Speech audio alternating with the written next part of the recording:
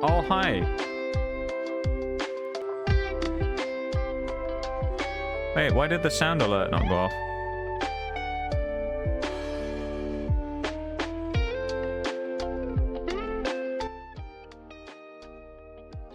I didn't hear the sound alert. I can't believe what I'm seeing.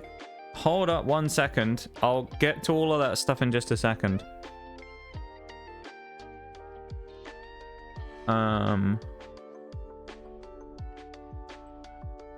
Anyway, I started blasting. Bah, bah.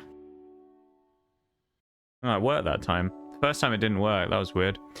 Anyway. Hello, everybody. Hello, hello. How are we all doing? I hope you're all doing well. Welcome to stream. Bevan, we got a Shag. Stream elements, of course.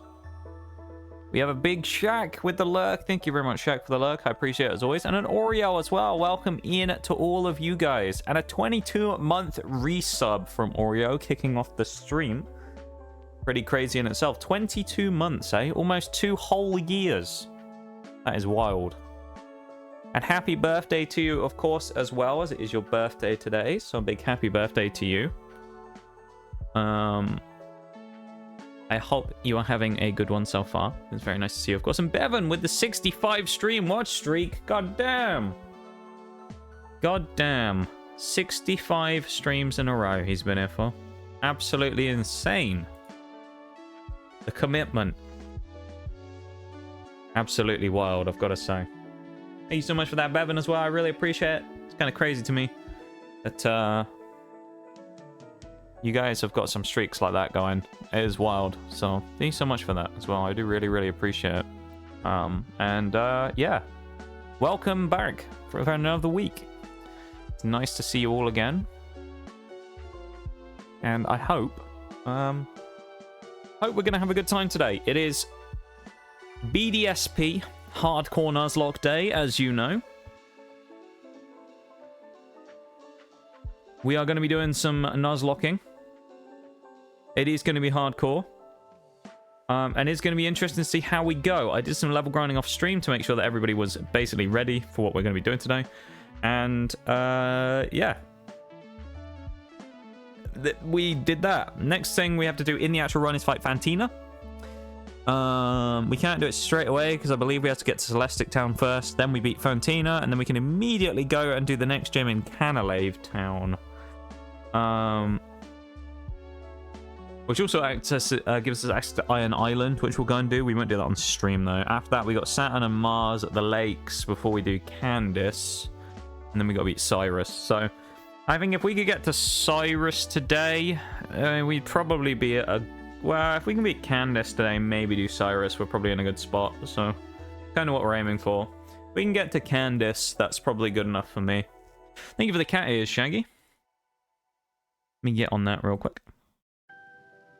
Cat ears. There we go. Move my OBS over as well to the correct screen, so I've got that up on the right place. Yeah. Ears for luck. Thank you for the ears for luck, Shags. I appreciate it. It's over now. Why is Lord of the... What? Why is this in there? Why is there a Lord of the Rings lo-fi mix in this Pokemon? What?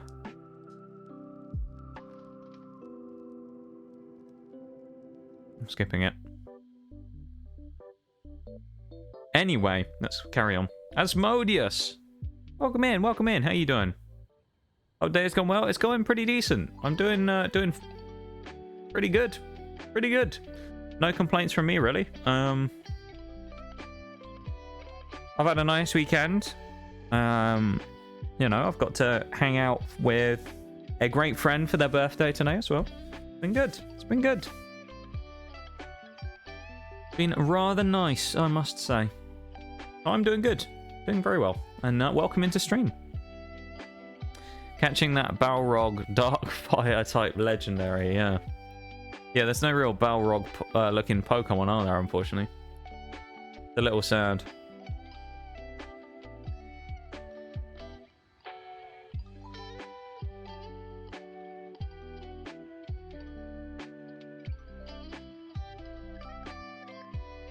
This goldenrod music, though. Damn. It's different. But yeah. I hope you guys are all doing well. I hope you all had nice weekends this week. It's been a couple of days, of course, since I've been on. So, I know you haven't missed me. It's fine. It's fine, chat. Don't worry. I know you haven't missed me. It's fine. You're like, oh, this fucking guy's back again. Unbelievable. Why couldn't you have just left and never streamed again? Also, what? Why is this on my... Why do I have 2 Siege versions on my desktop that weren't there before? Huh? That's very odd. Thank you, Shags, for the KW. I'm glad you appreciated that one. It was a good one, wasn't it? It was a good one, wasn't it? Come on. We all know that was a good one. Oh. I'm an idiot. I haven't even put the HDMI cable in on my Switch yet. Speaking of Switch stuff, did anybody watch the Pokemon Presents earlier on today? We may as well talk about it while we're here. Did anybody watch the Pokemon Presents?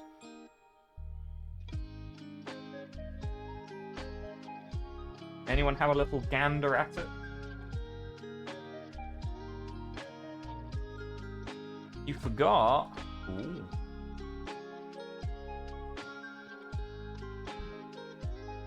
Would you like my overall assessment of it without spoiling anything? Without mentioning anything that happened? Do we get a 1080p game in 2024? No. We do not. In fact, Shags, I don't think we're getting any games in 2024.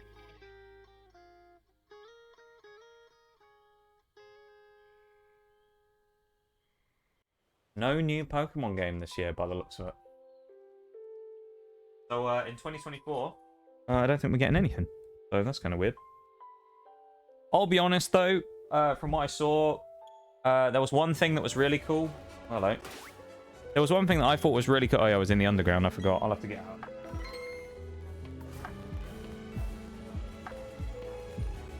Cables are all tangled as well. Oh, God.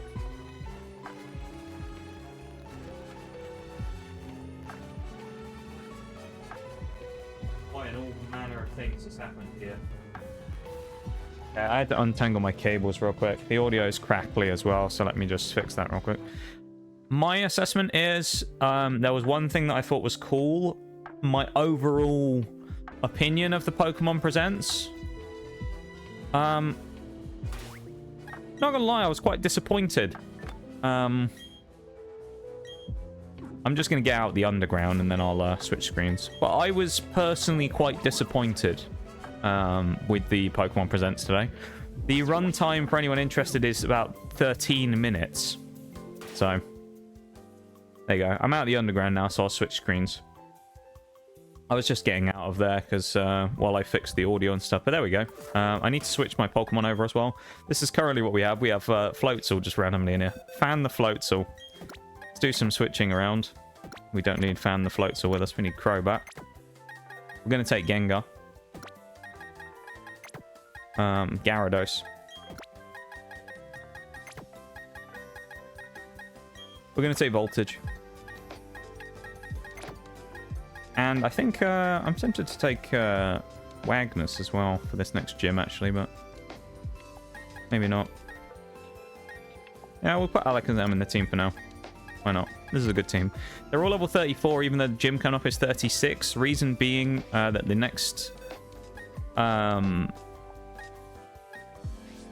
gym is not exactly yet. So we do have to do a little bit of work before we get there. Let me pause the music. There we go.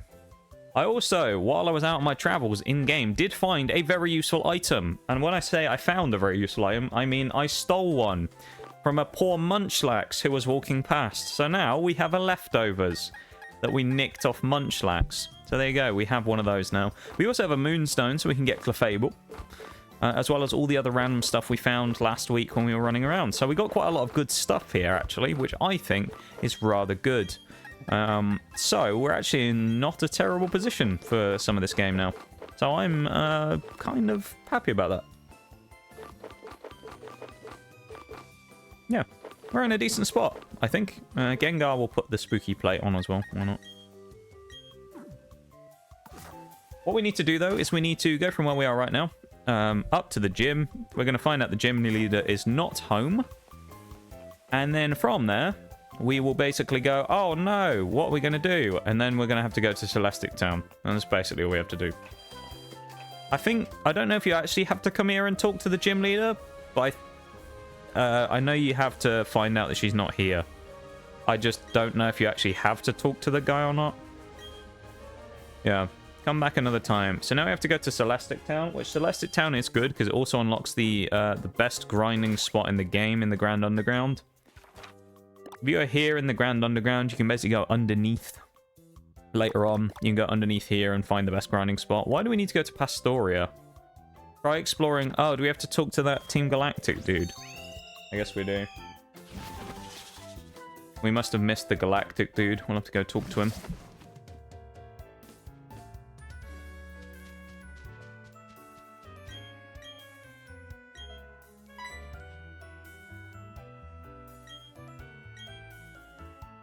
Don't you dare follow him, he says. Let's follow him. I forgot about this. This is the reason as well, because I was like, oh, I'll level up to 36 on the grinding, and then I realized that if I did that, I'd be in big trouble. Really? He's battling us. Oh no. Alright, well, due to this game being kind of stupid, we may have to slightly not quite adhere to the level cap perfectly for the next gym. And when I say that, I mean we might be very slightly over, purely because this is that weird spot of the game where it doesn't really tell you that you have a bunch of extra fights before the next gym. They just kind of randomly come out of nowhere. So there's a chance with the amount of fights we need to do before we can actually fight the next gym that we may very, very slightly over level. Which, if we do, we'll just have to kind of forgive it, unfortunately, because there isn't really anything I can do to stop that now. I'm already 2 levels under, but it's not looking great for us, is it? Torterra absolutely sweeping this fight so far against Weasel. Goes for the Aqua Jet. I'll turn on battle animations again in a minute as well. I just didn't realize they were off for a moment there. I'm going to have to juggle so hard on the Pokemon I use here if I don't actually want them to go over the cap. The only good thing is I know we don't have to fight anyone in the gym, so as long as we're level 36 or under, we're fine. What else does he have on him right now? Have to take Team B around in order to not overlevel. Well, not even that, Shags, because Team B I also leveled up as well. All of them, basically all my Pokemon, apart from like the stuff that I left as fodder. And the fodder stuff is basically everything that I don't intend on leveling up at all, because it's not really going to be very useful. For example, like Cricketot and stuff like that, right? So like I didn't bother with Cricketot, because Cricketot, it's probably gone past the point of the game in which it would be useful anyway. So we're just kind of vibing. Why is EA open on my PC? What? The app crashed unexpectedly. The app was never opened in the first place. Do you mean?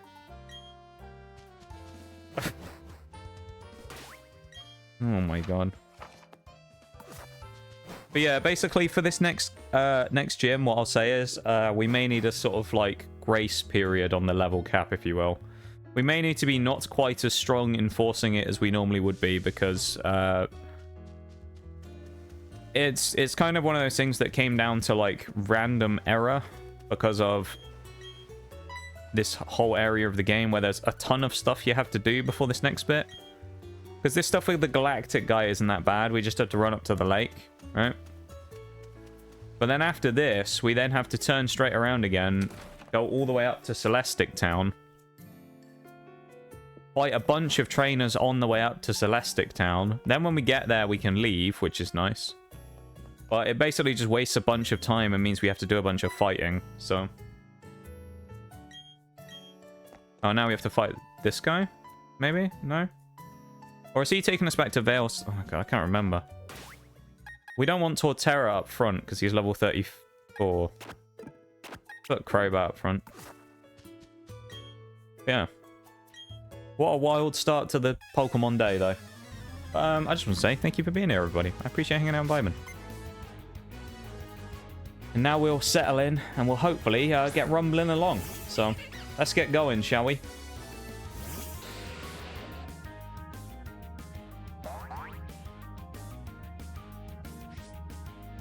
Let's do it. I also forgot to turn on battle animations again. Thank you for the Yoda death there, Shaggy. I think we needed that one. We needed that Yoda death. Here we go. We're winding up for the day. Right, we beat that guy. That was good. He didn't give us anything useful. Typical NPC. Well, there's Cynthia, who we need to talk to in just a moment. There was some... Oh, animations. That's what I'm going to do. That's not what I wanted to do. There we go.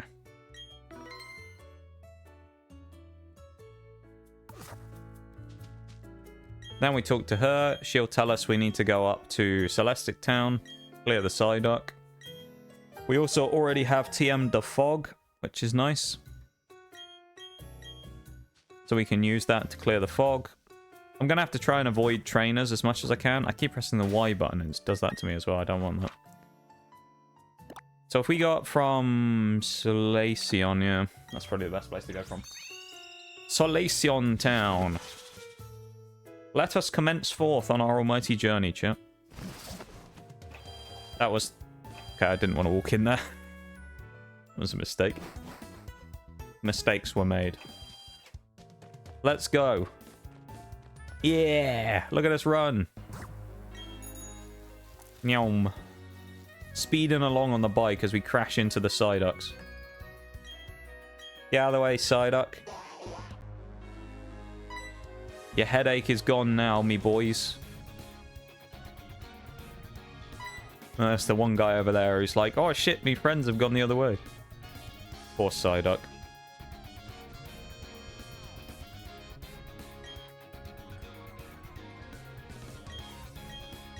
Now we have to go and be an errand boy for good old Cynthia.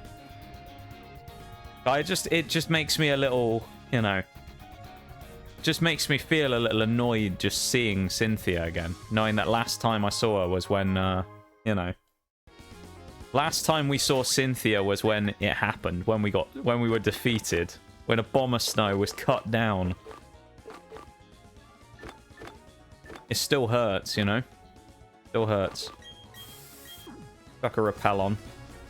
If I can avoid the kids, I will. I know they're like little bumps in the grass.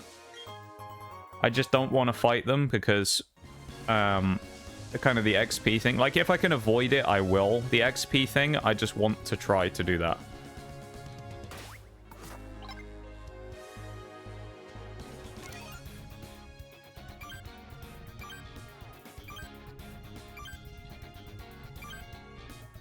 Give me a...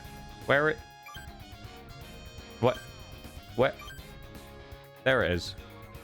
The fog! Put the windscreen wipers on. Oh, we can run this way straight away. I didn't know you could do that. No! Ran into a child. Uh-oh.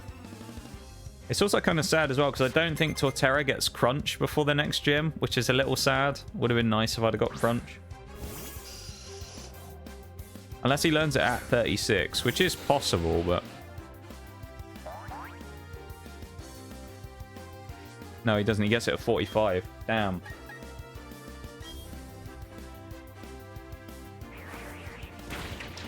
Sorry about executing its fellow... Zubat friends there. Love that for us. I don't think anyone else really gets anything crazy for a while. I'm trying to think move-wise. I know Gyarados will get Dragon Dance at some point, which is it's genuinely quite tempting to run a Dragon Dance thing. You know? He gets D-Dance at 36, so he might actually get D-Dance coming up fairly soon. We already have Volt Switch on Luxray, which is nice. So we get that advantage. Oh, it's another Zubat. We'll just spam Air Cutter again. It'll be fine. Who else? Alakazam, I don't think really gets any moves for a while now. At least then, Alakazam's learn set in this game is actually really bad. Like, Psychic is its best move at level 35, and then after that, the only move, actually attacking move that it has is Future Sight at 45. So we're going to have to TM up Alakazam quite a lot. Crobat, I don't think gets anything too crazy either. I think he's another one who doesn't get much. He gets Leech Life at level 69, but he's never going to get that high. Air Slash isn't worth taking, nor Venoshock either. So Crobat's not really going to get any moves anyway, other than what we already have, basically. When does Gastrodon get Earth Power as well? We do have a Gastrodon. The GOAT is in the team again, by the way, just so everyone knows. We do have Gastrodon again. 39, so I'll get that soon. Okay. And then Golem with Double Edge should be when? Because we have Rock Head, so Double Edge will actually be good.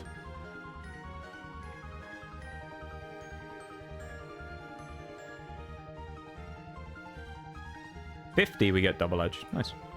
Okay. We beat the kid. Is there a baboon Pokemon?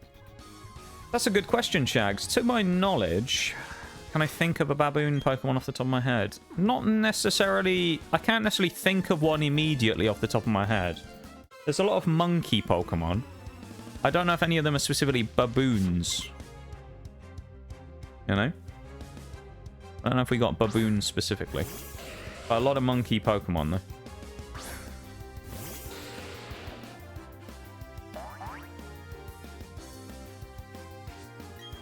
Onita. Okay.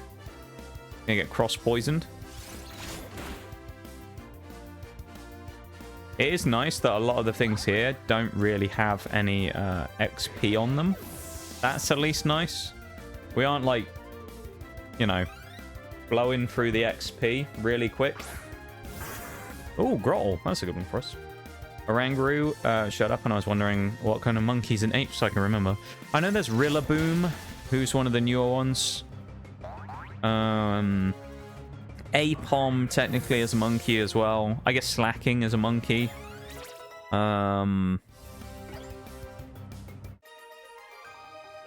It's got to be more. There's probably more monkeys out there. The double battle coming up here as well. I don't think we want Tank in second. We'll put Gengar in second. Why not? I actually could have dodged them. Oh yeah, Annihilate. Yeah, of course. Not those ones, Annihilate, Primeape, and that.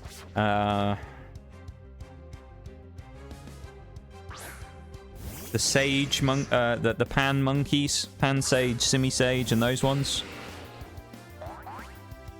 This is actually kind of scary. This. I think I'm going to U-turn Crobat out of this fight. Gengar's kind of not great in here, though. I'm going to U-turn the Raichu, and I think Gengar I'll go with a Hex onto... We'll double up on the Raichu, I think. Oh, that was huge damage. Okay, well, Gengar should kill this now, then. The only thing I'm scared about is a Crunch from Gyarados. I get my free switch into Voltage, though, which is good here. Because Crobat's inevitably going to bait an Electric-type move if one does come out, so...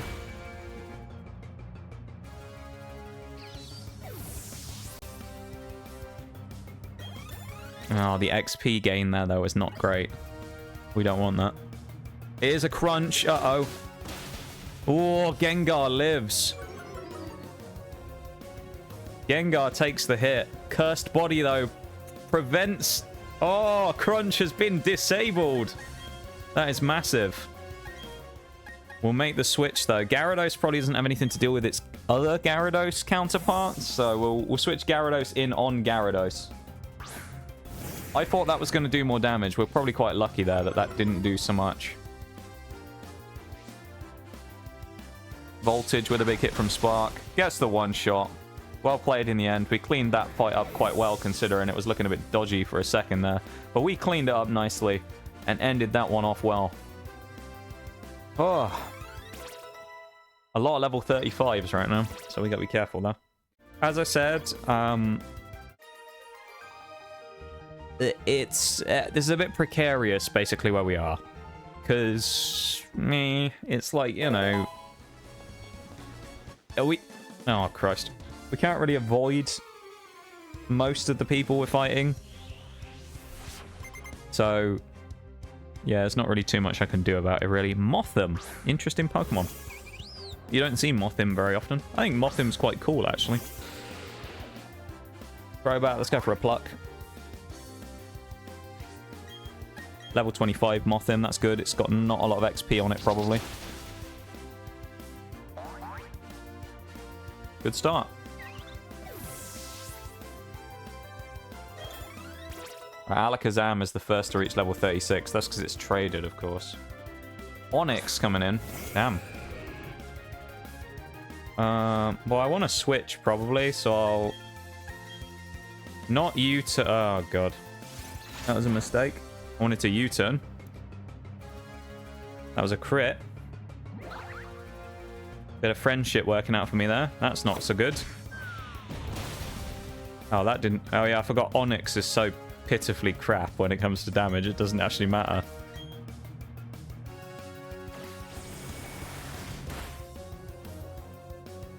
I guess I'll bring Torterra in just to deal with him. Yeah, we'll deal with Torterra. We'll beat him with Torterra. Should be nice and safe. I do like Torterra. Look at that. 5 damage from Rock Slide.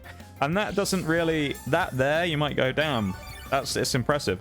That's not because of the tankiness of Torterra. That's because of the weak nature of Onyx. Onyx's attack is so pitifully poor that he can't really do any damage.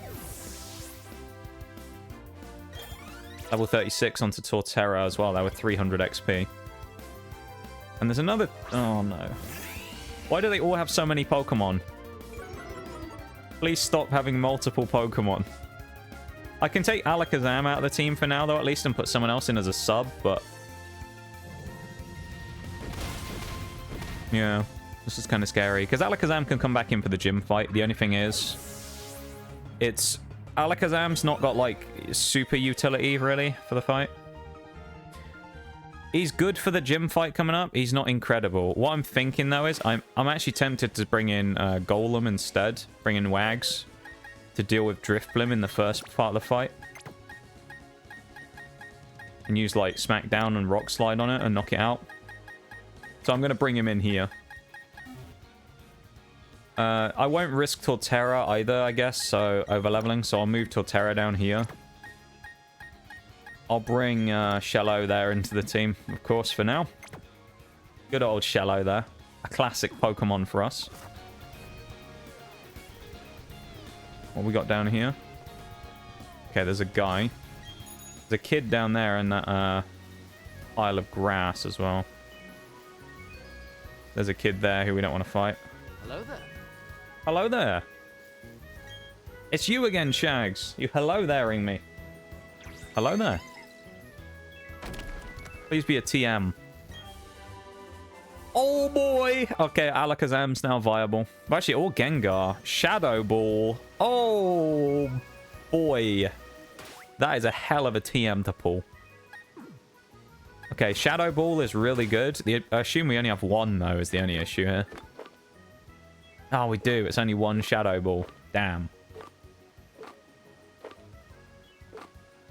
Okay. That's a really good thing to get there. Really good TM. Shadow Ball is pretty much the strongest ghost type attack you're going to get. Especially for the special attackers. And we have some special attackers. Alakazam and, you know, your boy Gengar. They pack a punch. All we gotta hope is that this Machoke doesn't have revenge like that other one did before. So, yeah, let's see what happens, shall we? Doesn't matter, he got one-shotted. Good. Thank God for that. I'm very happy that he got one-shotted because we don't have to deal with the potential of getting one-shotted by him from revenge. Throwback speed here is really good. Black Belt Adam. Good guy, that Black Belt Adam. He only had one Pokemon. That was very good. would make Alakazam very versatile. It would. The reason it would make Alakazam so good, basically, Shags, is Alakazam probably, if you look at the gym that we're about to fight, is faster than just about everything anyway. And our Alakazam, I think, is faster than Gengar as well. So that kind of makes it particularly strong in our case, because our boy would now be more capable base. I want to get what this item is, but I don't want to fight the kid. Ah. Not the ninja kid. It would make Alakazam really strong, because it would give us a counter to our own weakness, which is Ghost, of course. Or one of our weaknesses, anyway. And Alakazam can outspeed them, and is generally more powerful than them as well. So he can blast them with a big move. So that's good. So it would make him very good. This Krogunk might have dry skin as well, so I might just Ice Fang it, even though it's not necessarily the best option here. I just don't want it to have dry skin and it be annoying, so let's just bite it. Mr. Streamer, what does Wales do? Who is Nigel? That's a great question there, Orange. That's a great question. Well, Wales is a redeem that requires me to talk in a Welsh accent for 5 minutes. Nigel is the... it's kind of like a character, effectively, that we built up around the accent back in the day. So it's like, Nigel's like the Welsh person that I effectively become when I use the accent. We just call him Nige. We used to, back in the day, I used to do commentary for things using the voice, and that's when Nigel kind of became a thing. So we just call him Nigel, but Nigel's just the accent, basically. So I talk in a Welsh accent for 5 minutes on a timer when the Wales Redeem has been challenged, you know. Yeah, welcome in. Welcome into stream. Nice to see you.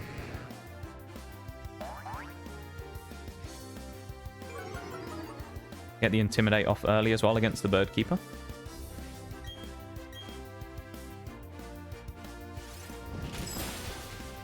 Lovely stuff from Gyarados. Hey, we got a Noxcat Redeem as well. Let's go. We love a Noxcat. There he is. Hey, little troublemakers here. You got to save it for a different day, though. Hey, yo. Feel free to redeem it whenever you like, of course. You know? If you're familiar with the Welsh accent, of course, it probably provides a different experience to if you've never heard it before. So, there you go. I have been told by Welsh people, though, that they think it was not too bad. So, you know. I'll take that. Like my badge of honor. They thought it wasn't terrible, so there you go.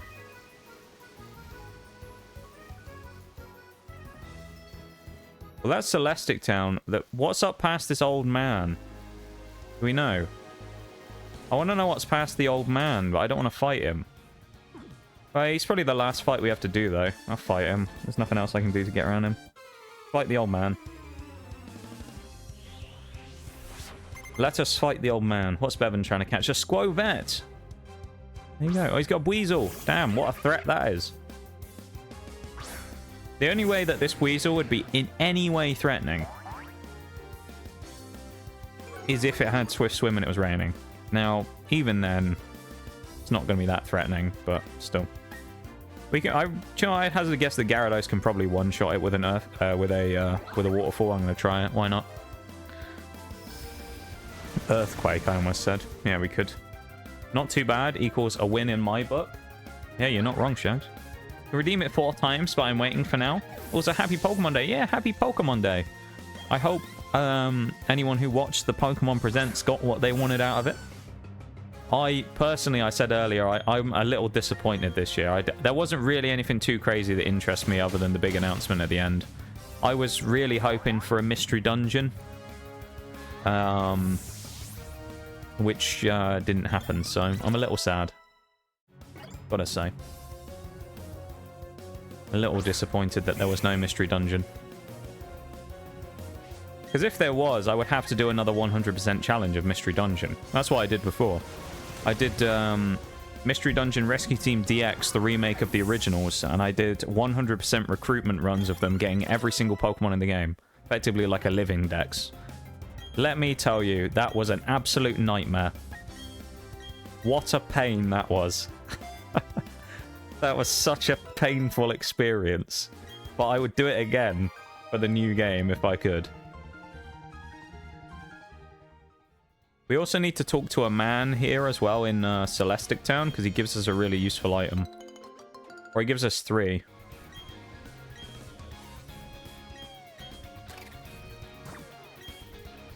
Yeah, 12 minutes of Who Cares followed by 2 may be good if fleshed out. Yeah. Yeah, there was a lot of stuff that, like, people thought was going to happen and it just never did, which I'm not surprised by, really. Although, I said about this earlier, I have a suspicion about one thing, though. My suspicion is, with all the talk about Switch 2 this year, it would not surprise me one bit if Nintendo have something, because it felt a little lackluster, you know? There wasn't a lot of stuff they revealed. It was kind of all like, here's a new update for an old thing, and here's an update for a mobile game, and like, that kind of stuff. It makes me think that they might have something that they're gonna wait until the Switch reveal for. If there is a Switch 2 reveal, and then they're kind of going to come out of nowhere and be like, oh, by the way, here's a launch title, which is a Pokemon spin-off, by the way. Wouldn't surprise me. Or like if they're going to do something, like a remake or something. Like a Let's Go game. Wouldn't surprise me if they did that either. Black glasses, nice. Yeah, if we talk to this guy at different times of the day, basically he gives us different things. We can get the choice specs off that guy. That's an item we really want. Choice specs changes the game hugely for us because, well, they're great. We have Alakazam. And Gengar. Choice specs, Alakazam and Gengar. In this game. An item that doubles special attack on Alakazam and Gengar. Just think about that for a second. That is terrifying. Choice specs Alakazam. That is terrifying. Not only that, but Alakazam with choice specs would be terrifying in the final fight of the game as well against Cynthia. Alakazam is my ace in the hole for Cynthia. He fulfills 2 crucial roles against Cynthia. He fights Pokemon 1 and the final Pokemon, Pokemon 6. By that I mean, he kills Spiritomb with Fairy Dazzling Gleam, and using that same Dazzling Gleam, he is going to kill not Gengar, he's going to kill Garchomp. Guaranteed. He will kill Garchomp. Alakazam is powerful enough, and it dodges the Yachi Berry. So, Alakazam with Dazzling Gleam is definitely an option to deal with Garchomp. And he's kind of what I'm looking at right now as my probable Garchomp counter, so... something to keep in mind. He could be a very good option. But yeah, the Pokemon Presents was... meh. Wasn't really my thing. I wasn't too interested. Personally, I was going to watch it originally, and then I, like, as it happened. I'm kind of glad I didn't, because I would have been a little disappointed, not going to lie. So I'm glad I decided not to just watch it as it happened. Yeah. It wasn't terrible, it just wasn't really kind of... there wasn't a lot in there for me that I was like, wow, that looks really cool. Other than the final announcement, anyway, which looked kind of cool, but we'll see. Damn, 5 damage on Revenge. Big Ice Fang from Gyarados here as well. We also now, with Dragon Dance, of course, have a massive ability to set up, which is huge. And against anything that's kind of like neutral or does crap damage, it basically gives us a chance to Dragon Dance on them and make ourselves incredibly powerful. So, yeah. It's almost tempting to do it in the next gym. The only thing that puts me off of that is Drifblim has Aftermath, which is kind of annoying. So I don't want to kill Drifblim and then end up blowing myself up with Gyarados, because You know, Gyarados is kind of the goat of Nuzlocke when it comes to that. It's one of the strongest Pokemon you can get. And I don't want to end up blowing it by having Gyarados die. So, yeah. We could fight all these trainers here as well. I actually don't think we're going to, because I'm pretty sure we don't have to. I think now we can just go back and see Fantina. So, we'll go and do that in a minute, probably. Because now we have a date with our gym leader, Destiny. Once again. We're going to see if we can win that fight, which I hope we can. Because if we can't, then the run's over. So, hopefully we'll win. I don't see why we wouldn't with the team we have, quite frankly. I keep pressing Y again. Check out the ruins. Oh, I didn't go inside them. Never mind. I could have gone all the way back then and then figured out that I actually couldn't do what I needed to do. I think we need to go and just talk to that. There we go. Look at the painting. Nice and easy. TM95s? What is that? What is TM95? Surf! Oh, nice. That's actually really good. We'll take Surf. Yeah, we'll take that. TM95 Surf is great. I don't think we can use it yet, though. We still have to beat Fantina for that, I think. But Surf is actually pretty big. Gastrodon, that'll be a big move on. The other thing as well is Scold is a move I'm putting on Gastrodon. Scold is going to be, quite frankly, goated. It's a phenomenal move. And it's one that got removed in later games because of how good it was. And I think it's a foolish move for us not to use it on as many Pokemon as we can in the event we are allowed. So I think we're definitely going to be stocking up the Scolds. The other thing I may do, and this is just because I can't remember, I'm actually going to go to Veilstone first, I just realized, because I wonder if there's a Shadow Ball TM there. Because I know we got the one TM, obviously. I would love to have two. One on Gengar, one on Alakazam. I just don't know if we can buy a second one or not. If we can, that'll be a very useful thing. If we can't, then that'll be a little disappointing. I think this is the place we want to be. Dazzling Gleam. That one will be good. We already have one of them. Okay, Psychic. I don't know if we can get them here, though. That's the only thing. Because I don't think it's possible to, like, replicate TMs. No, we can't. So we can only have one Shadow Ball, which is really disappointing. And the only thing is Gengar may learn it as a move.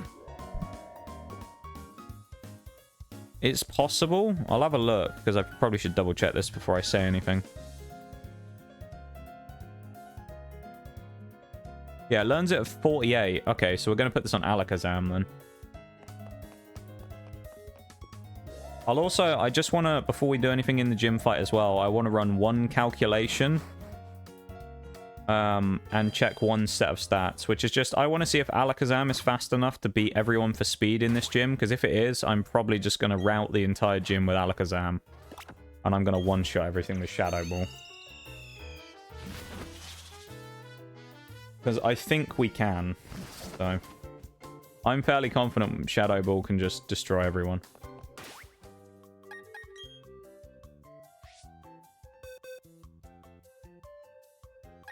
Let's bring Alakazam back in instead of Steelix. Shallow there can drop out there. And actually, I'm going to bring Crobat back in as well. Actually, no, you know what? Crobat can stay out this time. I think Crobat's... Crobat can stay. I think Golem is actually not a bad idea, potentially. Yeah. Yeah, that's not a bad idea. I might put the Spooky Plate on Alakazam as well. So, let's have a look first at what special attack we actually have. 121. Let me have a look at the old calculation page real quick. Pokemon Calculator. What do you reckon, chat? Do you think Alakazam's going to have the power to one-shot everything in this gym? Regular Alakazam. First thing will be Drifblim. Which will be, what, level 36, probably? 34? Level 32. Oh, it's weaker than I thought. It's 32. Alakazam's going to be 36. With regular special attack, we'd have... with thingy IVs, we'd have 135. So if we take that out, we can guess how many EVs we have. Or IVs we have. Oh, hang on. Oh, it's 31. This is 113. We have the boosting nature for special attack. Minus speed. That minus speed might be annoying, though.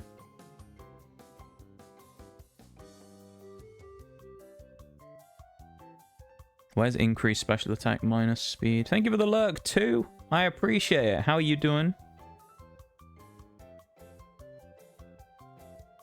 Quiet, that's what he is. He has 91.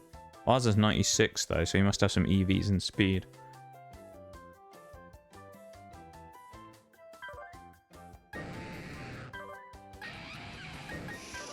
Thank you so much for the alert, though, too. I appreciate it, and I hope you have a good one.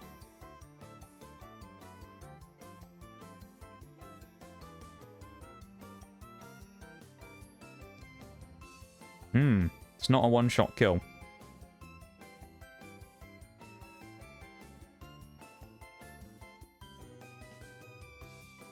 We give him an item. Spooky play, it's close to a one-shot kill. But it isn't a one-shot kill. Ah.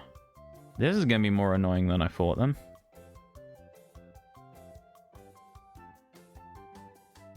The only thing is, I'd have to, like, do a small amount of damage to it to then bring in...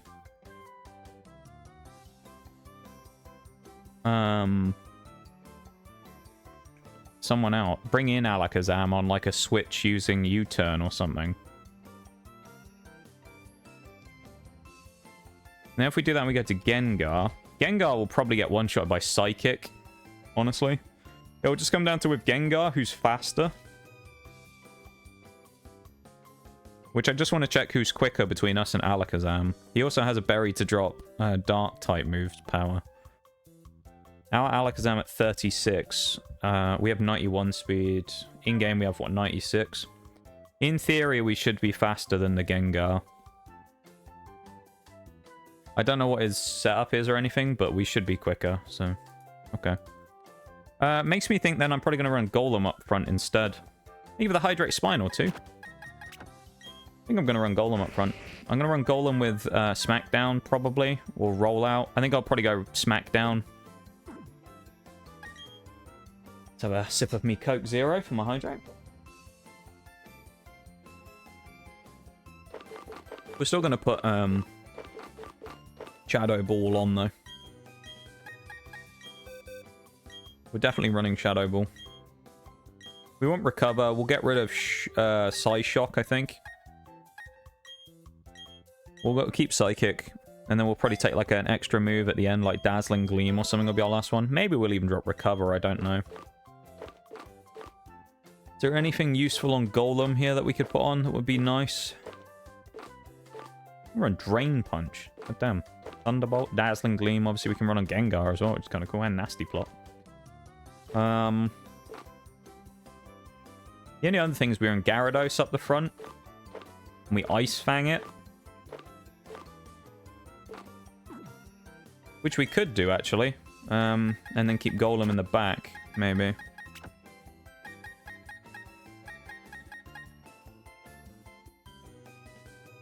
Yeah, you know what? Let's try that. Let's try... I'd rather do that up front than Golem, just in case, I think.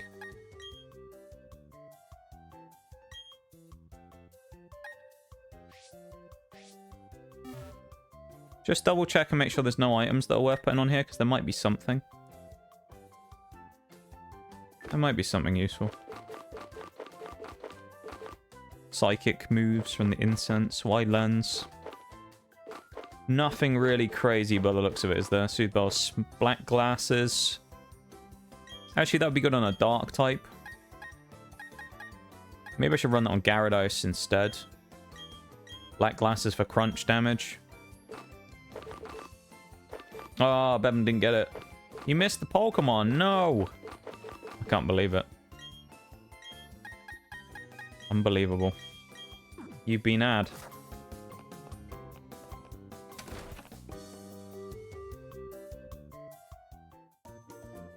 That's the wrong place. Why am I here? Completely the wrong area I went to there. I need to go to the gym, not the contest hall.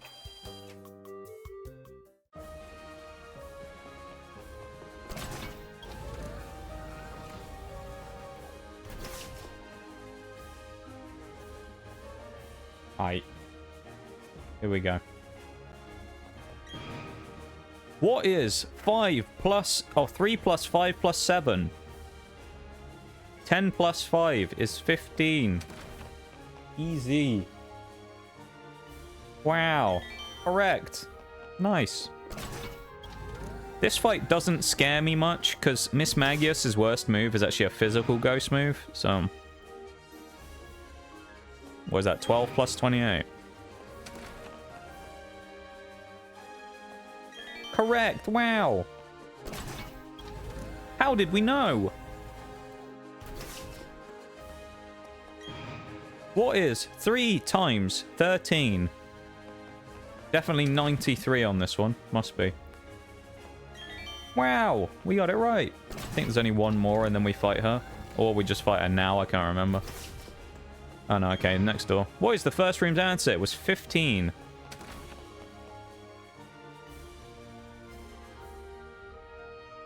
Can't go home because I got to talk to my sociology professor about the exam on Thursday. And her office hours are like 2 hours out. Whoa. Yeah, that's really unlucky, Bevan. I feel for you there, my dude. That is, yeah. Yeah, that's a bit of a breh, I've got to say. Is there no way you can, like, email them or anything and get around it that way? Speed up the process at all or anything? No? Damn. Yeah, that sucks ass, dude. What is the exam on Thursday? I'm assuming it's about sociology, but what specific things do you need to ask about the exam, just out of interest?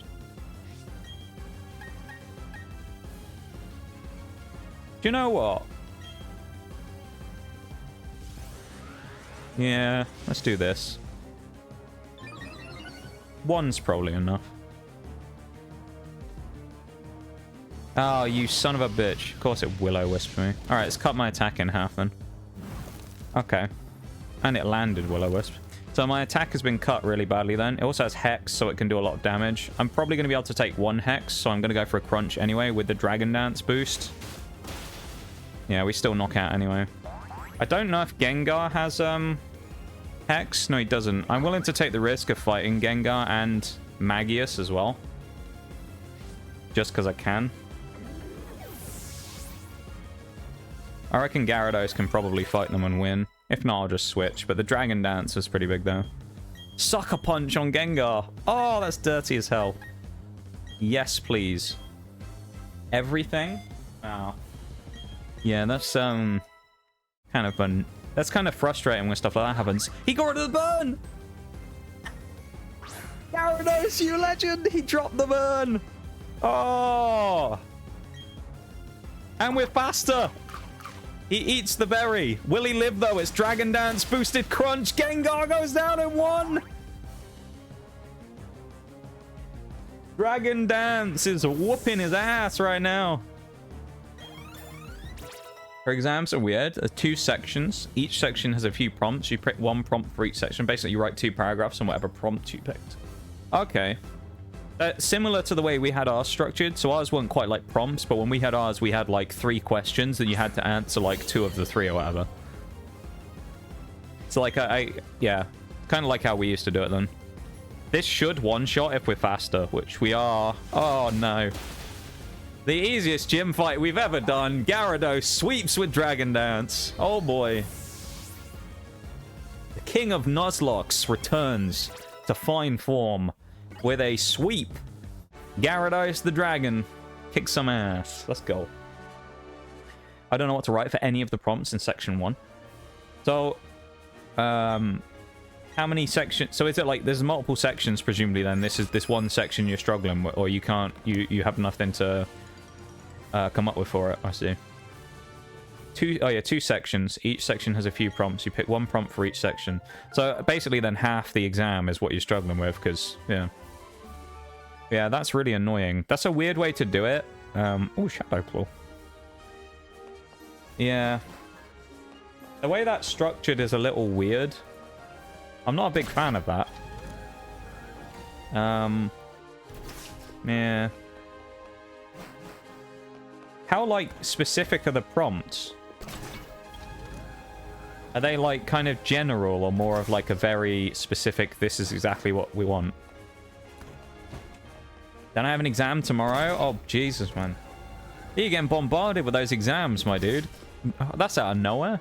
I'll send you. Yeah, send me the prompt. We'll have a go at the question on stream. How about it? I'll answer it for you. I'll give you a model answer. How about that? Is that why you're going to be busy tomorrow? Because the exam. Is that why you can't make it to Monster Hunter? Which of course, there's nothing wrong with that. I don't know what I'm going to do. I might actually change stream schedule plans for tomorrow. I might not play Monster Hunter, or I might change things up. I'm kind of debating it. I don't know.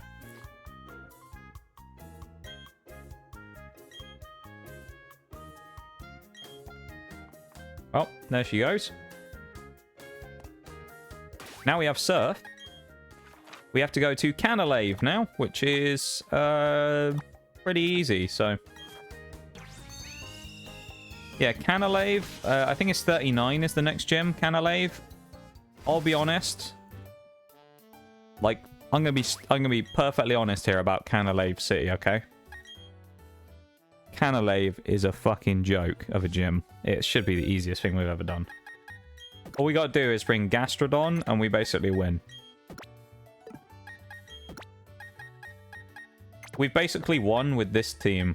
Like, Torterra pretty much sweeps the whole fight against the guy. So...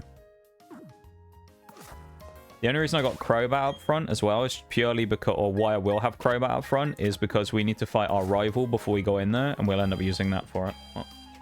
Ivan, thank you very much for the hydrate. I appreciate it, and welcome to stream officially. I believe this may be the first time you've been here. Welcome to stream. Thank you very much for the hydrate. I appreciate it very much. You sent? Let's have a look. Let's have a wee peek, shall we? This is Bevan's exam question. Prompt. Let's see what we've got. Oh, that's longer than I was expecting. This is section 1 is what you're struggling with. Okay, let's read the scenario. Imagine you're having a conversation with a friend who knows more about sociology. Okay. And you want to help him understand sociology. Who knows nothing about sociology. My bad. And you want to help them understand sociology as a perspective. Remember, this sociological perspective is an approach to studying society, where we would look for social patterns to understand society more fully. C. Wright Mills argues that most of us are cheerful robots who don't see the ways that our individual choices are constrained by social forces. Building from this simple explanation, provide an expanded response that demonstrates your understanding of sociology as a perspective. Draw on course materials and one of the following in-class activities/discussions. That's a bit wordy. And then the other one I'll read in a second. Let me just double check chat real quick. Not really, but definitely my first chat. You've been sneaking in, lurking. I appreciate it. Thank you very much, though. Thank you very much for the lurk, Ivan. I appreciate it. And you have fun, yeah? We're doing a Pokemon Hardcore Nuzlocke right now, is what we're doing. So we're going to be continuing on with that in a minute when I read the second part of Bevan's question. So I will get on with that in a second. Give me like 2 seconds. But enjoy your lurk. I really appreciate it. Thank you so much. Part 2. Or prompt 2. At a family dinner, the conversation turns to people's music listening habits. Your cousin turns to you and says, I listen to hip-hop, but music isn't about society, it's just entertainment. There's nothing political in what I listen to. You're feeling empowered by your recent sociological sociology studies. Sorry, not sociological. Sociology studies. And are ready for a lively discussion.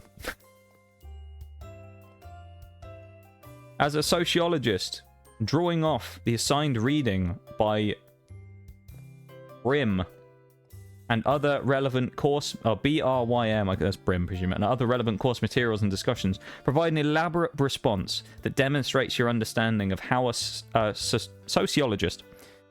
I don't know why I keep struggling with the sociology words. I don't know what it is. Sociologist, sociological, sociology. I just can't get them out today for whatever reason. Demonstrate your understanding of how a sociologist might approach hip-hop and potentially other music sociologically. If space permits, you might choose to draw in some of your own examples and observation from the Blackboard assignment. Oh, Blackboard. We used to use that as well, if it's the same thing. Or in the in-class activity related to W.E.B. Du Bois. Both could fit here. Alright, I'm going to be honest, Bevan. I've got an answer for you.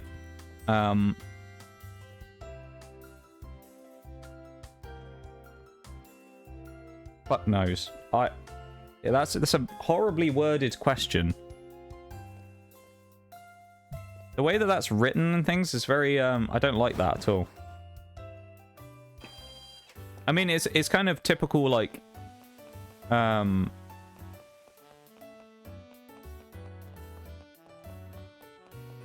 exam speak. The actual part of the questions themselves, like getting to the actual question, is not terrible because you can figure out what they're actually asking you. It's actually answering the question, I'm sure, is going to be way more of a problem than that. We don't have anything to stop ourselves getting an encounter here, so we're going to take one no matter what. Not that's necessarily a terrible thing. So we might end up catching a Pokemon here. There's also an item right here that I just noticed, so we'll grab that. Rare candy, nice. I don't know though. Honestly, I don't know the answers to the question. I don't know how I'd go about answering that, and I can understand why you're confused. Oh, we get to dodge all those trainers. I guess we can level up a little bit by fighting people. Oh, what we got? Oh, it's a Tentacruel. Although the only thing with that is we don't have the best team to fight that right now. It's gonna have a poison move. And I can't hit it with any... I'll have to bite it. And then hope it doesn't have, like, Venoshock or something. That's fine. Supersonic's okay, because I can just ball it. Clefairy chat. Yeah, like, that seems like a very fun exam, Bevan. Very fun exam. And I hope that, well... I hope you're able to figure out and get the answers to the questions that you need there, because it sounds like a right pain in the ass, if you ask me. It doesn't sound like the most fun thing ever, though. Let's try Great Balling it again. Maybe. Tentacruel, please. Go in the ball. I'm going to Leech Seed it so it starts doing tiny chip damage. And then we're going to have like 4 turns to catch it before it dies. Like standardized test? No, I agree. I like that as well. I like it when it's just, yeah, basic what it's asking you rather than the, like you say there, the kind of more interpretive kind of situations. I prefer a standardized regular kind of test as well. I agree. Pokeball, go! Let's see if we catch him. Oh. Oh. We got him. We got ourselves a Tentacruel. Let's go. Probably never going to get used, in all honesty, but we got a Tentacruel. There you go. We have one. That's the main thing. So we have Tentacruel, who we are going to call... let's just call him Jello. Why not? When is Ladybug going to get promoted to the GOAT? Do you know what? I actually don't think I've done a single nuzlocke where there has been a ladybird, you know. I actually don't think it's been in any of the games that I've played for one. The only game I've played where I remember finding a ladybird at all was Mystery Dungeon.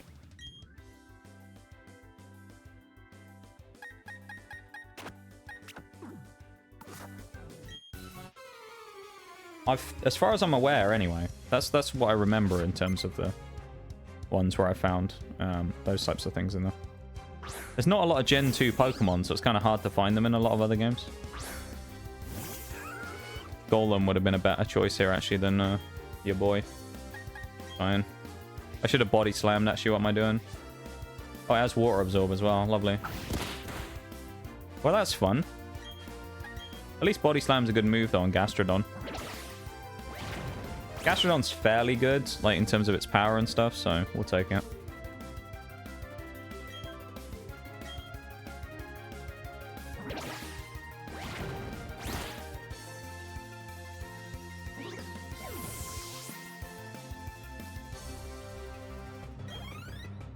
Nice little bit of damage there.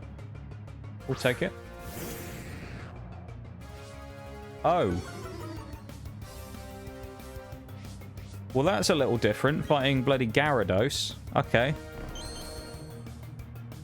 The only good thing here is Gyarados might not have much in terms of attacking power. He might be able to boost my special attack by using... or proccing Storm Drain.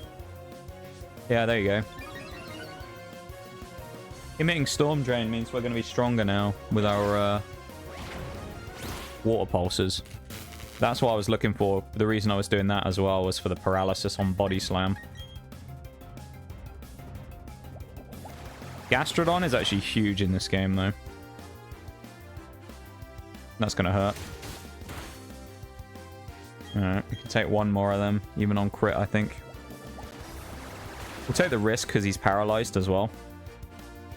He hits through paralysis twice. We have to kill him now. I think we will from the amount of HP he has left, so I'm going to risk the shot, but... Okay, good. If we didn't kill Gyarados, we may have been in trouble, unless paralysis saved us, so we got lucky. Good old Ladybug.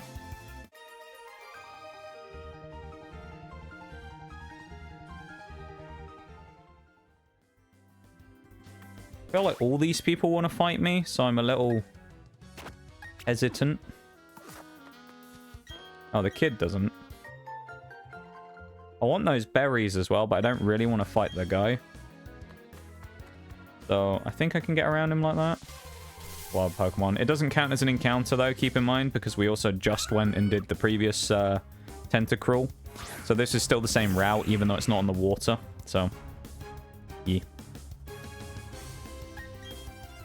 Gengar should have no problems escaping anything either, because it's also... When it comes down to whether you can escape a Pokemon when you run, it comes down to speed.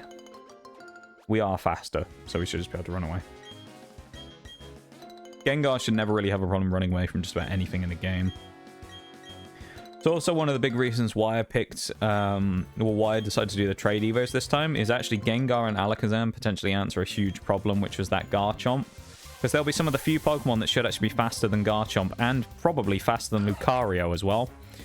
And if I set them both up in different ways for different roles, of having one Lucario killer and one as a killer for the Spiritomb and Garchomp, I could actually have a very strong setup. I say that because if I set one up to deal with fire, I can have it to fight Roserade and Lucario. If I have one set up to fight Dark type / Dragon with fairy moves, I can have one to kill Garchomp and Spiritomb. One of them can be set up completely to kill Roserade and Lucario. So that's 4 of the huge threats, only leaving Gastrodon and Milotic left in Cynthia's lineup. Which, both of them, I mean, Gastrodon's a lot easier, but Torterra can at least fight both of them, and then there would basically be whoever we had left would be kind of backups and stuff that we could use. One thing that's important to mention as well, and this is a big thing when it comes to Milotic. Milotic's ability boosts its defense, not its special defense. So when it activates Marvel Scale, I believe it only activates and boosts its regular defense, not special. So it will still be at the mercy of one of our Pokemon special attackers. So an Energy Ball, perhaps, or a Giga Drain from your boy, or Terra, could actually be pretty good. But we'll see.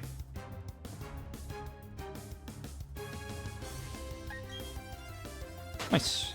Run away. Thank you for the lurk, Obi. I appreciate it. You have a good one, yeah? Thank you very much for lurking. Enjoy your lurk. I don't want to run too far into Canalave over here, actually, because I'll get jumped. So I've got to remember that. There's no warning that any of the rival fights are coming up, so you just get jumped randomly by him out of nowhere. So we've got to be careful. We don't want the Forks to just run up on us and just challenge us to a duel immediately, you know? Because that'd be very scary. We don't want that. We very much do not want that.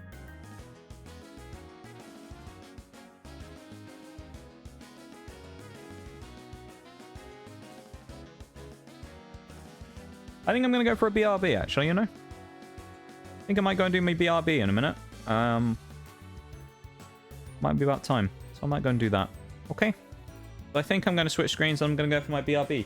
So I'm going to switch the music over before we go into Canalave City here. I'm going to put the Lake of Rage music back on. And I'll be back in a few minutes, okay?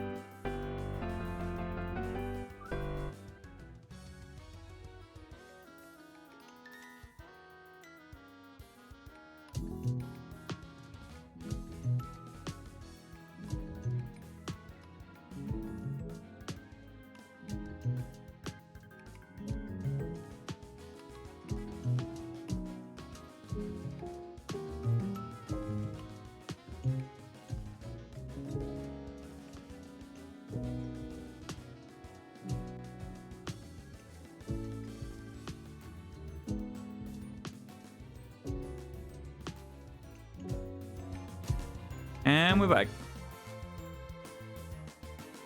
Welcome back, everybody.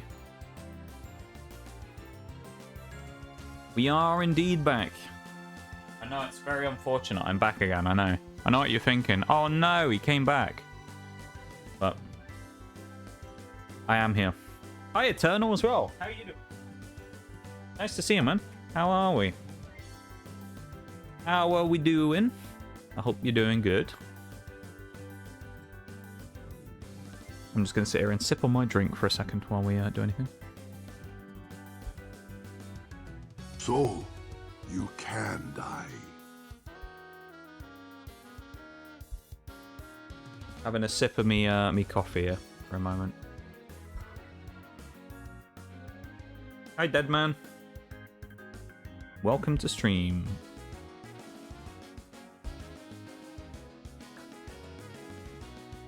How's the day been? It has been, yeah, been pretty good. Pretty good. I've just been vibing, really. Been having a decent old time today. Haven't really done anything crazy. You know, but I'm having a good time. Having a good time. So far, we're making good progress in today of hardcore nuzlocke as well, which is nice. So, yeah, I've got no complaints, really. Decent. Decent.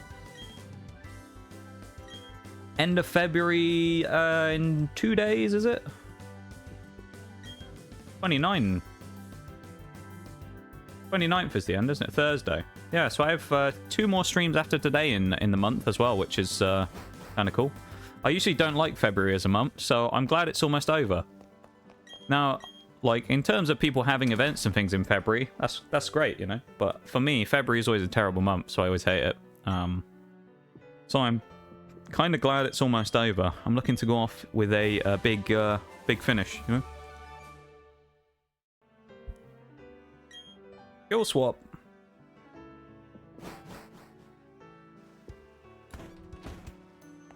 That would actually be kind of memes to use that on someone. I think Marvel scale the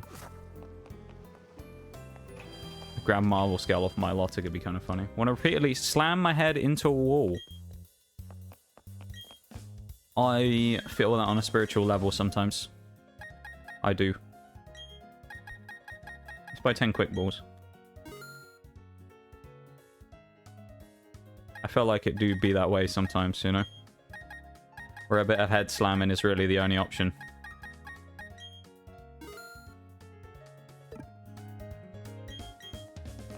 Yeah, welcome in.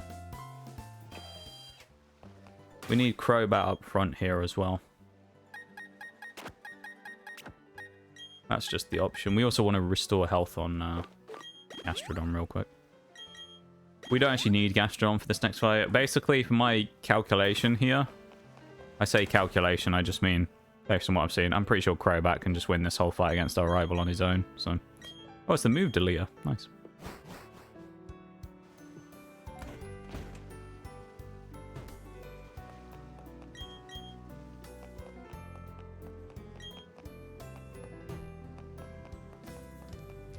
Timmy Two Thumbs Out is stealing my ace and missing all shots in the mag because they're shooting ghosts. Oh, is this this is in a shooter, is it? Ah, what are we playing?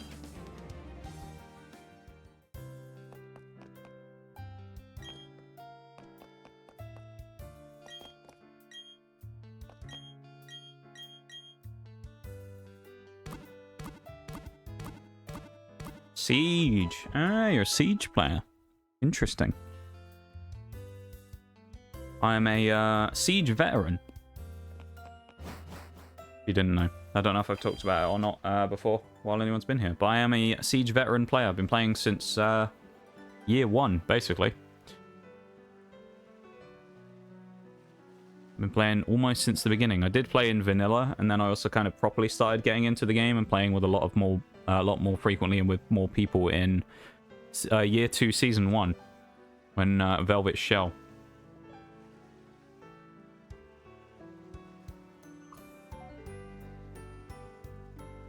That's when I got into it.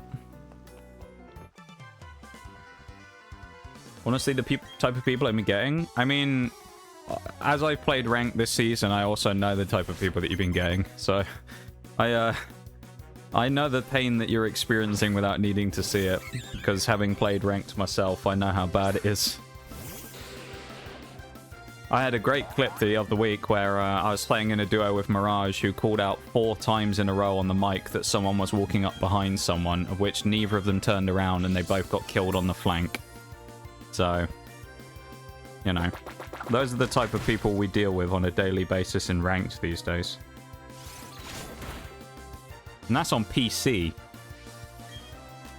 I actively put myself at a disadvantage because I play ranked PC with a controller. So, yeah, I still outperform most of those people. So, there you go. Monferno. Level 37 though, goddamn. Go for pluck. Easy one shot. Nox is a siege fiend. I can be. I tend to be kind of hit or miss on stream. Sometimes I'll play on stream and I play really well. Sometimes I just kind of choke. But I think that's just kind of... These days, I'm quite inconsistent on siege. I'm a lot more inconsistent than I was. I feel like I've fallen off a bit. Mainly because I think they made the changes to T-Hunt. They removed T-Hunt and added that new AI playlist. Which, while I think it's good and I enjoy playing it, it also doesn't allow me to warm up very well in the ways that I would like. So I find it quite hard to get into the game these days because it's quite hard for me to warm up. But, yeah. When it comes to rank, though, I know all about the type of people we're playing against. Because, oh boy, well, with and against, because there are some interesting folks out there in ranked, let me tell you.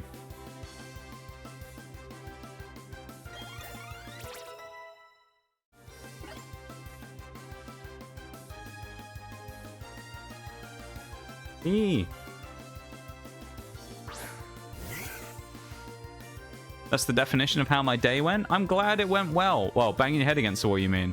Oh. Yeah, that's not so good there, Eternal. I'm glad that you're here, though, at least, you know? Because I know that this is a free not banging head against wall zone for you. I know you enjoy being here, so hopefully you won't bang your head against the wall while you're here, you know? And you'll be able to keep away from the wall. That's what we hope for. I appreciate you being here, man. Thank you so much for hanging out with us. Last one is just the Azami Elite. First two are the Timmy Two Thumbs I've been getting. The last one is just the Azami Elite. Wait, what do you mean? What, someone using the Azami Elite, you mean? You just don't like someone using the Elite?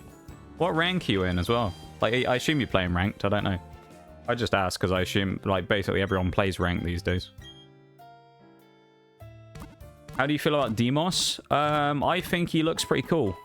Honestly, my initial thought when I watched the reveal is he looked really overpowered when I first saw him. And then the more I saw where they talked about his counters, I was less scared of him, to be honest. I think he looks pretty balanced.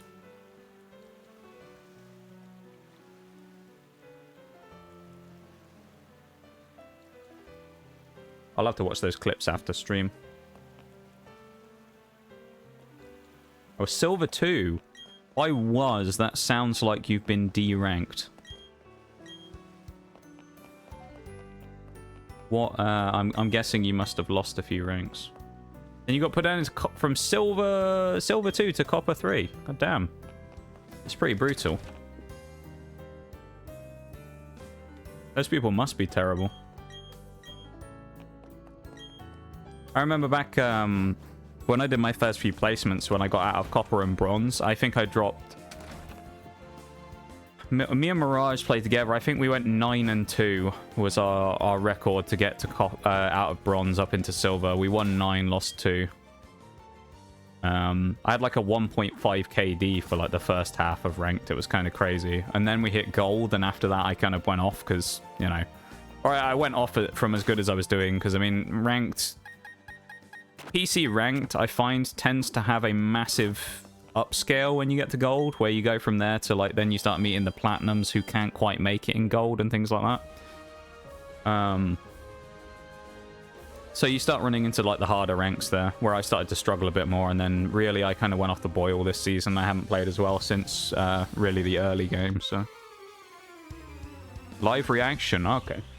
I'll watch that later on.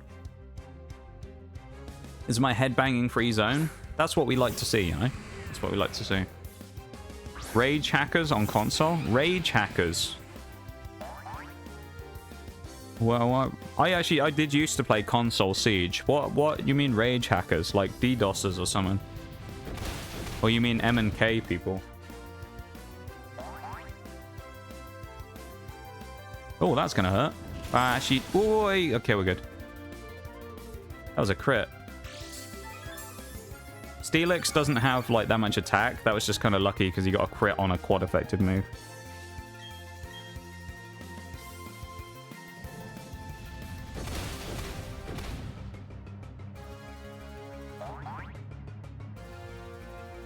Cronus and Zim. Didn't Mousetrap fix that though, where from what I'd heard anyway, maybe this is more Xbox than PlayStation, because that's what I used to play on, but from what I heard on Xbox is the vast majority of the Zim players are now gone. Like, they've all been kind of dealt with because of Mousetrap. Right side though, I've got a grilled cheese cooking and some pub-style pretzels. Ayo! That's what we love to see. Ayo. Nope. Damn. As I say, from what I've seen, the general consensus from what I'd seen from the player base was that 90% plus of the mouse players are now gone, so I don't know. Maybe you're just getting really unlucky, I don't know. But from what I've seen from people's feedback, they seem to suggest that mouse is basically not an issue on console anymore. Or at least it's, compared to what it was before Mousetrap was a thing, it's gone down significantly, you know? And there's the fact that this year anyway,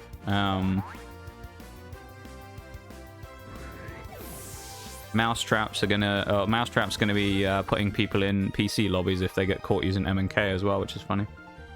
Went 2-0 and then lost because 3 Zim Cronus users were butthurt. When was this?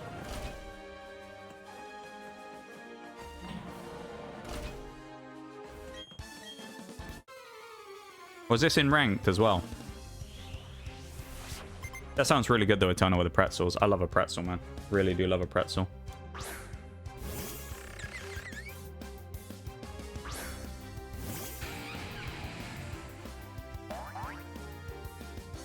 Like 2 hours ago? Was it in ranked? Or in, like, casual? Or something, or standard? I have heard as well this is a PC thing, and it probably translates to console, but cheaters play in standard because it's harder for them to get, or it takes longer for them to get detected. A pub doesn't really answer my question, though, because all of them are public matches, so... I mean, if it's casual, then, like, kind of it's a... You know, it is casual, so it doesn't really matter. If it's ranked, it's annoying, of course, but... Because no one wants to lose in ranked, especially to cheaters. But then again, it's kind of like... I don't know. Depending on ranks and stuff, sometimes you have cheaters, but like lower ranks, I would tend to say... Like in low ranks, probably below silver, from what I see in general matchmaking of both platforms. More likely to be Smurfs at the lower levels than MMKers. The MMKers are all up in like champ unless they're Smurfing, so... No ranked. Are you a solo queuing, I guess? Well, if it's casual though, then it's like, it doesn't really matter. Dropped 2 aces on them. Damn. How'd you know they were Zims then if you dropped an ace on them? Or you assumed that they were toggling it?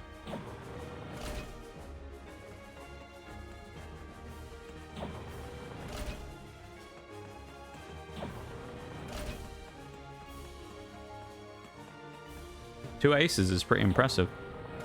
Who are you using? What map are you on? I'm kind of interested.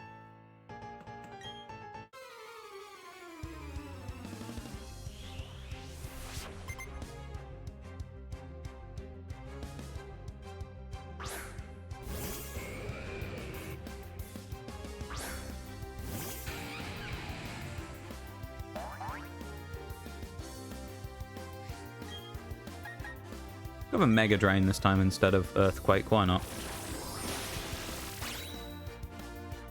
Or Onyx. Sent to the Shadow Realm, he was. Poor little guy.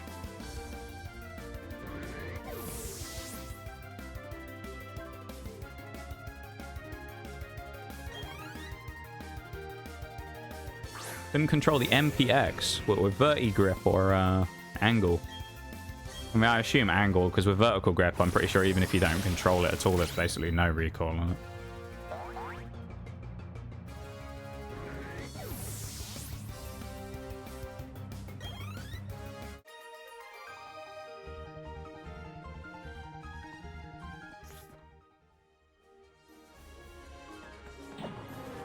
Just in case anyone's interested, I don't think you will be anyway.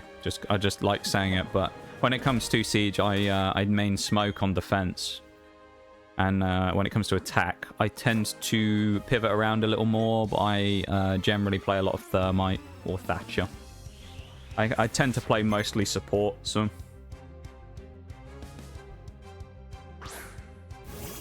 That's why my KD isn't quite as impressive as it used to be. Because I flexed onto support quite a long time ago, you know. So I tend to do a lot of bomb plants and stuff these days when I play in squads. So I don't get a chance to have as much fun anymore. I don't get to go crazy on some ranked scrim, you know, scrimming fucking Sweatlord team anymore. That's unfortunate. Wanna know how I know they were using Cronus Zim, F2 SMG-12, and LMG-E no recoil? To be fair, the SMG-12 did get a buff not that long ago that does make it have not a lot of recoil anymore. F2, the F2 sucks ass on PC as well, so... I think... Oh, Earthquake can hit underground, can't it? I'm pretty sure I can hit Steelix underground. LMG-E is a weird one, though, because... Well, that thing's getting buffed next season as well, which is kind of nice. But that thing's just terrible. Like, because of the horizontal.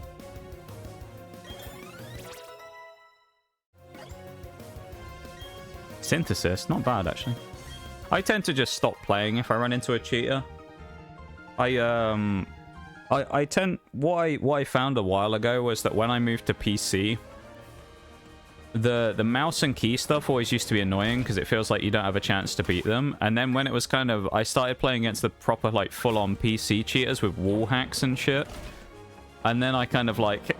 It was, like, almost one of those ones where all of the times that I used to, like, hate playing against Cronus players and stuff, I was like, you know what, this isn't that bad anymore. Yeah, I ran into a wall hacker the other day when I was playing with Mirage. That was fun.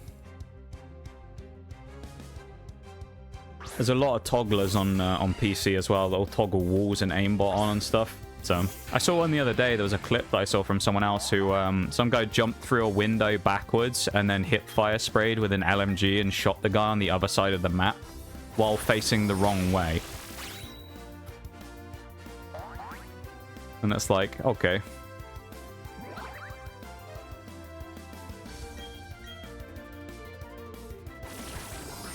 Stayed in one place, you can't do that easily.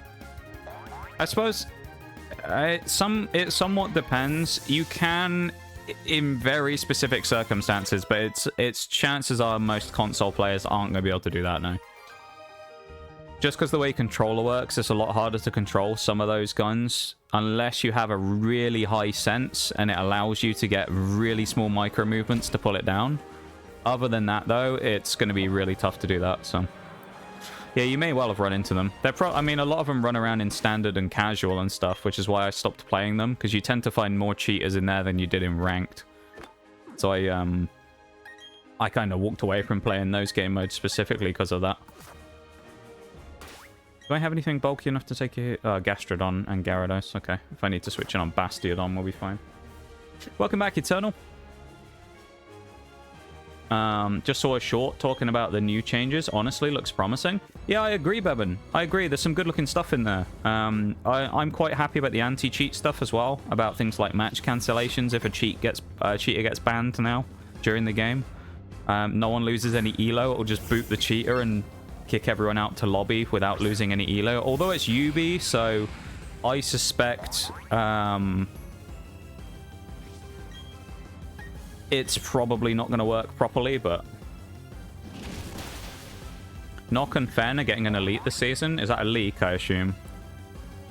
It's probably leaked on the test server, because all that stuff will start coming out now. There's a guy I watch on... I can't remember exactly what his name is. His name's something like Semiatrix or something like that. Semiantrix, something like that, on YouTube, that uploads all the stuff that gets data mined from the test server. And I usually look at all the cosmetics on there. It's a good channel to look for. Although he seems to be shadow banned, because most of the time if you just search for siege leaks, he never pops up anymore. Although he used to be top results all the time. He'll only show up now if you search his name specifically. Weird. Can't even play ranked without running into a cheater. Skill issue. No, I'm joking. It sucks though. Siege is like rampant with cheaters, but at least this year though, it looks like they're going to clamp down on it, so it should be more playable now. Which is good.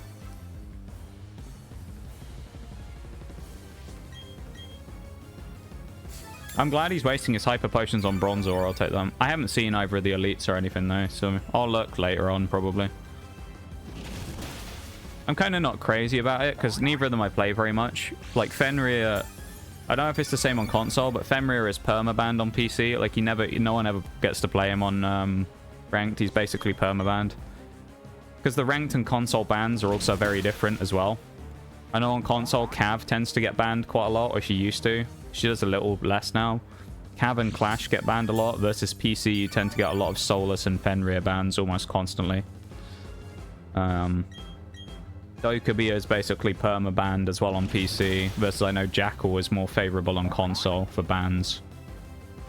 Yeah, it's a lot of stuff like that. No worries, Shags. You take it easy, my dude. Thank you very much for lurking. You have a good one, yo. Take it easy, man, and have a fun time, whatever it is you're up to. I appreciate you being here. You have a good one, dude. Alright, Torterra wins this so easily. He's not that much slower than me, probably. He did get some back. Leftovers is really nice to have this early in the game, though. This is Gym 6 as well. And we're less than 2 hours into stream and we're at Gym 6, which is kind of wild.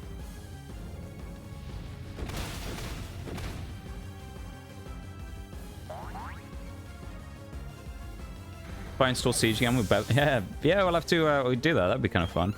The only thing with that is, well, I'd take the, you know, one for the team, and I'd play on the bad server. I play on NA servers, so I'd have terrible ping. But I wouldn't. I would do that if we wanted to do that as a meme. Play some Siege.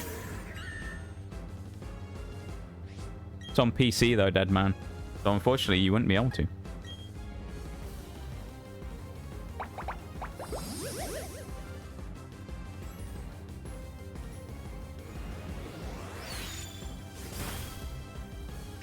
We're all, I think everyone who's a Siege player in stream, as far as I'm aware, are all PC players, so.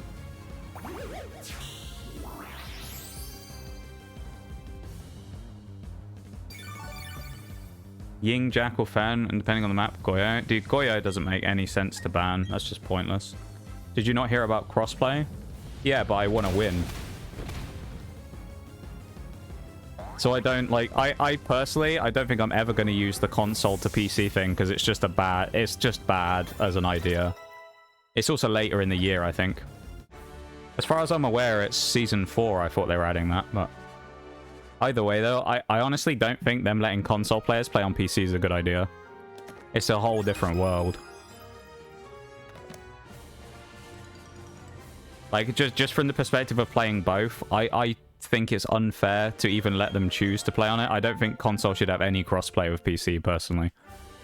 Not because of, like, some elitist, or everyone needs to buy a PC thing, because, I mean, you know, I used to be on both sides of it. But I just don't think any console player is going to compete with PC, really.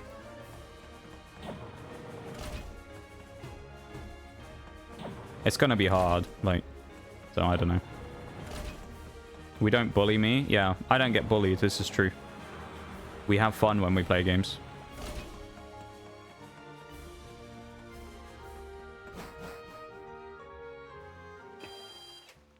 Do they still have the old ELO? Oh, no, they don't have that anymore, do they? I remember they used to do that. They used to have the old ELO locking thing in Ranked, I remember. Where you could only play with certain people if they were within a certain amount of ELO. It was like 1,000 or something, wasn't it, as well? I think that used to be a rule. I think they got rid of that, though, which is kind of good. Yeah, I don't know. I just don't think the crossplay is a good idea. That's just me, though. What's the next level of the gym we're fighting? Is it 43, Candice? 42. We got to be careful, though. We only have 3 levels.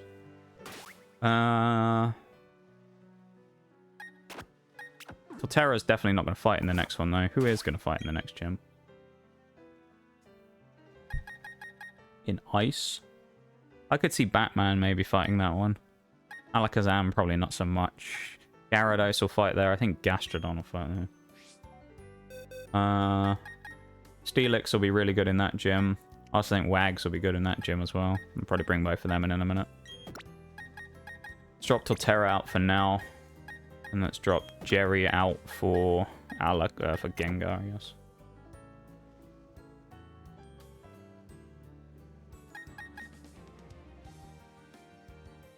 Hey, the tiramisu! I'm very excited to see the tiramisu and see how it turns out. I'm very, very excited to know how it goes. So, as we know, it's the best dessert ever. So, I'm excited to see how it goes. I am. Very excited.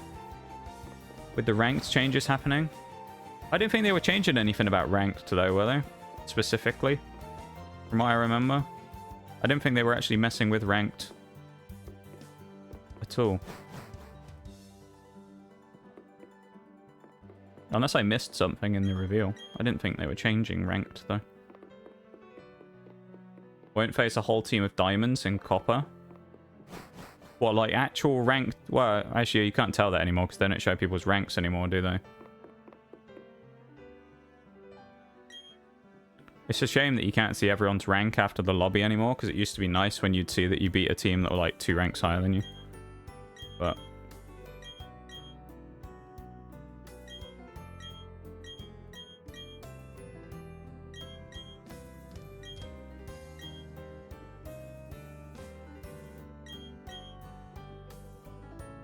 I am very excited about the tiramisu, I've got to say.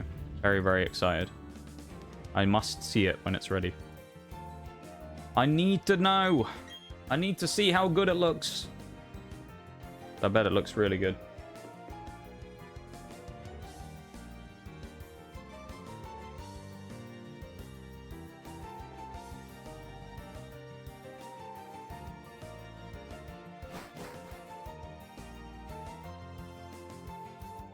Lovely stuff. Wouldn't even share my tiramisu with Nox, and he's my best. Yeah, this is true. She wouldn't let me go. She wouldn't even let me go anywhere near it. I'm only allowed to see a picture of it. If I was there IRL, I wouldn't even be able to get within 6 feet of it. I'd be banned. So you only face your rank lobbies instead of ranks whose queues are dead? It still matchmakes based on elo though, so finding a team of diamonds and copper is, as far as I'm aware, impossible, but... Because I'm pretty sure it uses, like, skill-based matchmaking and elo bans to determine who you'll face. It's like genuinely finding, like, a full team of diamonds in a copper lobby. I'll believe it when I see it. Because as far as I'm aware, it's impossible, but I don't know. I don't work at Ubisoft, so I don't know their matchmaking. But from what they've said, I didn't think it was possible that that could actually happen.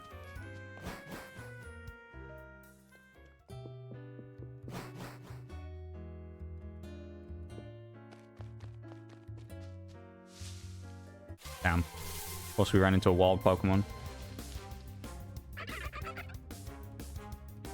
You'd think. I mean... I can speak from my experience of playing the game on console from years 1 till year 8 of the game. That never happened to me a single time, so, you know. I have my experience to count on there, and I can say that it never happened to me, so... I don't know. I played it a lot of weird times. I also used to play back in the ranked days when I had to wait a 25-minute queue time for a game, so that was fun.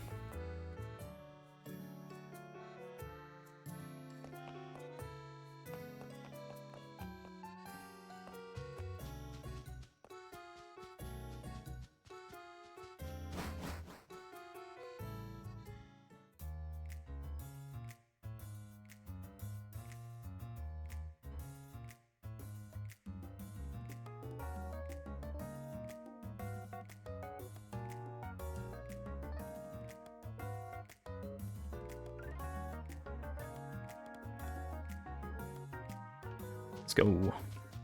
Oh yeah, we gotta fight all these people. Golem will be a good choice here. We also have a decent way to go before we get to... Oh, we also have to do... Oh no, we have to do that afterwards. Okay. I was thinking we have to fight Cyrus. We don't have to do that yet. That's very good.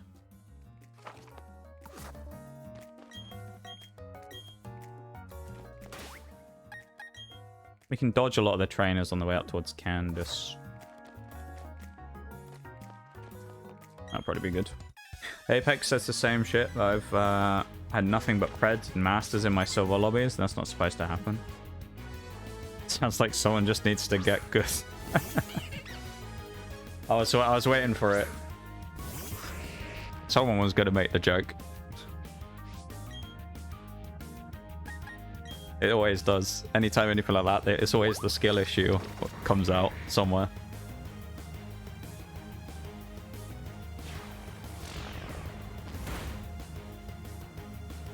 That was a sneaky one, I like that. Why did your time though?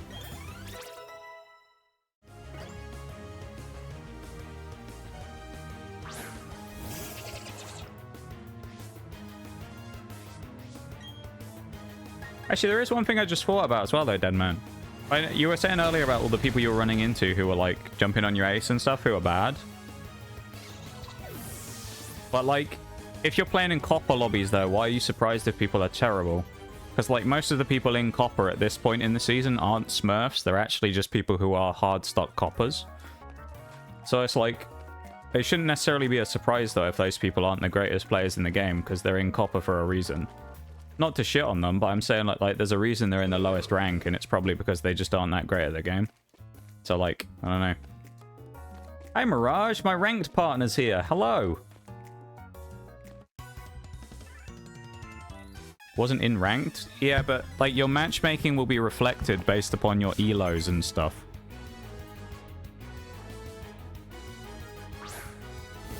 You'll also have an elo for quick match as well, based on your performance of wins, losses, and kills and stuff, which also suggests if you're finding people that bad, that your quick match elo or whatever standard elo isn't like super solid.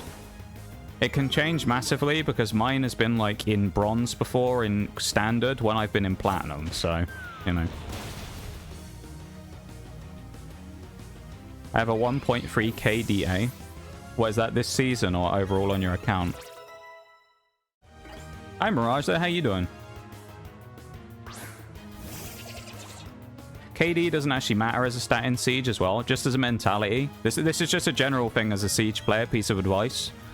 Sucker Punch. KD means shit in Siege, so using it as a stat to try and say if anyone's good or bad is actually really bad. It's just a bad, like, stat to use.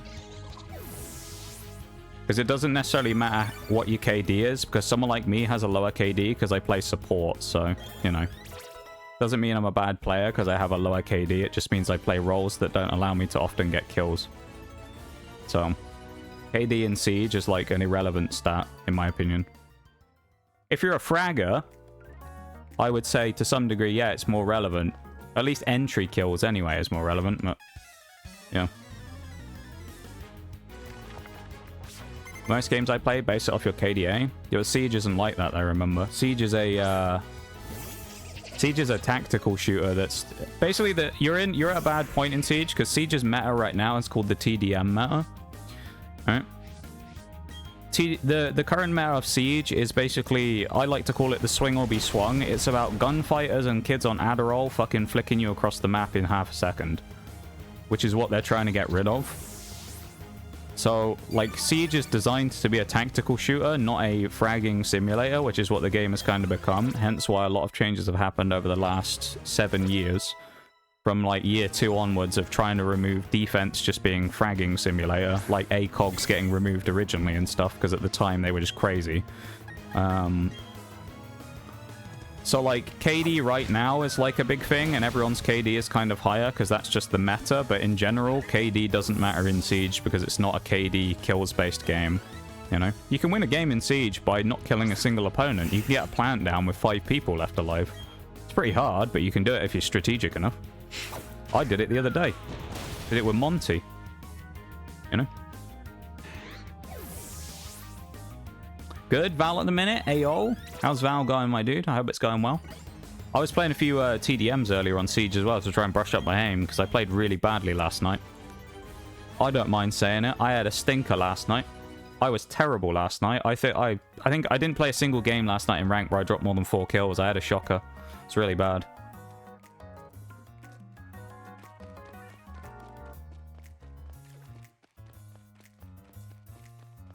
Yeah, I had a shocking day in Siege yesterday. KD in D2 is different because I have a 3.6 KD from my comp days, and I run into nothing but shitlords who use nothing but Cloud Strike, Vex, Jade, and Vigilance. I mean, I don't know. I would, to be fair, as a Destiny player as well, I would argue that, in my opinion, Destiny 2's PvP has one of the lowest skill ceilings of any game, because basically the last 3 or 4 years of PvP is just spamming the shit out of abilities. So, like, for me, I don't think KD in D2 matters either, personally. But that's just because D2's an ability spamming simulator. It's not about shooting. In my opinion, anymore. D2, like, abilities are too powerful and have been too freely rechargeable for a long time with builds. So I think D2 is more about spamming nades and shit than it is anything else. And shotgun spammers. Like, I don't know. So, like, in that case, I would say D2 I don't think is a great game to compare for that either.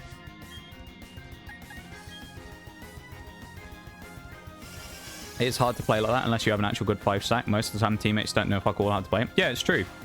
No, I agree, Bevan. But I think a lot of that comes down to the fact that the way the game's been played over the last little while hasn't necessarily been an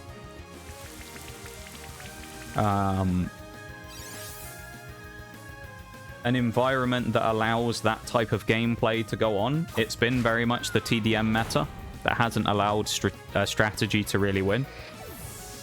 Because, like, I just, like, if you look at me, right, where I play well in a game of Siege, I'm going to say now, I'm no way the best aimer. Mirage will tell you this as well. I don't claim to be. I'm not the best. I don't have the best aim in the game.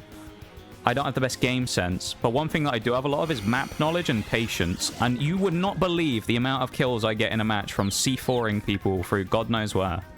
I have a clip going up of a YouTube short in a few days of a brand new C4 spot that I found on Lair the other day, where I C4 someone from underneath up through a hatch into one of the main doors that everyone enters through. You know?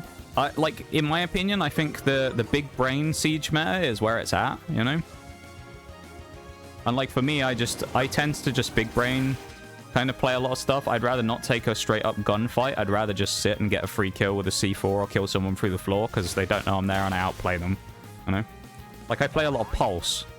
I play a lot of Pulse because it's really easy to get a very early opening kill by blowing someone up through the floor who doesn't expect you to be there, you know?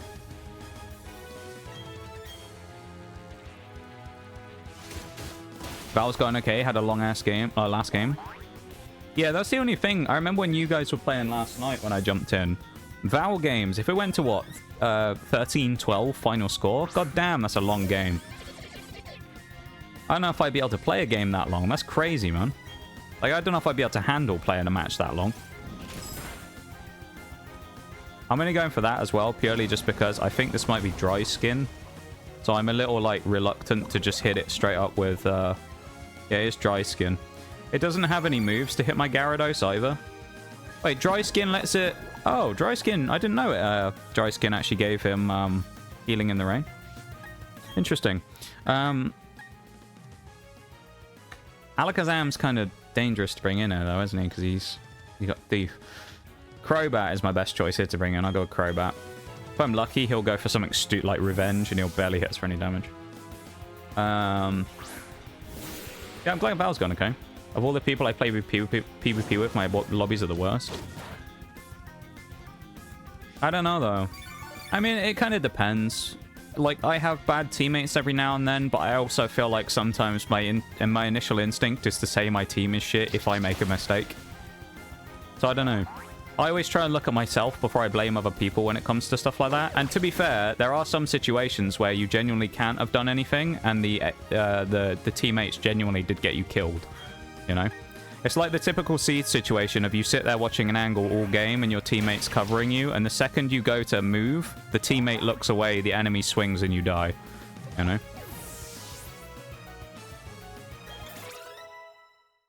We done the Cali strat for Coast. Are you Shepard from... I don't know what the Cali strat for Coast is. I haven't seen that before.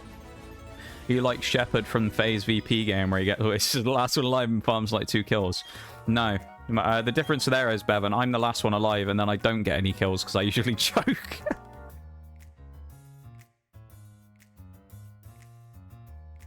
I've choked like half my clutches recently. I don't know what it is. I used to hardly ever lose a clutch. Mirage will tell you I used to be like good when it came to clutches. If I'm not on the TCSG, I can't clutch to save my life these days. If I'm on the TCSG, I'm fucking unstoppable. 1v5, I don't care. I'll take everyone on with the fucking TCSG. Watch some of my clips on Twitch. Like, there's a bunch of Siege clips where I've got gnarly shots and clutches and stuff, so... Yeah. Always a way out of shit lobbies. They're like fighting games where someone uses the same move. You just gotta learn and get better and get around it. That's true. Yeah, I always think playing in a lobby where you get dumpstered is always a good learning experience as well. It helps you learn about mistakes in your own game by getting caught from certain things. I'd agree.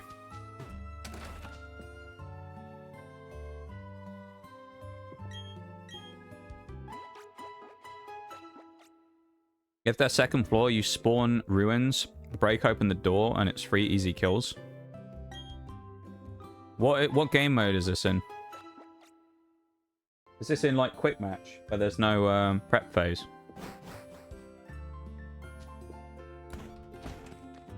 Because I was going to say, I doubt that would work in, like, anything that has, like, a prep phase, because I doubt anyone's going to be stood in front of the door. I do have one, it's not even, it's like a kind of reverse spawn peak that I do in Oregon a lot, where I rappel up on the big tower side, and I shoot through the window into the bedrooms. I tend to catch quite a lot of people there who are rotating through the site in the first 30 seconds, which is quite a nasty one. Yeah, I have a few spots that I like to use for things like that. Yeah, I was a clutch god. That's ranked. Yeah. What? The only reason I talk about ranked is because it's the only game mode that I play. Like, the reason I say that is because I said earlier, literally PC, there's more cheaters in everything else than than the others. It's worked in Emerald lobbies. I mean, what? Emerald PC or Emerald console? I'm not saying you're shit for doing it. You're just getting mad about it. Like, chill out, man. We're all just chill having a friendly conversation about Siege here, you know? I'm not trying to say anyone's bad or anyone's good. Just chill.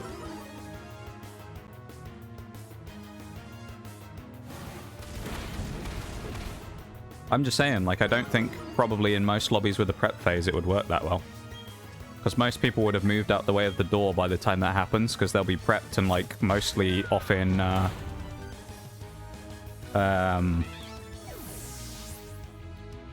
Games Room or Aqua or something. They probably won't be in Hookah anymore. No, your Oregon strat. I've done that. I think you might be the only other person other than me I've ever seen do that. Like, I've never seen anyone ever play that angle before. It's really weird. I don't know why.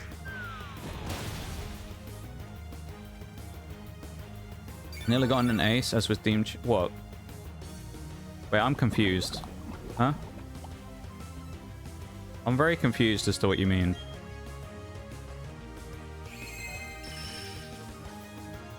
Are you saying the Oregon angle I said was terrible? I'm confused. Because if not, I actually think it's really slept on. I don't think it's bad.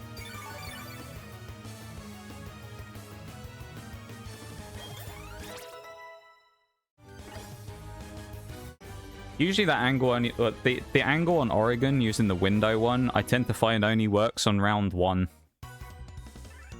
Because usually you get the... Usually you get it because no one's expecting you to peek it immediately. If you do it other than round 1, usually people have wised up to it. It's like why I always do it with Canal. I'll always try and play bottom floor Canal round 1. Because me and Mirage have a duo strat where one of us peeks garage and one of us peeks one of the windows at the back to shoot down into the scuba windows. And it's like absolute free real estate to get like potential multi-kills every round because nobody ever notices the windows open, and then he spots them and takes pot shots at them to bait them in, and then I shoot them from the window and take their heads off. TikTok deems me horrible at the game. Yeah, but to be fair, I know it's like one of those things. Don't bother listening to that because all those people are just shitters in copper anyway who try and tell you that they're way better, and all of them suck ass. Like, I posted a spawn peek clip on YouTube the other day, and I got a comment from a guy who said I had mid-aim.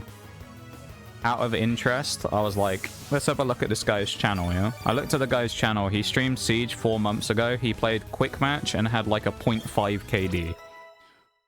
And it's like, yeah, I ain't getting called mid by you, my guy. Like, chill out. Like, it might not have been my finest aim in the world, but still...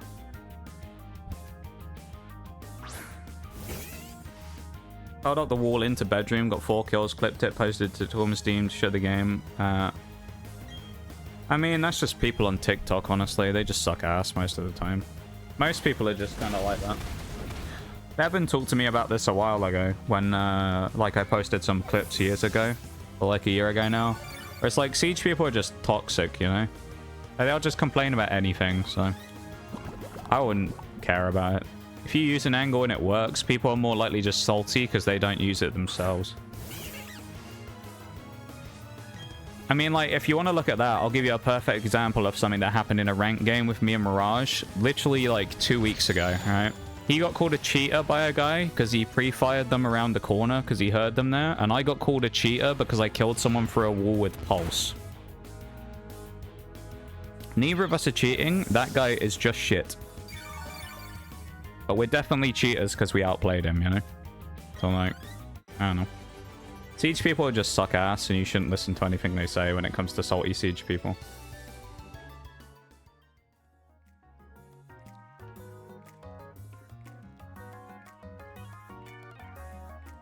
In my opinion, anyway. I was actually proud of it. I mean... I have... how do I word this? I feel like if that's the case, that you're proud of that clip and you thought it was good, then you shouldn't really give a fuck about what anyone else thinks because none of their opinions are relevant. That's what I view it as. Like, who cares, man? Like, you shouldn't give a shit if anyone doesn't like it. If they don't like it, cool. Sucks to be them, I guess. Like, I don't know. You shouldn't lose sleep because someone doesn't like the angle you use or whatever, you know?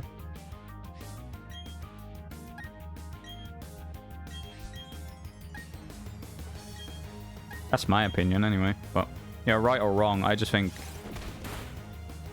it's just easy to get in your head about stuff like that, you know?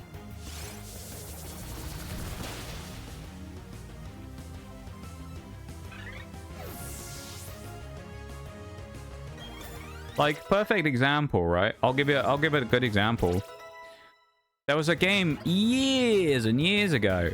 Oh, we played. Me and Mirage played this. He might remember this game if he's still here. I know he's playing Valorant, so he might not be able to talk. We played this game years ago on Old Oregon. It was a game of ranked. We went to max OT. Genuinely, I had not dropped a kill the entire game. We'd played... we were up to 4-4. We played 8 rounds. I hadn't died every round, but I hadn't dropped a single kill. Yeah? I was having a shocker. Absolute shocker. I was playing Smoke. Final round. We had a guy on a team who'd left as well, or 2 guys who left. So it was 3v5 in the final round. Yeah? And we took him to max OT. We end up winning the game because of one thing. Okay? They jump in with Monty, Capital, and some other guy. Mirage kills one. The other two guys get traded off. And the only kill of the game I got is winning the 1v1 against planting Monty. It was the only kill I got the entire game. The other two guys who left were talking shit to me the entire game because I didn't get a kill before like the the mid round or whenever they left, like 3 or 4 rounds in. If I had given a shit about those people talking shit to me, we'd have lost the game because I would have been too busy being in my head about it and not actually played and won the round. Because I knew that it doesn't fucking matter what some random guy on Siege says. I know I'm a decent smoke. And I can win us a clutch round when I need to. Like, I don't give a shit what some random guy says who's probably a fucking bronze anyway. Like, I don't know. I don't know what to tell you, you know? You just gotta let that shit go.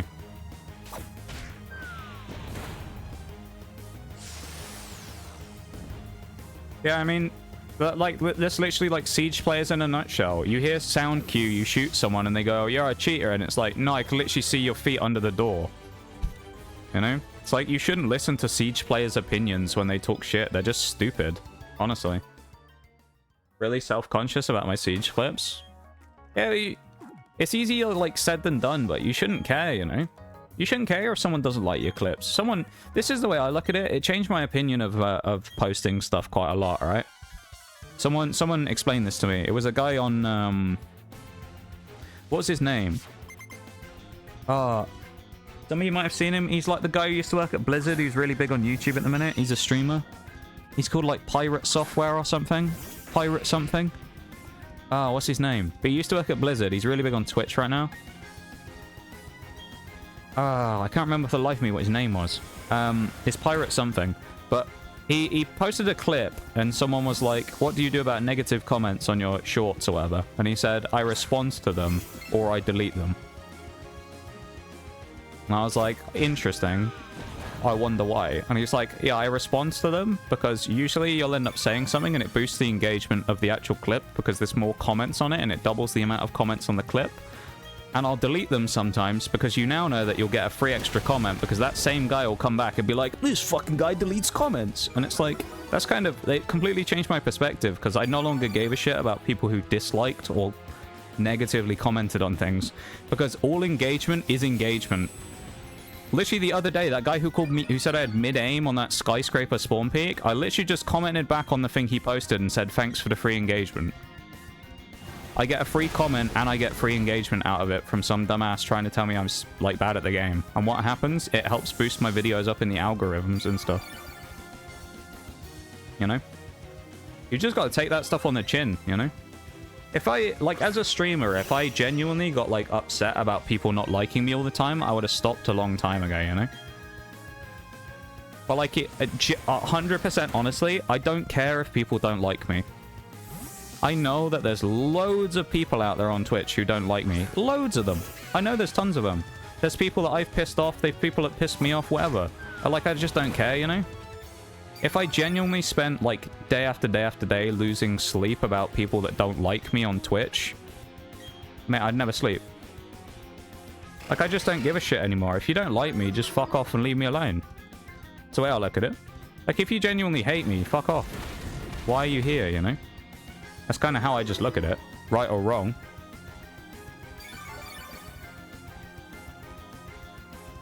Or I'll take the free engagement off someone or whatever. I just don't really care. I might set a rollout on this Perugly and then try and roll it all the way through into... Oh. Well, that works. U-turn. I'll hit goal battle rollout. That's good. Getting a cheeky Indian. What should I get? I'm your number one... I'm your number one hater. Yeah, he is. Bevan is my number one hater. Oh, nice. I've got a internet death as well. Internet, please. Are we back? I think we're back. Okay. That's a good job I didn't answer your question, Bevan, because the internet died on me. Dude, they're just spamming U-turn. Stop spamming U-turn. What the fuck?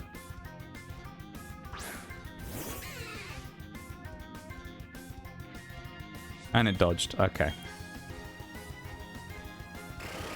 Okay. I would say, Bevan, you should get a classic chicken tikka masala. A classic tikka for me. English classic. Got a sag lamb with a roti. Get some paneer if you can as well. Sag paneer is one of my favorites. I really like a sag paneer. Spinach paneer in like a sort of... Yeah, spinach and paneer is like one of my favorites. If you want, I can post the clips in the Discord. Yeah, you can if you want to. Feel free, you know. I mean, that's what it's there for. If you want to post stuff, you know. I'm never going to say no to someone wanting to post something in Discord. Oh, fucking U-turn again. Jesus Christ. They can't do any damage to him either. Like, Golem is just sitting there eating the shots. You already ordered. No! You were too late. I'm so sorry, Bevan, that we weren't able to help you with it. I apologize greatly. Normally don't care, but Siege is a game I'm still learning, so by nature, when I'm learning, I get super self-conscious. I mean, that's fair, but, like, when it comes to Siege... Genuinely, to learn Siege comprehensively will take you a very long time. There's a lot of operators, there's a lot of maps, there's a lot of angles, strats, bomb sites, whatever. You know? It's going to take a long time to learn the game no matter what, to a decent level anyway. You can learn the game to a very base level and play well, but to actually learn the game properly, to be able to play super well, like, it takes a long time. It took me a long time to figure out how to play the game properly. And then eventually I got to the point where I was figuring out C4s through the floor constantly on people and, you know, knowing angles to peek and places to play that I can set up certain shields or certain whatever and make a setup for myself. Some of them really unlikely. Coastline, elbow is a really good option. You can sit there with Doc and just fucking peek people freely all game down the 2 corridors. On 90, you know? Like, stuff like that, you can just kind of do it how much you want. You can just spam shit like that all the time and see if it works. It's all trial and error, honestly. That's kind of the best way I would say. Trial and error is literally just, like, the best way to learn Siege. That's probably the best and, like, only real way you can learn is by... You don't learn how to win until you've learned how to lose. That's kind of my thing, right? That's how I describe it. And I know it might sound weird when I say that, and you go, that sound doesn't make any sense, but until you've learned how to lose properly, until you have learned, until you have lost a lot of times, you won't learn what you can do to change that to make yourself win. When you do, the world opens up in front of you. But you need to learn how to get your ass kicked first, you know? Can I get some feedback on how not to suck? I mean, I can try. By no means am I like the greatest Siege player of all time, so you know, I'll give you some like knowledge if I have any that I think you could change, or I'll give you an idea of what I think might be good to try. But you know, whether it's right or not is kind of debatable. From my knowledge, I'll give you. But I mean, as I said earlier, I play the game in probably a different way to a lot of people. Like, I play a lot of off angles operators that don't necessarily get picked up that much. Yana, Thorn, and Azami. So Yana, Thorn, Azami, there's something about those 3 operators straight away that I'd say they all have in common, which is pretty quick. What do they all have in common? If you're learning the game, this is a good learning experience. What do all 3 of those ops have in common?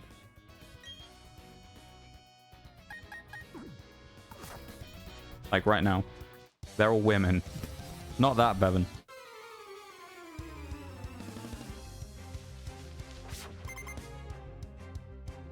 Damn it, you were close though.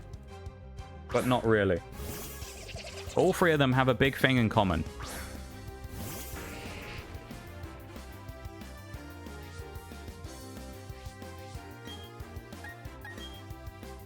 Women. They're all fraggers. Whereas some of them have small utility, basically all 3 of them are just fragging operators. Yana has minimal utility that's never used for the team and is designed to just be Ashe 2.0. Thorn is basically the same, and Azami has pretty much become exactly the same because that's the only way people play her. They're just 3 attack, like effectively, the other 2 are like attackers on defense. They're designed to be hunting operators. They work better on the roam than they do on defense. What I would say is, I think that trying other operators that don't fit that mold and are more of the support-oriented ops would actually be good to try, you know?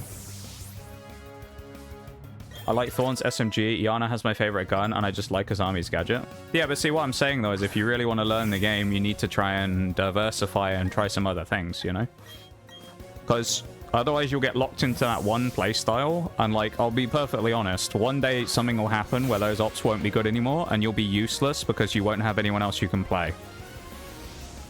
Or you'll go and play someone else, but you won't have the, you know, you won't know how to play them very well. So learning a lot of other people, just playing someone on support who's like a flex, right? And just becoming more team-oriented. All three of those ops aren't really very team-oriented either. I would say they're all kind of solo queue ops, which I know you play solo, but playing a more of a team-based operator is something that might actually help you learn a lot more about the game than anything else, because even if you don't necessarily intend on playing the role, so let's say you're like, oh, I don't want to play Hard Breach, I don't want to go near that, that's absolutely fine. I play a lot of Hard Breach. But, for example, if you watched me play Hard Breach or played as a Thatcher for a Hard Breacher, you'll probably learn a lot about Hard Breachers and the way they do things that might be very useful to you in your role in the team.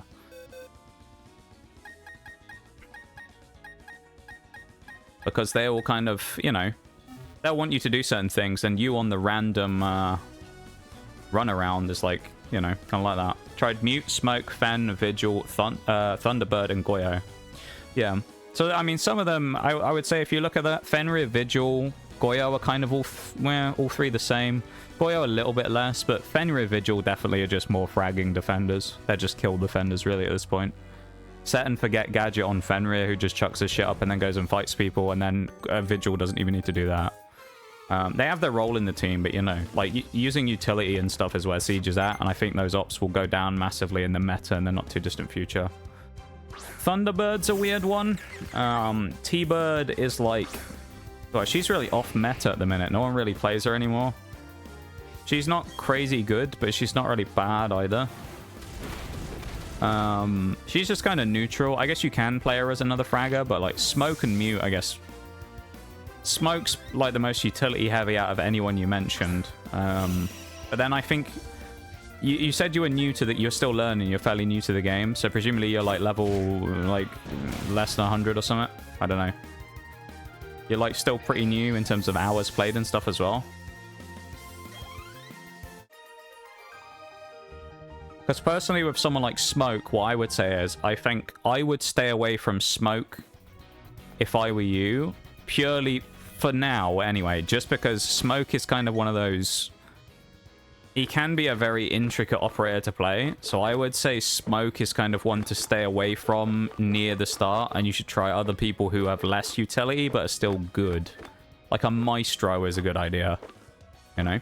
Maestro is good because not only does he have good guns, but he also has a gadget that's really useful, and you'll get used to using cameras to help support ping people, gadget destruction, you know, counter utility or whatever. But I would say I would stick, personally, just as a Smoke main, I would steer clear of Smoke for now, because Smoke can be very, very intricate in the way that you need to play him.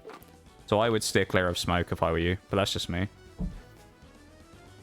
I'll pretend to know what on earth you were talking about today. Welcome in, Mimi. How's it going?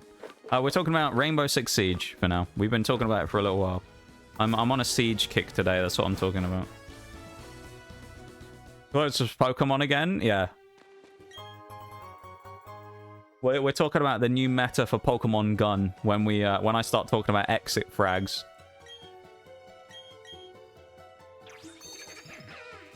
We're going to get on there in a minute. Talk about playing support and bomb defusal plants. I hate Valorant. 1-1 lost one. Nah, my dude. That's not as bad as our record from last night, though, my dude. So, I mean, you've at least got to keep your head held high there. I also play Valk from time to time. Valk is a good one. I like the Valk pick. So I think it just... You benefit from playing both sides of the coin, you know? I think... Would you agree on that, Mirage?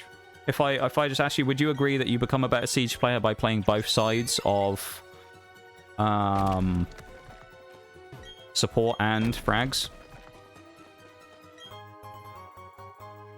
Definitely, yeah. Because I just feel like you learn a lot playing support. You also learn just a lot of knowledge about the game. I'll tell you one thing that really annoys me as a Smoke, right? Like, as a Smoke player, one thing that frustrates me so much is being the last one left alive on site because people don't come back quick enough. That's a good piece of advice. If you're on the roam, this is a rule that I have that I think works really well for a roamer. Every time someone on your team dies, Move one room closer back to the bomb site.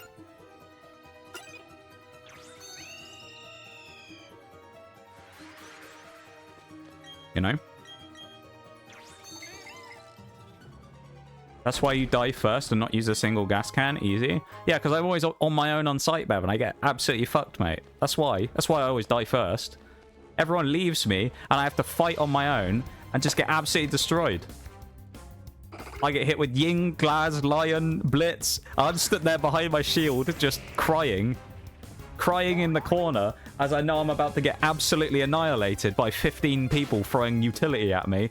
And then there's a fucking ram above me that's just set off a goddamn thing, and Fuse has just hit the goddamn charge. And I'm sitting there, you know, bent over, grabbing my ankles and kissing my ass goodbye, because I know I'm about to get absolutely annihilated by the whole enemy team in the first 20 seconds when they rushed and no one else is on site.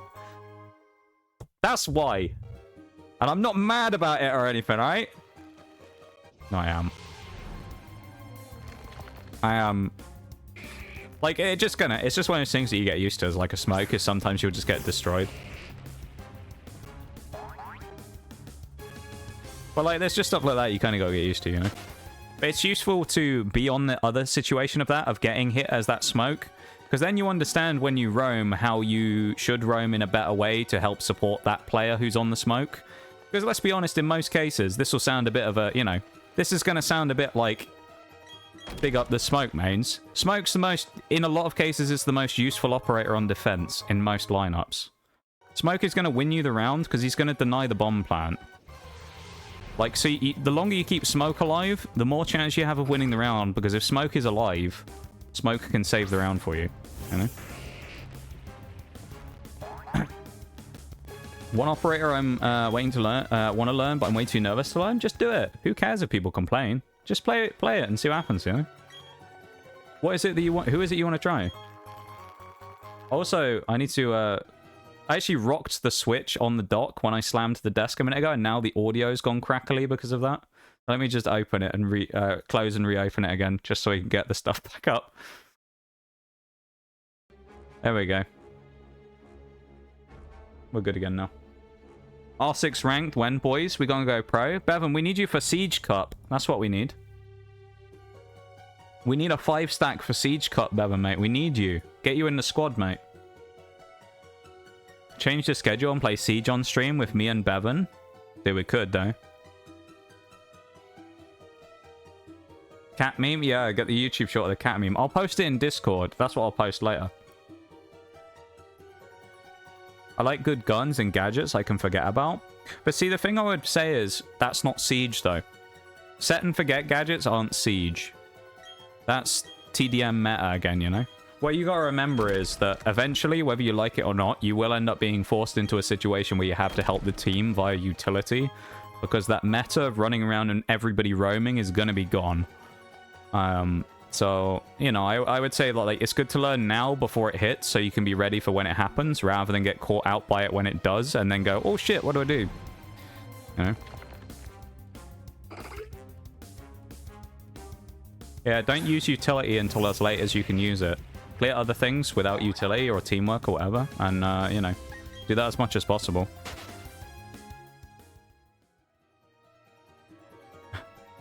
I didn't know what was happening. Uh-oh. But yeah, I'm ranting about Siege, alright? I'm ranting about Siege. If anyone's alienated by the topic of conversation of Siege today, I can only apologize. I had to get that off my chest. I had to rant about that, you know? I apologize. Is this the Feebas pond? I can't remember. I don't think it is it? I had to get it off my chest, though. You know? As a smoke main,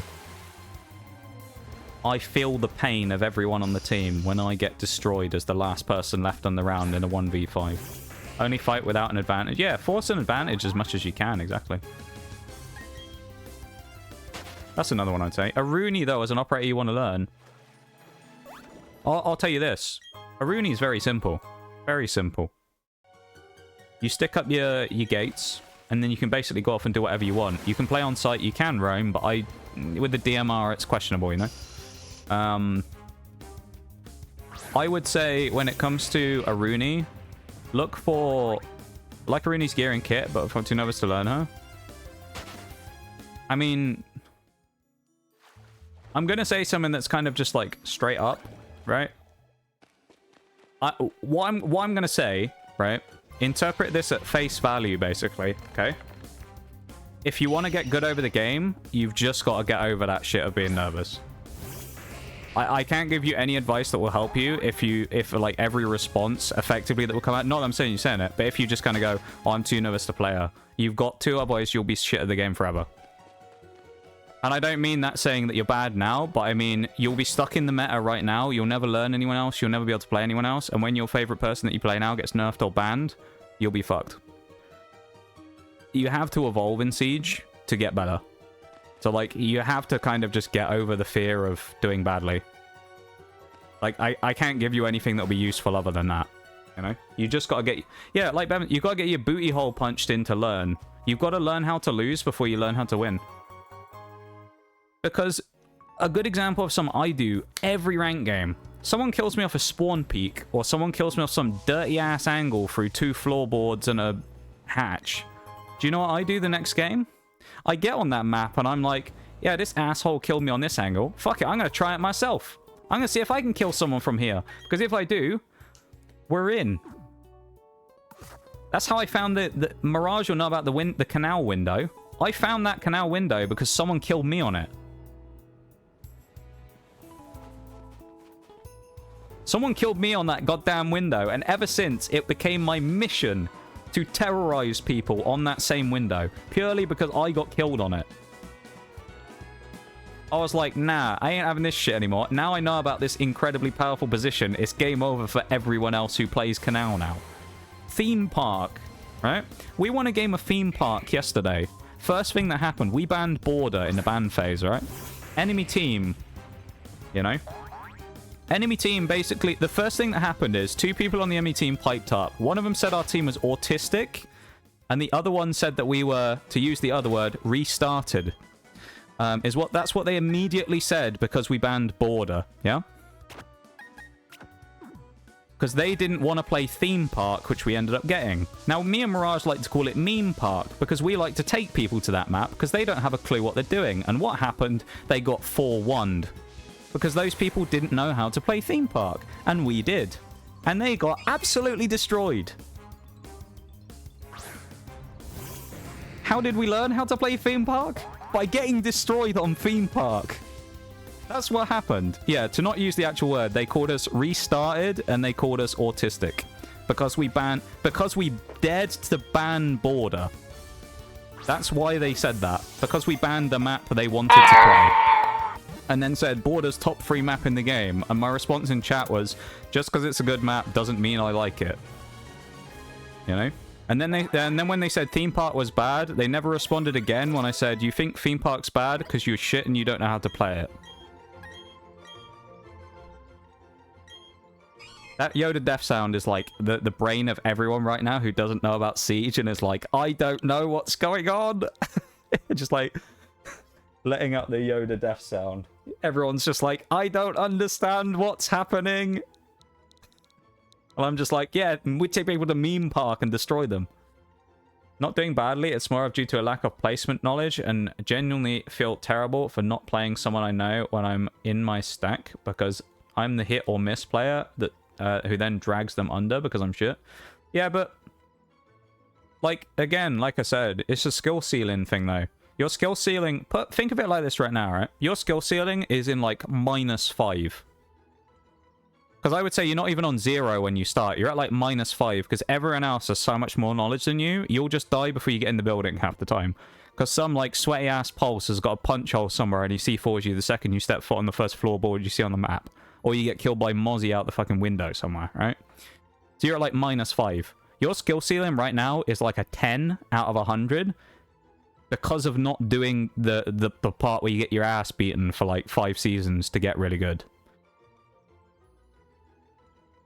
Versus like my skill ceiling effectively is higher because I've gone through the experience of getting my ass beat so many times that I was forced to have to learn. So now I have after that's just the way that Siege works. Like whether people like it or not, that's just how Siege works compared to other shooters. If you play COD, you can get good at COD without losing constantly. You can't really get good at Siege without getting absolutely annihilated over and over and over and over. It's kind of just how Siege works. New players get destroyed, and that's just what happens, and you learn to get better from being destroyed. You know? Best map is Chalet. That's a good map. It's a good map. You know, get some basic strats for it. Learn about things like where can you get a Cade Claw that can't be hit by Thatcher? Above the, you know, on the floor above, underneath. You got bottom floor garage. Put it under the window, the single window that looks out above the garage door. Chuck one over there. Goes through the floor. You can get the Cade up there and they can't Thatcher it or Cali it. Match replay exists. Exactly. Look at where someone kills you from. Do that. I'll get the Wii Sports on now as well. But look at where someone kills you from. Think about what could I have done differently in the situation. Don't have the default response immediately go to, I did the best I could. Nothing could be changed. Immediately look at it and look for criticism of yourself and go, even if I'm being really picky, what could I have done differently? That's how I like to do it. Every once in a while, yeah, I'll see someone and I'll go, dude, he's just cheating. There's nothing I could have done. But sometimes you just got to look at it and go, what could I really have done differently? And it might come down to, if I'd have leaned this other direction, I'd have survived, not got headshotted on and killed the guy. Or if I'd have taken one step to the right, he couldn't have seen my shoulder on that perspective peak, and I would have survived. Whatever, you know? Anyway, I'm going to stop talking about Siege now, because I've talked about it for the last hour. So I'm going to, like, slowly start winding away from the Siege talk. I've been going crazy on Siege for the last bit. So lucky that hasn't happened. I get killed by a spawn peeking warden or corner camping warden or warden.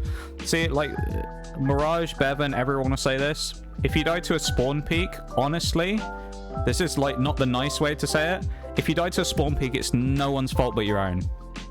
Because if you drone properly in the prep phase, you will never get spawn peeked.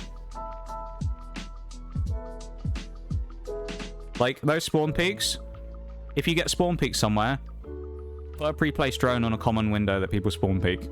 And you'll hear the glass, or you'll see them before they're there. So at least if you do get spawn peeked still, you can have a 50-50 gunfight, because you're going to pre-fire that window, because you've already pinged him before he's gone and taken the fight with you. If you get spawn peeked, it's kind of inexcusable at this point in the game, because you should just be playing better than that. If you drone properly, you don't get spawn peeked. I'm dying out here. Uh-oh. What are we going to call Sneasel?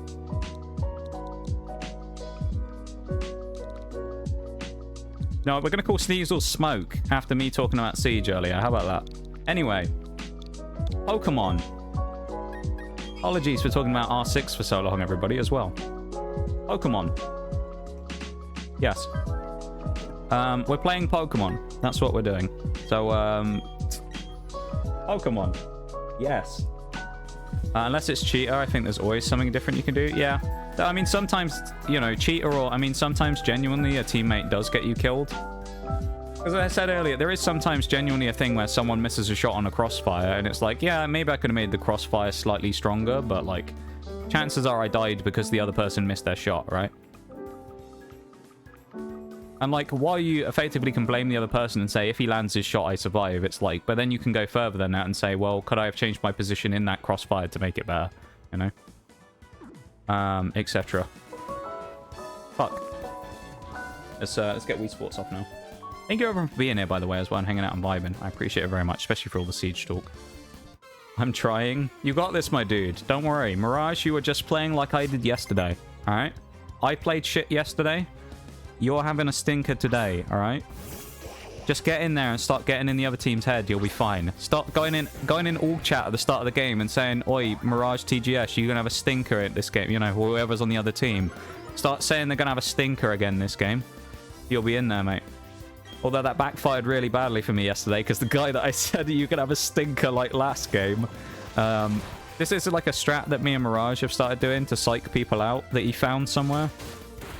Where you basically, like, pick some random person on the other team and say, like, oh, you're going to have a stinker like last game to try and get in their head. Only problem is, I said that to someone yesterday, and then he went, like, 10-2. So it backfired a bit, but, you know. It was worth the try, you know? It was worth a try, because you never know. Maybe I did psych him out, and he would have done really badly. You don't know. Shellos wants to get Earth Power, finally, or Shallow there, even, which is really good. We're going to drop Muddy Water, actually, because it's less reliable. We'll switch, what's it called, eventually, for Water Pulse for Scald, eventually. Gyarados is our best option out here just to fight stuff right now, so...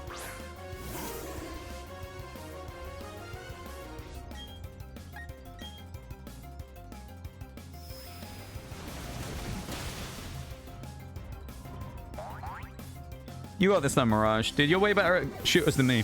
If anyone can go out there and clap some cheeks, it's you, my dude, alright? You got this. I believe in you. That's my duo right there. That is my duo. Me and Mirage right there, you know? He hypes me up, I hype him up. My boy. He's gonna just clap some cheeks right now because we gave him that motivation to do it. After I can easily get better, I just need to be placed in the right direction. A quick study, if I'm taught, is just try. If it's trial by fire, I'm gonna stay shooting. Well, I mean, that's kind of just siege, though, as I've explained like 4 times. That's kind of... Siege is literally just trial by fire.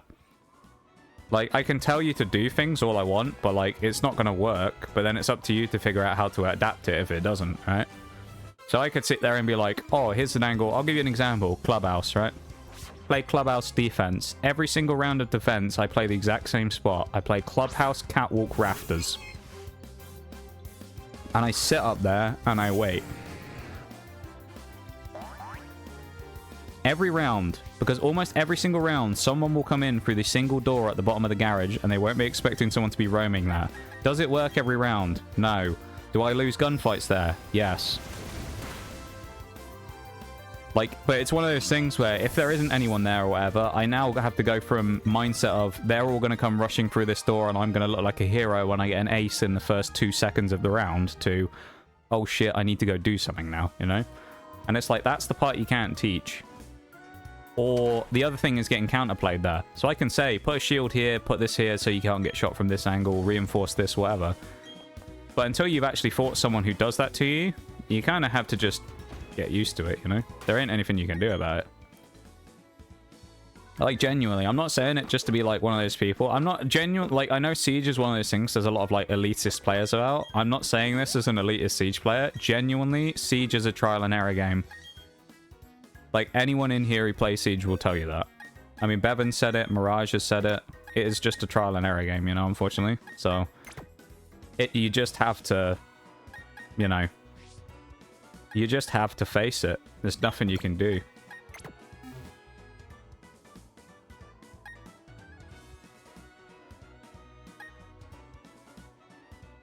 I think I'm going to take Gyarados out of the lineup as well.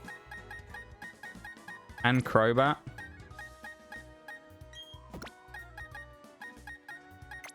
I'm going to put Voltage and Torterra back in as well. Unless you're a Prodigy. Yeah, Bevan's a Prodigy, you know. Play with Bevan, you'll literally never lose a game in history. Bevan's that good. He's like best player you'll ever meet. Bevan is actually goated though. Like, I joke about it, but Bevan's actually really good. Ah, shit. I think Bevan's actually a really good player. If Bevan was top fragging in lobbies with me when I was playing, and he was playing with 150 ping, like, he's a good player. Huh? But I think it is just one of those, it is just trial and error, you know? You have to just take it on the chin and you know, eat the losses. Shit, you know what? There's a cheater in my game. Are you playing Siege? You in ranked, mate?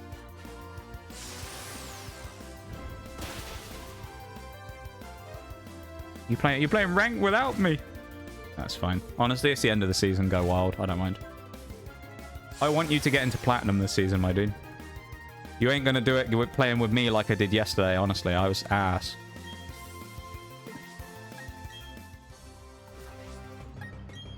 He's playing with me, I'm frying right now. I love it. Trying my keys and it's taking so long. No! Is it a Waller, dude? Or is it someone else? This food was bussin'. Let's go. I'm glad your food's good, my dude. I am big glad that your food is very good. Oh, I can breathe now as well. I can take a breath. Oh, that's kind of scary, actually. Pelipper. He has a water move that's a little scary. I'm going to go smack down, see what happens. Oh, he stockpiled. That's fine. I'll switch into Luxray in a minute. Ate it all, Nubo. Oh, yeah. Bevan's still got to wait. Yeah. Have you still got to wait another hour before you can go and talk to your professor?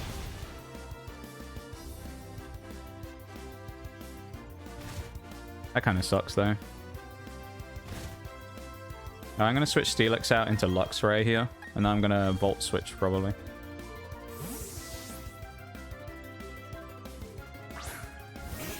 But yeah, I don't know. As I say, my personal opinion, and I think the Siege players in here will tell you, Siege is just a game that you have to just take the hour. You just have to play the hours and get beaten on. It used to be easier, because one of the things you could do a lot of, is particularly for aim and like placements of things, map knowledge and stuff was good, is you could play T-Hunt, but you can't do that anymore. Play against like the realistic bots on the AI, Defender AI playlist or whatever it is, Attacker AI playlist, whichever one it is. That's a good one. Because they take no prisoners in gunfights as well. It's probably the closest you can get to mimicking a gunfight with an actual player, I would say.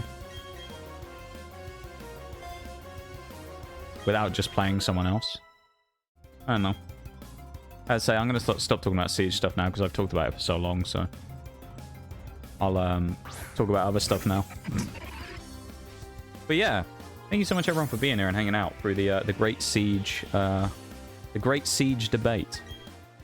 I know that took a long time to get through, but I kind of, when I start talking about Siege like that, you know, a game that I play a lot of and I'm you know, passionate about, I talk about it a lot. So is that your one? We should be able to win this in one though. I say we win this with one Mega Drain. I'm not really concerned. Yeah. Oh, you little bugger.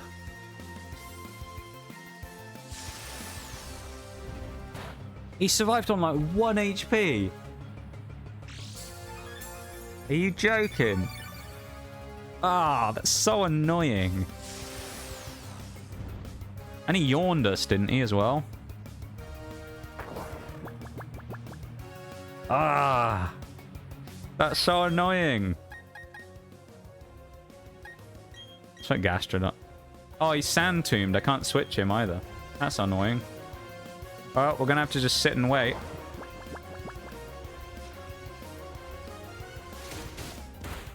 I'm a little scared for Torterra here, I'm not going to lie. We're going to need to wake up pretty damn quick here. We're taking a lot of damage from Sand Tomb. That 1 HP might be the diff. Oh, Torterra, you legend. He wakes up quick, fast, and in a hurry, and he is going in. We needed that. You know what's kind of crazy? For all the time I talked about Siege and did all that stuff, we've only just made it to... Like, we're not even at 3 hours of stream yet. We still have over 2 hours left. That's kind of crazy, isn't it? Speaking of, I'm going to take a quick mid-stream break. I'm going to do that very quickly. I'm just going to have a stretch and do that stuff, refill my water, because I've drank quite a lot of it. So I'll be back in a minute, okay? I'm going to be quick. I promise I won't be long, and I'll be back in a sec. Ad break, perfect timing as well. I will BRB. 2 seconds.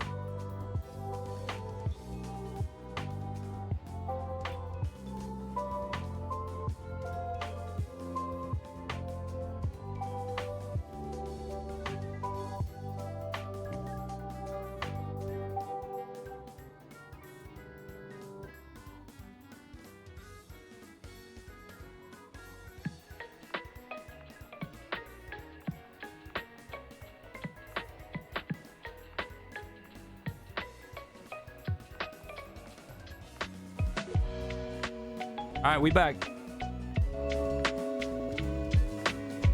Whew. That was a nice little stretch. Welcome back, everybody, from the BRB. We will crack on again shortly. I think in a little bit, I'm probably going to go in the Grand Underground for a bit. Because I just feel like it, really.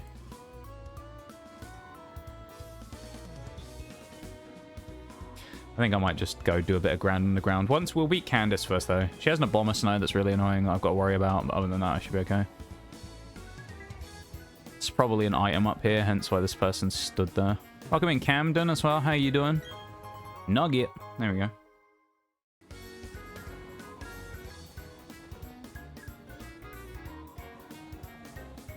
Yeah, I'm trying to dodge all the trainers, basically, just because I know there's a bunch of XP we'll need to pick up in the gym itself, and I don't want to over-level. Rock Climb is also up here somewhere. We'll be able to get that pretty soon. TM Rock Climb. We also want to dodge all the trainers, so...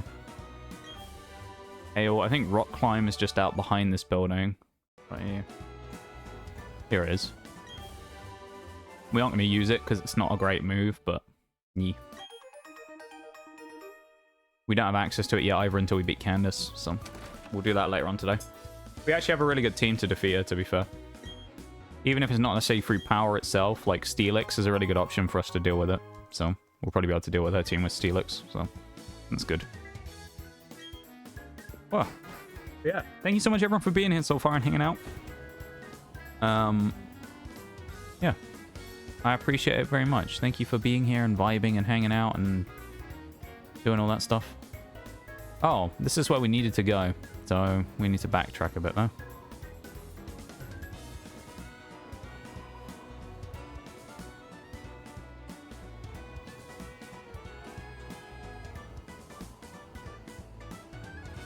That's the Glaceon rock. Eee, look at us. We're buried up to our face in snow. It's quite a lot of snow, isn't it? I can't imagine living in an area that actually had this much snow. I feel like it would be awful. I just couldn't deal with that much snow if I was, you know, living in an environment like this. I feel like that would be too much snow for me. Anyone think they could handle that much snow? Or does anyone live in that much snow just in general? Like, multiple feet of snow every year? Someone probably... Well, I shouldn't have done that. Someone probably does, though. Oh, we can fight one kid. It'll be fine. Kind of sucks. It kind of sucks living in a place like that. Yeah. I can imagine it's probably not the best thing in the world, you know?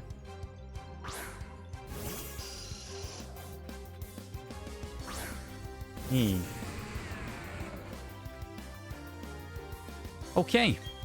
Let's lay the smackdown on Zubat here, shall we? Minnesota is in the winter. Living near a lake was ass. Fair enough. Surprised we one-shot that. Steelix's power is pretty pitiful, to be honest.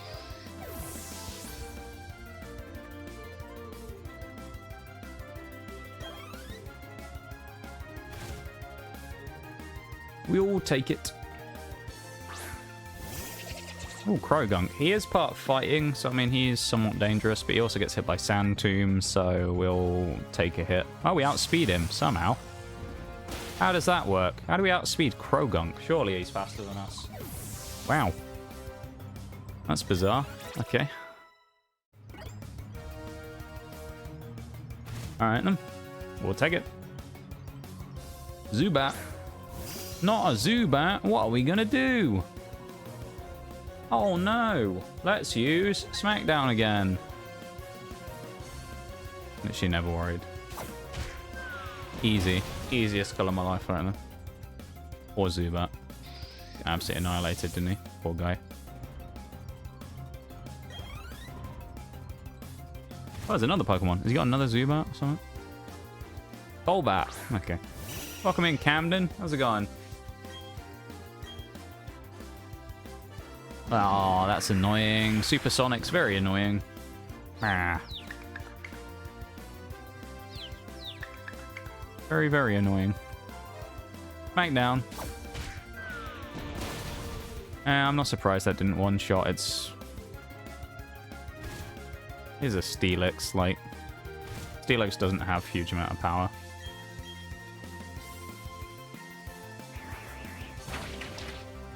Defense is crazy on Steelix, but his power and attack is pretty, like, meaningless. I don't want to get critted. I might just switch out here, actually, into Golem instead. It's going well. I hope it gets better, you know? Whether that's by hanging out and vibing with us for a bit here or whenever it is. I hope it gets better. And I hope that you're able to find something enjoyable to do, you know? To take your mind off of why it's going kind of meh today, you know? That's the best thing we can look to do in these situations, I think. And say if that's in here, then that's great. But if it's playing a game or going out and getting some food or whatever, you know?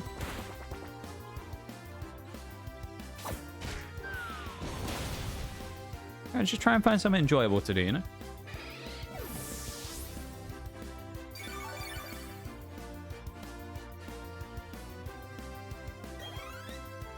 That was an easy fight in the end. The hail was really annoying here because it just chip damages everything. So if I have anything with leftovers, they just constantly take damage and it's rather annoying.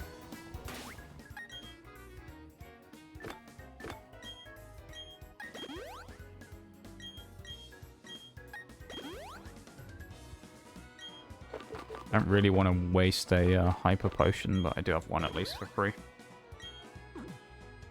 Should be fine. Yeah. Just want to say once again, thank you to everyone for being here, hanging out and vibing, lurking and chatting and all that stuff, you know. Oh. Random Ultra Ball. Want to play Infinite Fusion? I mean, I'm playing BDSP right now, so I can.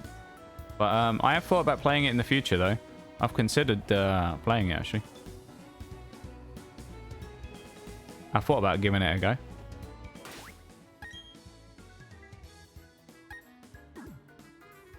I don't want to overlevel... No, he's only level 38. He'll be fine. Felix will be fine. Really good. I've heard a lot of good things. There's a lot of cool fusions and things, you know? I'm interested to play it and see how it goes. Eventually I'll get around to doing it, I suspect. Let's use Sand Tomb, trap this thing in.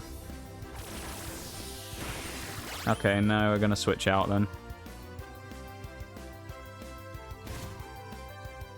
I'll switch out into Crobat then. I don't have Crobat on me.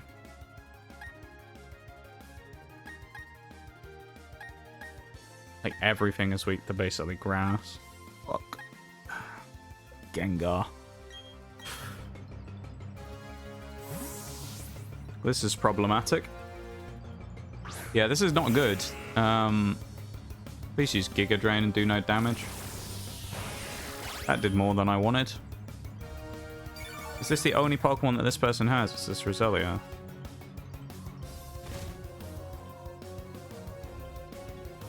I hope it is. No, they have two. This is gonna have to be a big old Hex from Gengar. It's not enough. At least the good thing is once we get to Roselia, we might have someone that's actually able to fight this thing. See the end of Drying Keys? I've never been happier. Let's go. Oh, Giga Drain was disabled. Nice. What is your favorite part about Infinite Fusion, Camden? What's your favorite part about the game? As you've mentioned Infinite Fusion there and said you really like it. So what's your favorite part about it?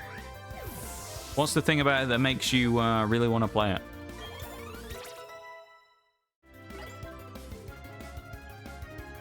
Buffed by Hail.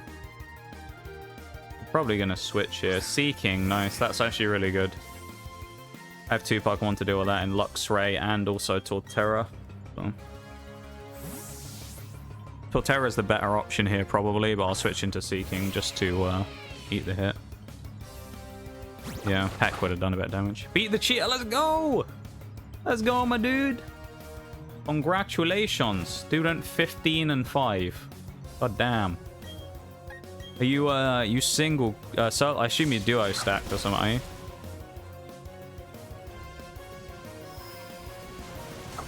Or are you solo queuing? Solo queue, goddamn. Well, good stuff, dude. Good stuff. I'm proud. That's my duo. That's my duo right there.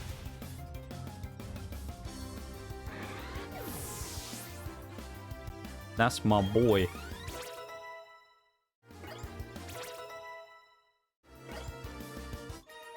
Hey, we won.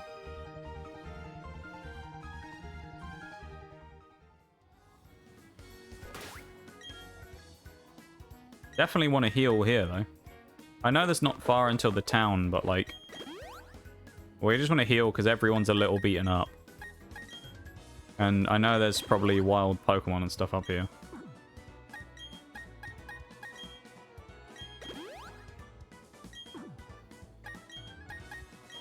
I'm also going to allow something here. In previous runs, I didn't previously allow this to happen. Duplicate items, I'm not going to complain about this time either. I know something I was thinking about. Duplicate items aren't going to bother me this time. So I'm not too concerned about, like, having 2 sets of leftovers and things like that. Because I know there's one in the Grand Underground that we can get. So, damn, we couldn't run. Shouldn't do any damage. That hurt more than it should. I'm proud of you, Mirage, for winning that game. I'm proud of you. Good stuff, my dude. Good stuff. That's my duo. QE Lakefront, we can actually catch a Pokemon here as well, so... no, we're not catching Noctowl. I'm not catching Noctowl. I'm just going to kill it, I think. Or I'll just run. Actually, I'll probably just run away. I don't want Noctowl. There's no point catching it. I'd rather skip it than anything else. I would have wanted Snover.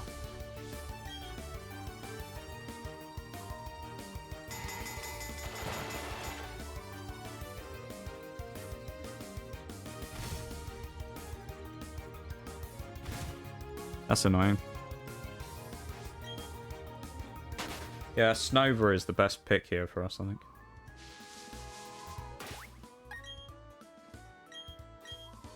Means we don't get a Bomber Snow this time, which is a little concerning. Unless we can get another one somewhere, which I don't know if we can. We may be able to get Snover in the Grand Underground, in which case I can make up for it with that. But I might be able to get around it like that. I don't know. This is probably Avalanche TM. Oh, I'll Tribble. Imagine, how the fuck Jang Moo faster than my Garchomp? That's a good question, because I'm pretty sure Jang Moo is really slow, Bevan. That's a phenomenal question. I don't know why. We can fish here if we want, I think. We're not going to, but we can.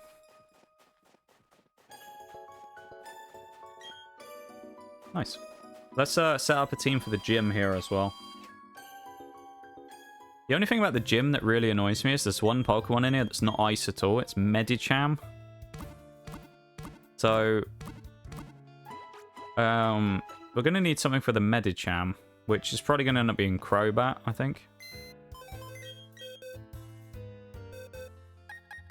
Crobat and Gyarados are coming in for this one. I don't think we need these bottom two in the team. I think the rest is fine. I just don't think the rest of the team's like... I think this is probably like the option of what we run with for most of this. Actually, we should probably put Steelix up front for now. I'm a little scared of a Bomber Snow at the end as well. Because Candice has an Bomber Snow that's kind of gnarly. Because it has Earthquake, so... I think Crobat can probably kill Medicham.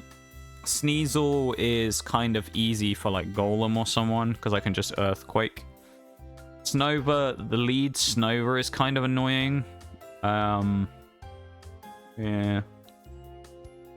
I don't know how I beat a Bomber Snow super easily. I'll probably have to try and get Crobat in on it, and then U-turn into someone else. Because it'll want to use Aurora Veil or Blizzard on its first 2 turns, probably. And if I can switch into, like, Steelix and then bait it to use Earthquake, bring Crobat back in. And then try and, like, do that, maybe.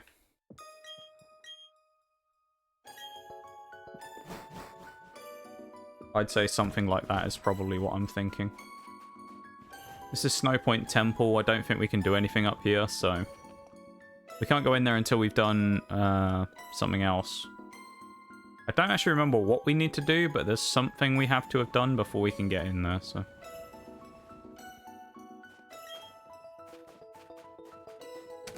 How long you gotta wait now, Bevan? You can't be that much longer now, can it? Or you, get into your office hours thing. Metacham for a Haunter. That's the trade in Snowpoint that gives you an Everstone Haunter, so you don't ever want to take that trade. It's annoying. It's an Everstone Pokemon, you don't want to do it. Because we can't go in the box before, we should also check to make sure we have all the items we want. Leftovers is something we're definitely going to want here.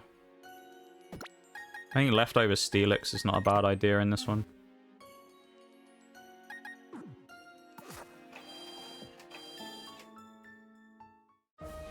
Okay, we'll probably do the gym puzzle, then I might come out, heal again, and then prepare so I don't have to use ethers and stuff. So I might have to do the puzzle twice. Kind of depends.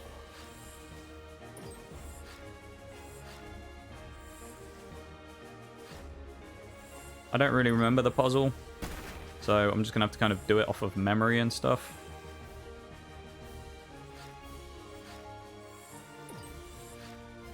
Which isn't optimal, but still.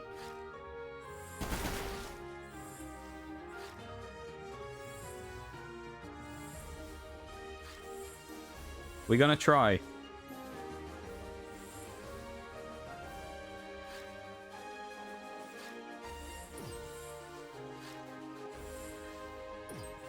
This isn't where I want to go, is it?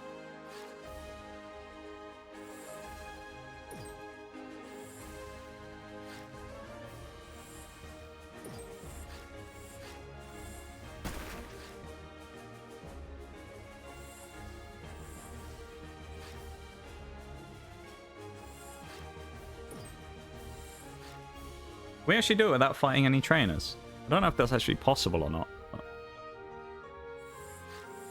That might be. No, no, we have to fight this guy. Damn it. I thought we could sneak all the way through. That's annoying. Oh, well. Oh, well.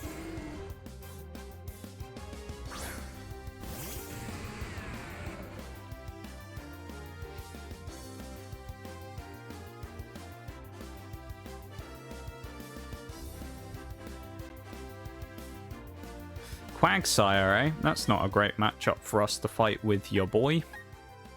I guess we'll switch into Shallow, though. Why is Quagsire in the Ice Gym? I mean, he's a cool guy. I like Quagsire, but why is he here? Speak of the devil, there's a Quagsire in Pokemon Community game right now as well. Isn't that cool? Quagsire in both places. Go for the neutral Earth power. With our special attack boost from Storm Drain, does some good damage.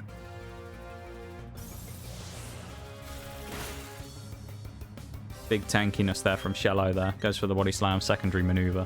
Knock him out. Easy as you like. Good stuff.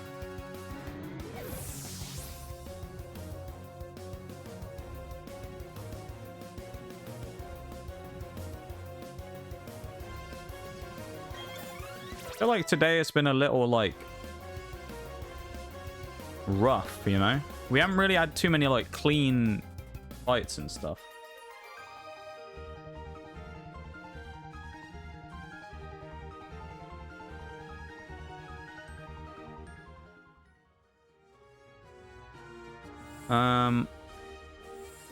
I don't think I can do it from just there, can I?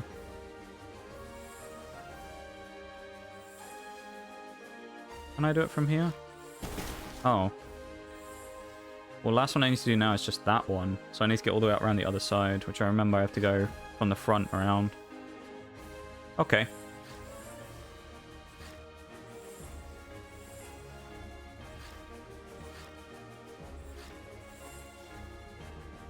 Oop. Yeah, it's this side, isn't it? And then we hit this one, slide across. Yeah, we could challenge Candice now if we want. We might as well, to be honest. We don't really need to do anything else here. We can just get the heal off and then give a berry if we need it. Is there an item that's worth putting on? Probably not, but we'll see. Wise glasses isn't terrible.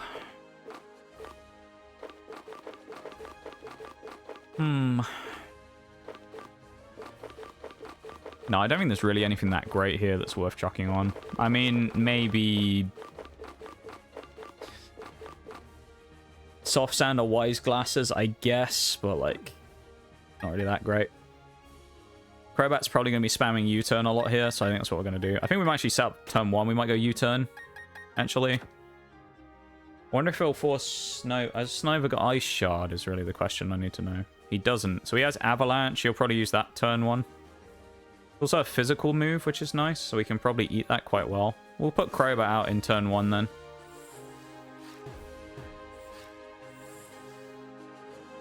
Yeah, I think we can win this fairly easily. I hope. It could go horribly wrong, but still. The only other thing is as well, is there any citrus berries that we have that might be useful? Might put one on Golem. And Gyarados, actually, I'll give one as well. Gyarados is probably the best chance we have of beating a Bomber Sinnoh at the end, but we'll need to break Aurora Veil, so... Or at least not let him get it up, so we'll see. That might happen if he tries to go after Crobat, so we'll see.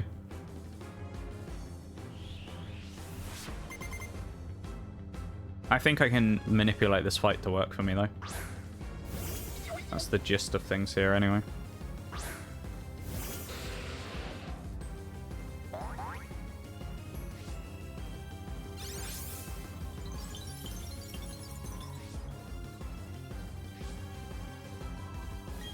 Go for the U-turn. Gonna be super effective.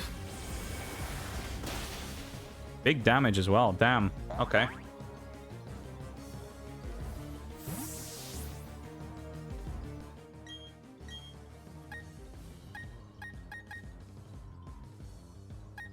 I'm thinking about what's the best thing to bring in, really.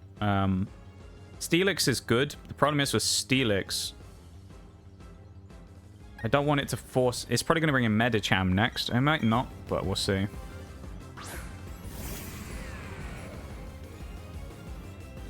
We knew Avalanche was coming, though, which is good. We eat that like a champ.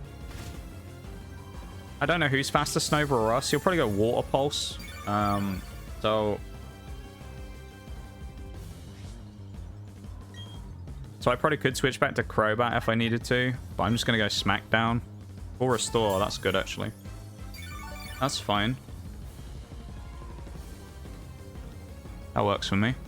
How much does this do? Ooh, more than half. That's not bad.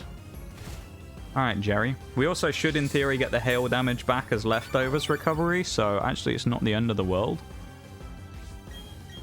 He'll hit us with Water Pulse this time. No, we outspeed him. Damn. Oh, Steelix. That actually might... Yeah. I don't know if that's good or bad. If Medicham comes in now, that's not what I want, so... I want, Sneasel.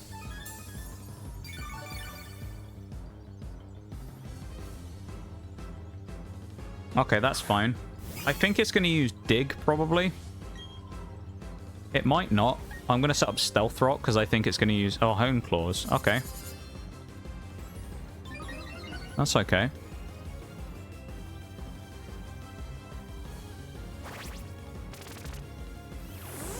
If it goes for Dig, I can just switch to Crobat and then, like, meme on it. So we'll try and attack anyway with Smackdown. And then we'll go into probably Crobat. Yeah. Okay, so we'll switch to Crobat because it can't hit us next turn. That's fine. If we had Earthquake, I would have just used that because we could have hit him underground, but we can't, so... It's also good because Sneasel... The only problem is Sneasel is faster. So it's going to get the free move off. We aren't going to get a chance to actually attack it this turn. Or Sneasel's slower even. We probably won't get a chance to attack because we should, in theory, move first. So that's not great. There you go. Doesn't affect us. Hail buffs us. Does it have Ice Shard? No, he has Avalanche, though. So we're going to use U-turn.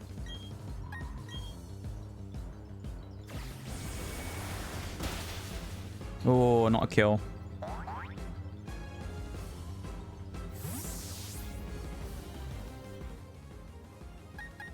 think I'm going to bait Steelix again, because it's not going to go Dig. It's probably going to go Avalanche. We'll eat the Avalanche on Steelix.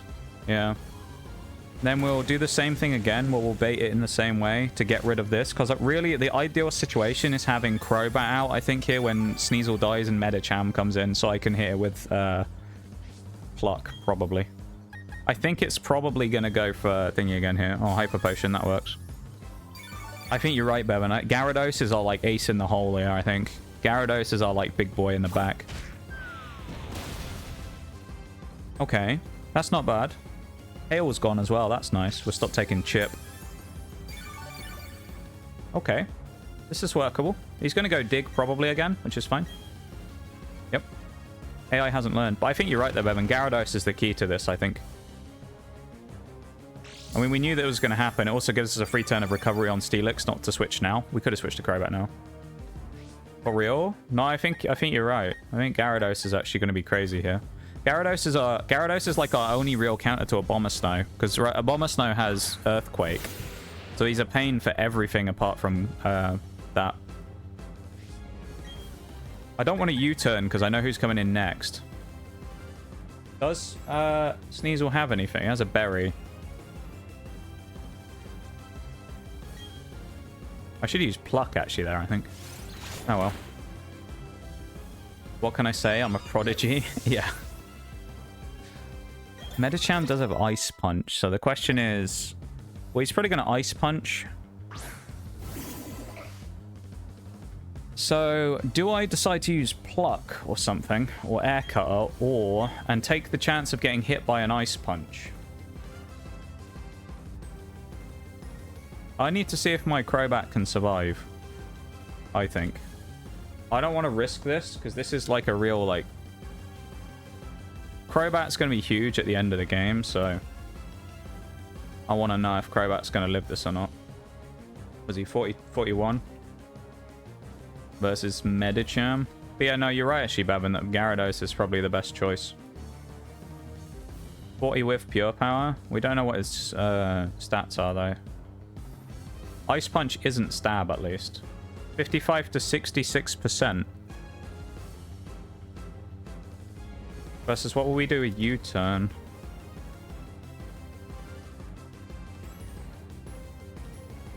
$28. Pluck.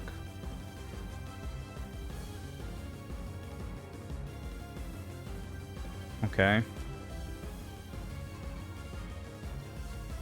Air Cutter. Alright. Here we go.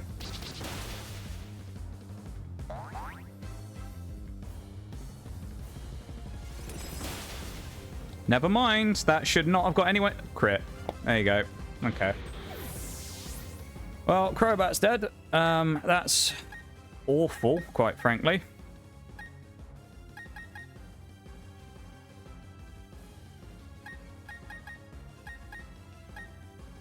That's really bad.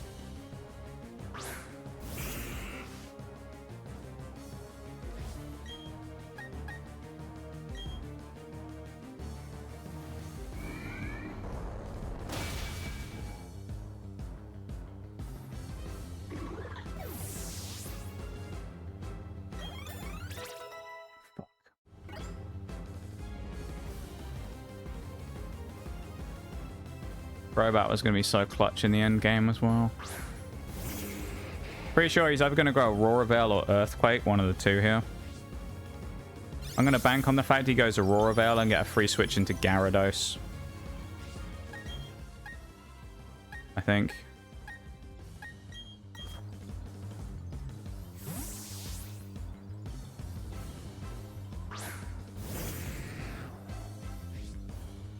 You get the Intimidate as well, which is nice. You've got Sandwich, AO. Good old Sandwich there, Mirage. I'm glad. I'm glad you has Sandwich.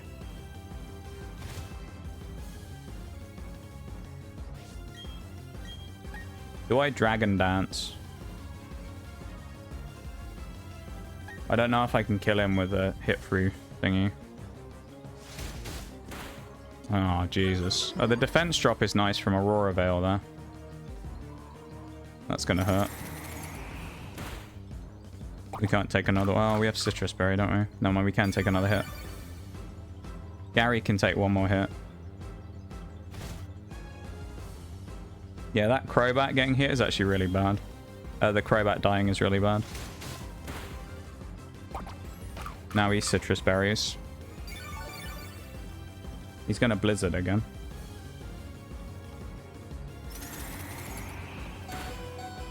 Oh.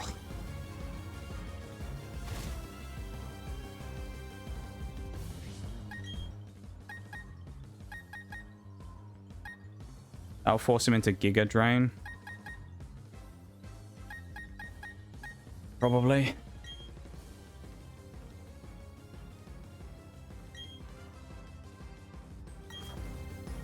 I need to stall out Aurora Veil.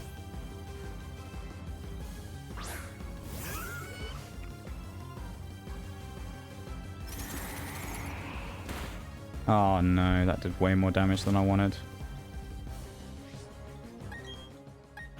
That's actually ass. Anything is he may go Giga Drain now, but...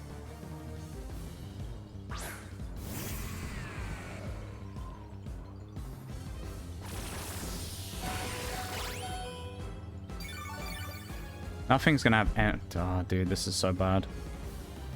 At least Hail is gone.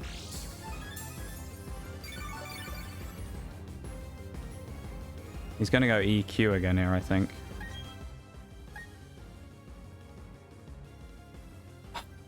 I don't know what to do. If I sacrifice something, what's it gonna be? I don't want to drop Steelix. But Steelix might have to be the option to drop here. Still got Golem in the back. Because I think he's going to go Earthquake. So Gyarados works, but if Gyarados dies, it's massive if I don't predict this correctly. I think he's going to go Earthquake. He might go Giga Drain, but I think he goes Earthquake. I'm risking it. You gotta take some risks sometimes. We're going for it.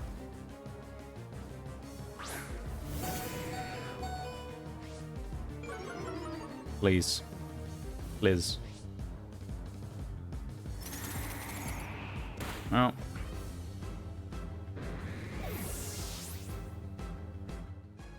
I don't know why you'd go Blizzard there, but alright. Problem is, he's going to Giga Drain if I don't kill him, so...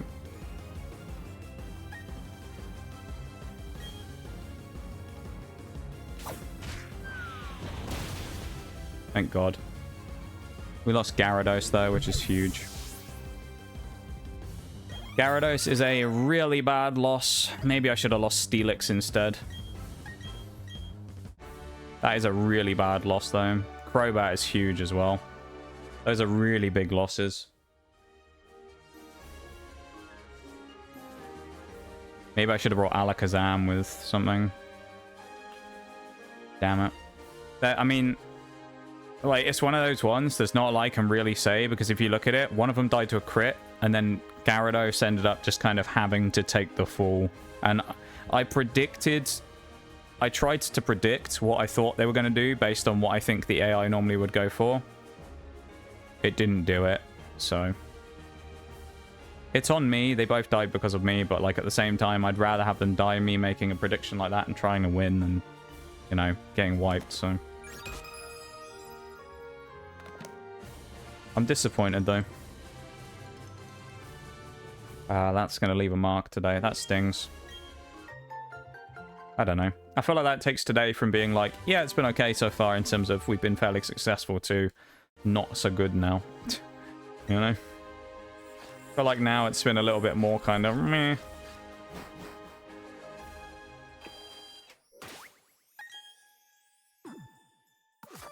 Ah.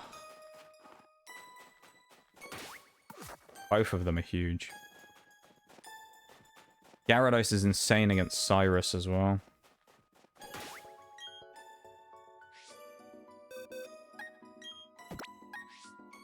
I'm super, like, put out by that.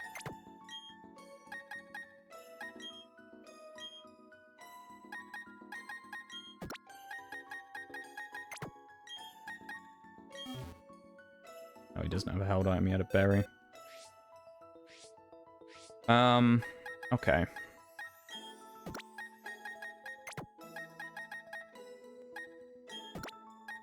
We do still have other options, though. We potentially have Milotic to come in later on, and Snorlax, and Gallade, so we still have people. But that's a stinging loss. Gain the power from it, what, by eating Gyarados, yeah. Eat Gyarados so we can become stronger. You're right.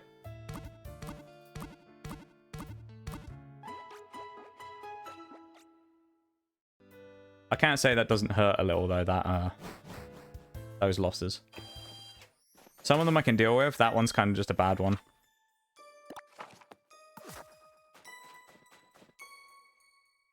You got the goat? Yeah, we do. We have Gastrodon. Eee. We ended up getting Gastrodon. I technically got it off stream, or I evolved it off stream. Galactic HQ is where we go next after we go to the lake. Level cap is now 49. I think with Volkner. 49 is the level cap. Oh, the Quagsire. Ah, yeah, Quagsire. We have him as well. We do.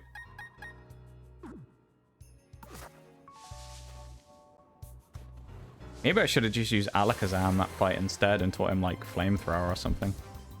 Damn. Oh, I'm sad, man. That's some tough losses to take. Can I have an 07 salute for the Fallen there as well, please? An 07 in chat. A salute for the Fallen. Thank you, chat. Weird that we're getting so many Sneasels up here as well, and not Snova. Those losses are actually big, though. That's the thing.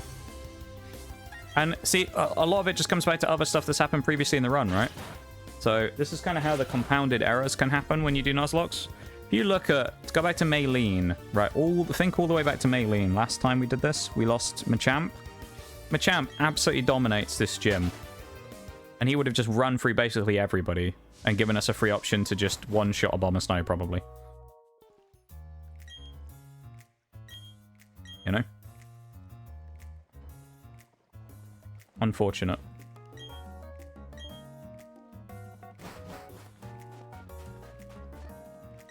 I'm sad.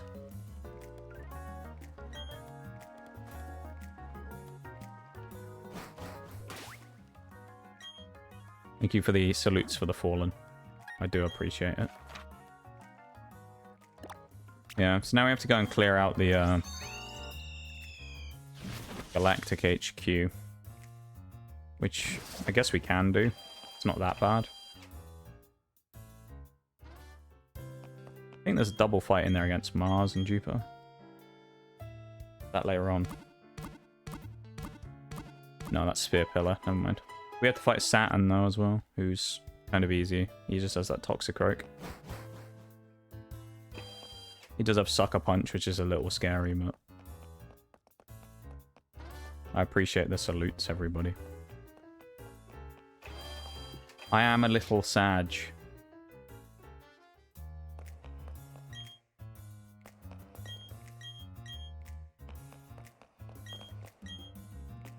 Is it? Maybe it's the guy outside. You talk to one of them and they drop the key.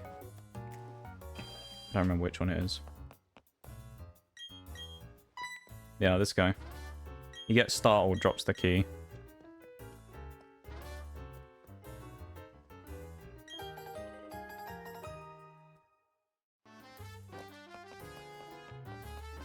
I don't remember if we can go on the other side yet or not, but we'll try it.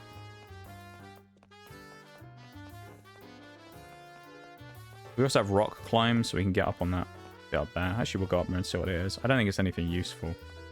If I remember, try and use my powers of brain remembering skill, it's a incense or something.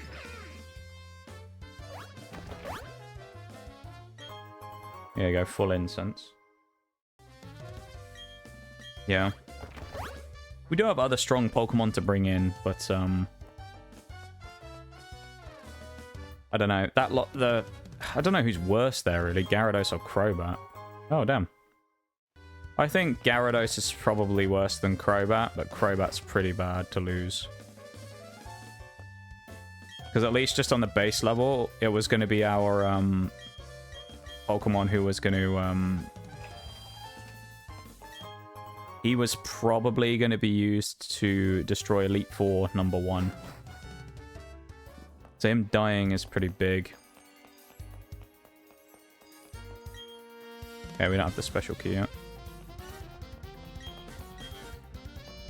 Man hasn't got promotion in 5 years of being in Team Galactic. That's crazy.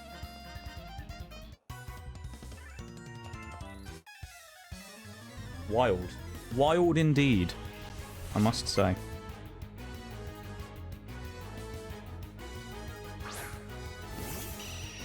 Thank you guys for being here today. I really appreciate it, you know? I really do.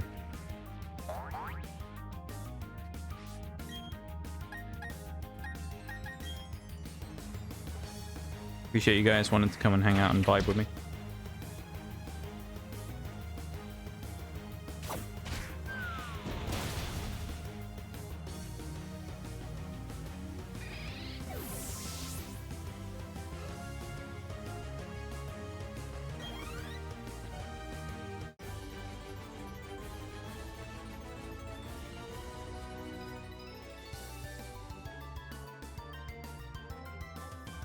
Always want to hang out. I don't know. There's some cool people to hang out with, you know?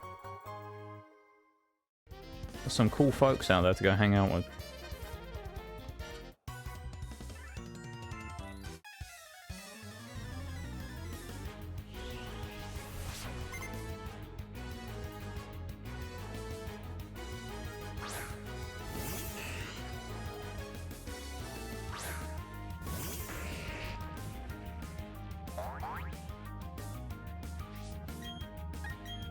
Should just roll out there instead of smackdown, but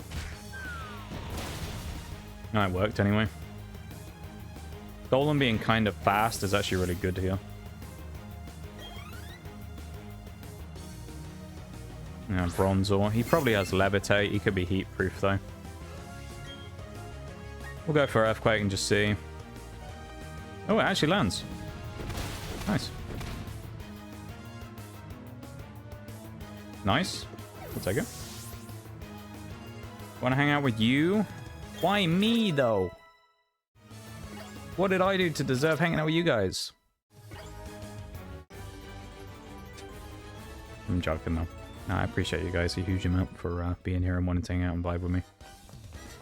You know? Even if I don't think I'm always very good to hang out with. I try. That's all I can say. I try. Very much don't always succeed, but I always try.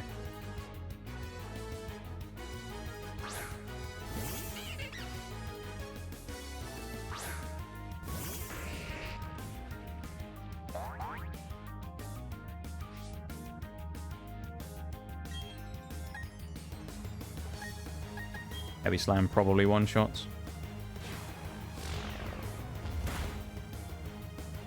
Damn. Did more damage than I thought it would. God damn.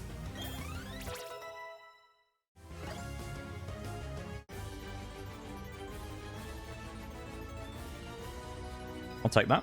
Nice. Nice and solid, that is. And we picked the right area to go to the storage area to get TM Skull. That's huge. I believe we only get one, though, which is a little sad. Or do we get 3 scolds? We only get 1 scold.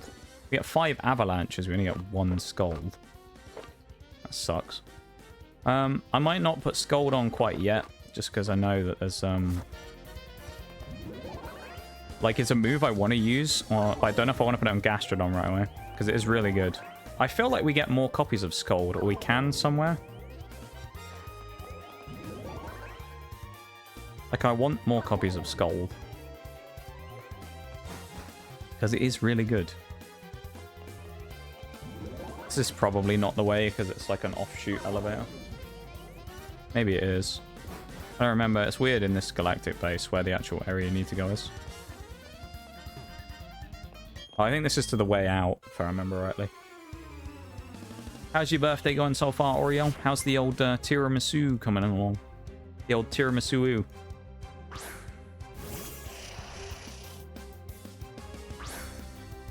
How's it been? Hope it's good. I'm excited to find out all about it. Die shock, that's gonna hurt. Actually, no, we're physical though, so we can eat it.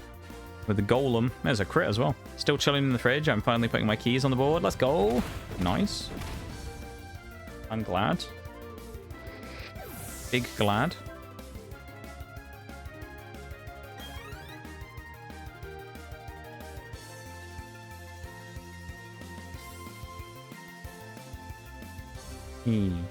I'm glad.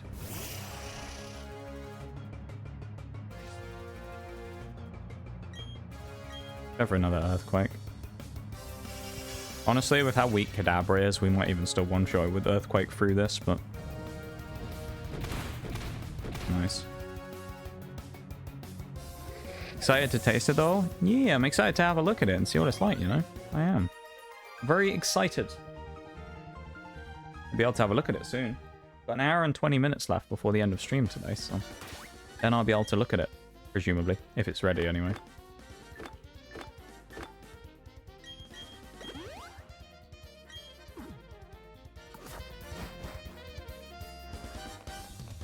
Yeah, this is the way out, isn't it? I think. TM Sludge Bomb. That actually is really good for Gengar. We might teach him that. We don't have the special key yet, so we can't get out of there, but Sludge Bomb is actually really good for Gengar. That's the galactic key that gets out the door.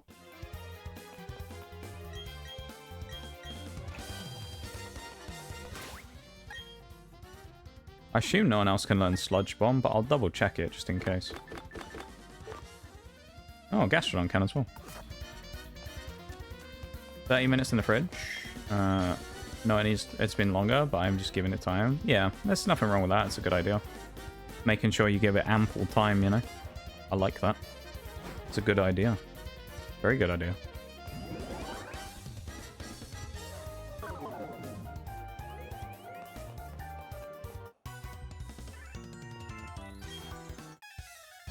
Right, the next galactic goon.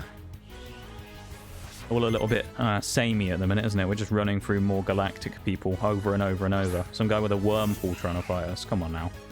We've beaten 7 gyms and we're fighting Wormpool. Come on.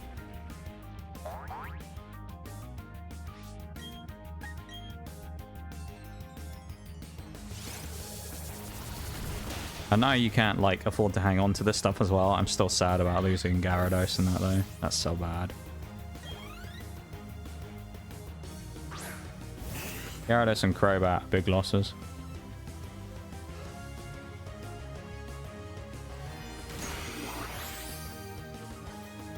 I'm disappointment about them.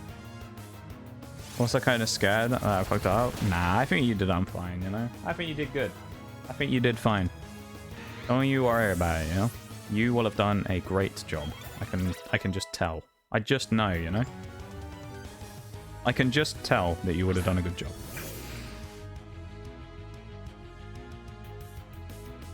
Really? He's gonna eat my berry as well. You little bugger.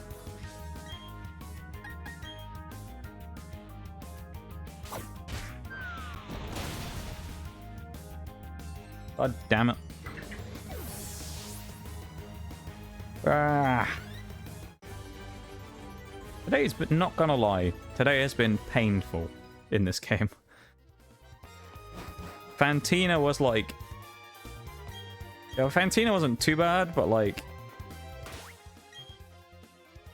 I mean, Canalave was fine as well. That was super easy. Well, actually, Fantina got, like, smashed, really. She lost real easily to Gyarados, but... No more Dragon Dance for us, though. Also, one of the big things is it means we lost our Intimidators. So, we have no Intimidator left on the team as far as I remember now. Very scary.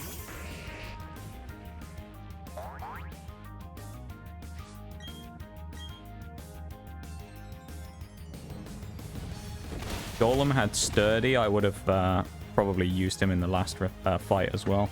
A lot more. Because he's Rockhead, I couldn't have saved Gyarados, I don't think. I'm fairly certain he would have got one-shotted. I'm starting to think maybe I should have sacrificed Steelix instead. I don't know.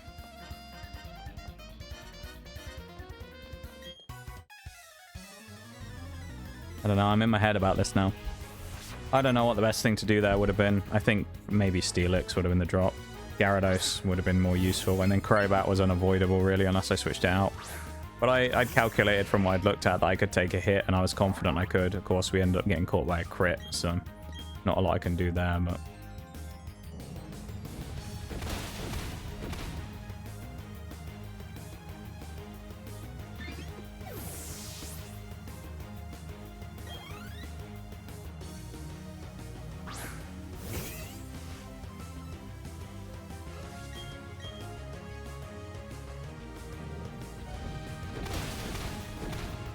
I love the way it's causing an earthquake as well. Golem does a backflip. Kind of funny, isn't it? He does a little mini backflip so he can crunch the ground and make an earthquake happen. It's kind of funny. Find it a little comical, you know?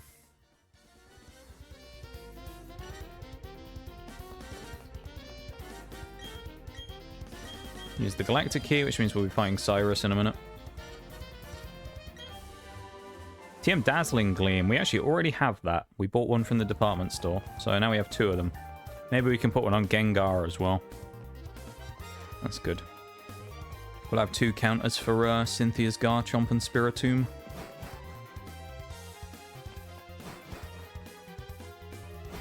Now we need to leave, go into the other Team Galactic base area, and then we're good, I think. Once we've cleared out the Galactic building, I think for the last bit, I'm probably going to go underground and chill, because yeah.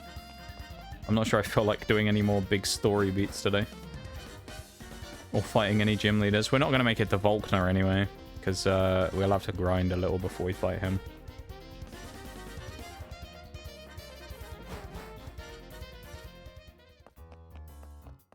We got a good team for Volkner, though. Steelix will be really useful there. Steelix, Gastrodon... Quagsire.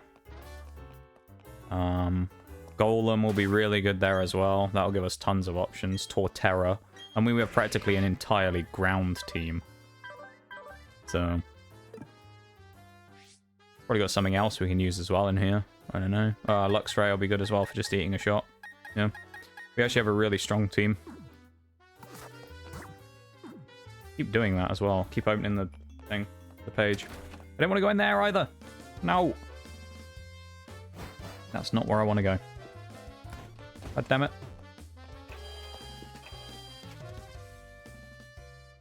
I still have more. I don't want to go in the department store either. What am I doing?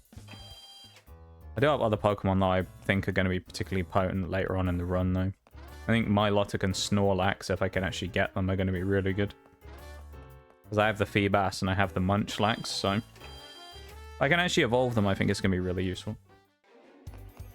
Wrong door. That's the exit door. Hence the green. This is the one we have to go through. We talk to the person on the desk and see if, you know, see if we made an appointment, shall we? There you go. We made an appointment. We can walk in now. Yeah, Golem will be fine with less than full HP, I think. It's only Cyrus's baby team, which, from what I remember, Cyrus's baby team kind of sucks. Because you have Murkrow, Golbat, and... yeah. Murkrow, Golbat, and Sneasel. So, be fine.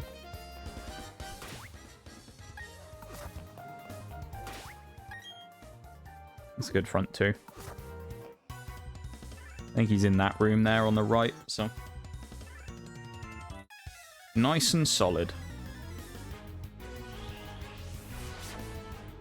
Yeah, I don't know. Today feels like a bit of a letdown now after losing those two boys earlier. The big boys in Gyarados and Crobat. It just, I don't know. It's kind of got a bit of a sour taste in the mouth for me now.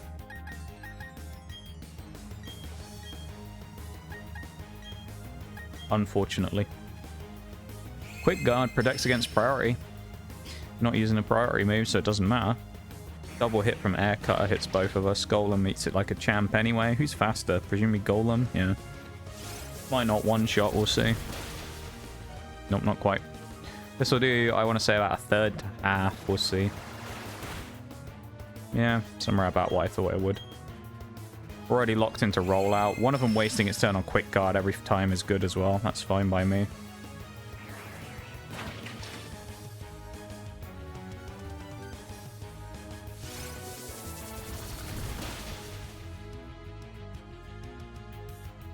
Nice. Volterra up to 42 is nice though. Should get Crunch pretty soon. Crit or Confusion would be good here. Damn, maybe just a high roll. Good stuff. Steelix up to 41. Has almost 200 defense. We're getting up there. We also have the option of going to Iron Island, of course, now, which I'll do off stream. But that is something that I will do at some point, and it will allow me to get not only the Riolu egg, but we'll also be able to just farm in there as well, which is quite good. It's actually one of the only places you can get a normal Steelix, just randomly. You can get it to spawn in there as far as I'm aware, so you can get one in there if you wanted one, without having to trade for it. Golem will just auto-target the Golbat again now as well. Should we see if he hits another one? He's kind of crazy. He hasn't missed a rollout so far. Of course, that's the cursed word, so I'm sure he will now, but... No, he lands it. Oh my god. Was that 4 in a row, I think? 5 in a row? Huge from Golem. Massive. 42 for Wooly and... oh, a Dark Pulse. That's massive as well. I think we'll drop Payback for Dark Pulse. Because the thing is with Payback, it's never going to work well on Gengar, because Gengar's too fast to use it. Like, Payback doubles the damage if you attack second, or if you've already taken damage during the turn. It's one of those moves like Revenge. But I think Revenge forces you to move second. Payback doesn't. It's just normal based on your speed. But in the event of Gengar, it's kind of pointless running it, because Gengar's already too fast. So, yeah. Oh, we got a random guy in here. I don't know. I don't know. It's kind of funny though, isn't it, how when we did the previous run of this game, all the way up to when we got to Cynthia and lost, we didn't drop a Pokemon the entire time after Crash Awake. Between Crash Awake and Cynthia, we didn't lose a single Pokemon. This time, I've lost a bunch. Kind of wild. I'm kind of sad about that.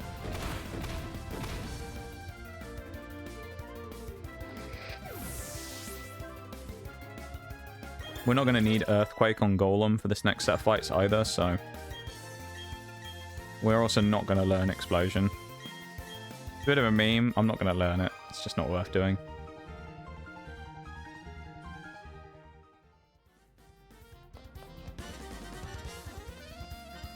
What is this? I wonder if this takes us to one of the items. Master Ball, maybe? Oh, this might be where we need to go. We can heal here, though, which is nice. Okay, Cyrus is probably up these steps, so we're not going to go there quite yet.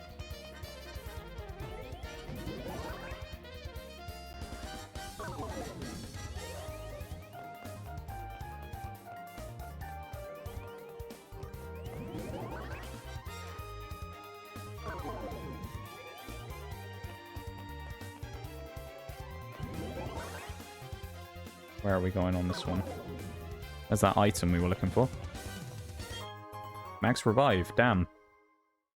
Way to taunt me like that game by giving me revives in a run where I can't actually revive anything. Thank you. I can't revive anything and it's just taunting me.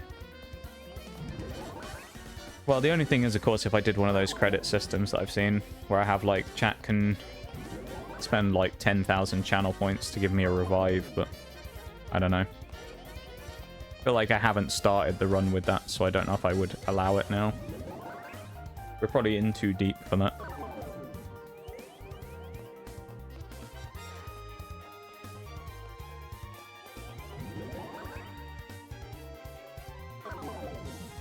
Well, other than the Alakazam one anyway, but that was just because reasons.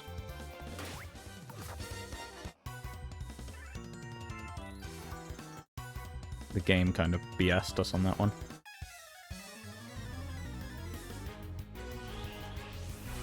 We didn't really have a choice in that like situation because of the way that the game went down. We got like fully trapped.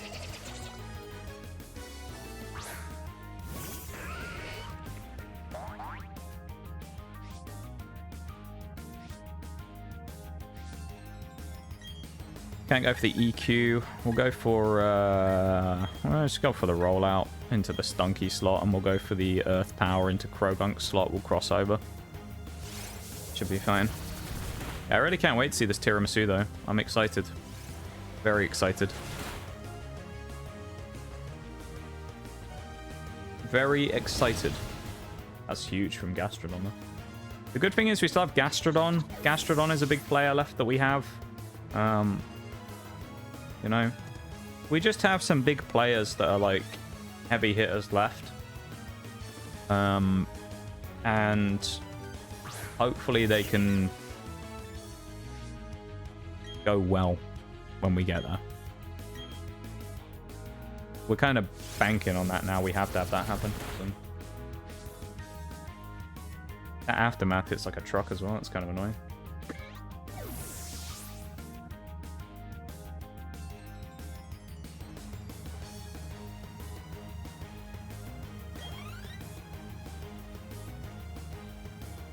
Nice.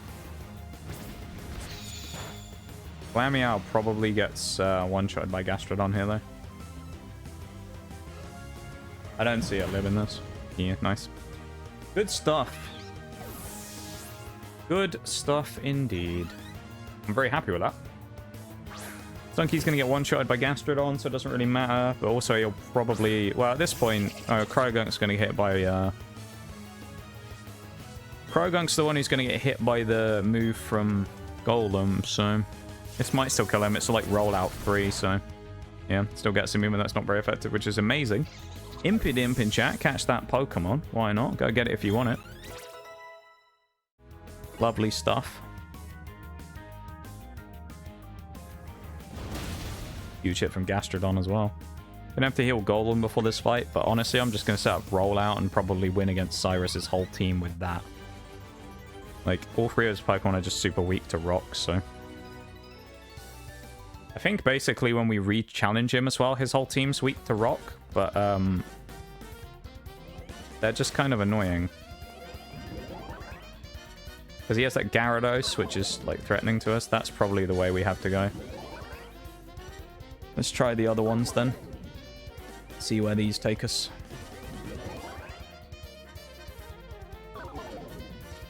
Item, perhaps?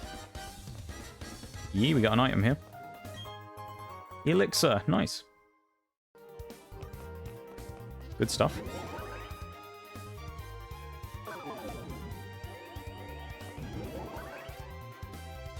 An hour left as well today. Damn.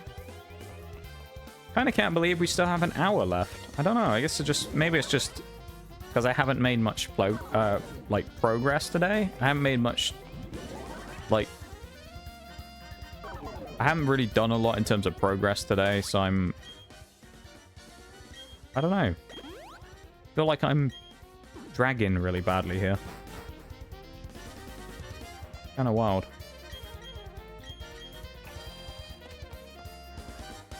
I should have citrus berried before I went in the fight. Oh well. That's just because if I lock myself into rollout, I might need it, but I think we'll be fine. We also have to fight Saturn in a minute, who has that annoying Toxicroak, so... We'll be fine though, because I'll just switch Gastrodon in front and then we'll win that fight easy. In theory.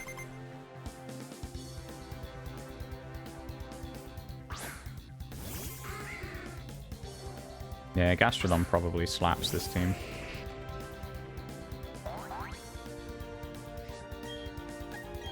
Come on, Golem. That's going to do about 40 damage. Yeah, 40 exactly. And we miss rollout. Phenomenal. Thanks, Golem. At least he went for Taunt. This should one-shot. Murkrow's really weak.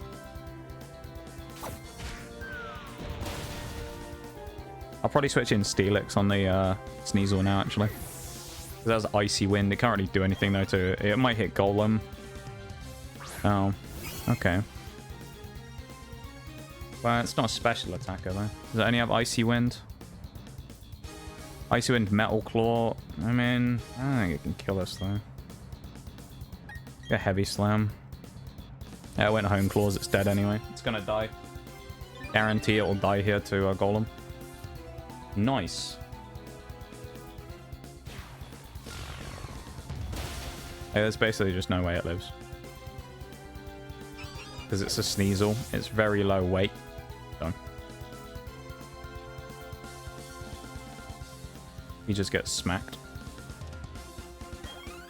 Easy win. We'll take those easy dubs, you know?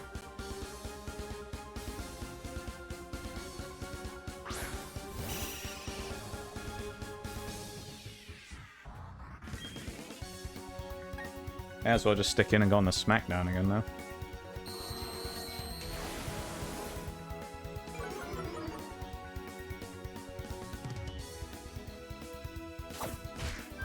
Let's go. Yeah, huge damage. We should win this now. I'm not really worried about Golbat anymore.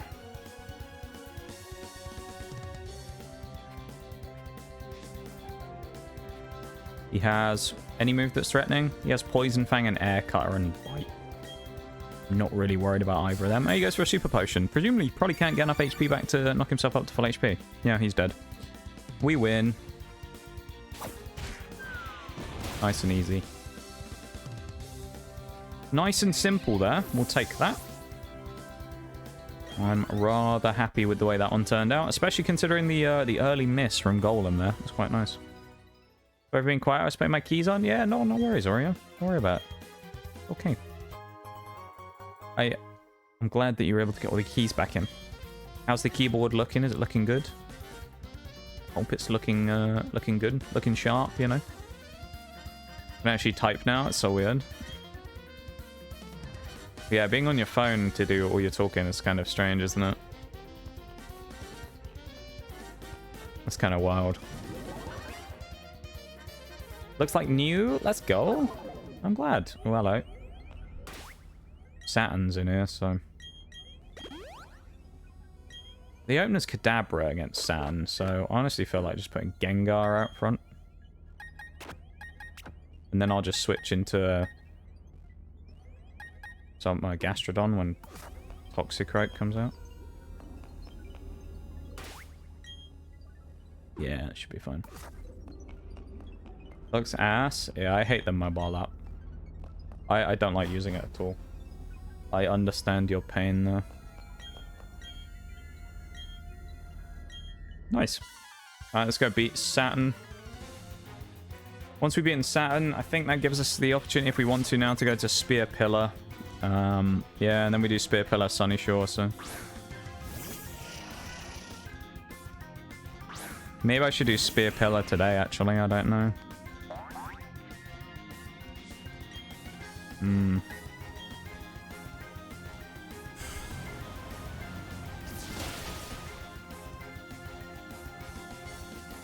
What's his team? Honchkrow, Gyarados, who has Earthquake, Crobat, and Weavile.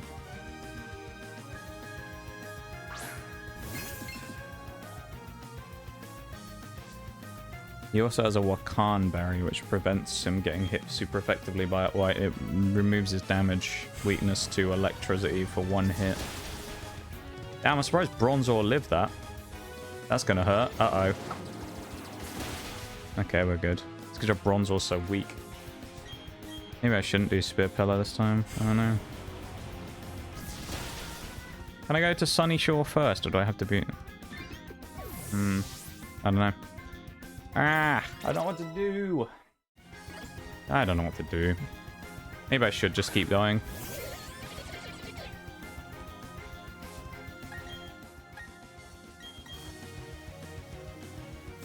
Yeah, I guess I should just keep going through the story.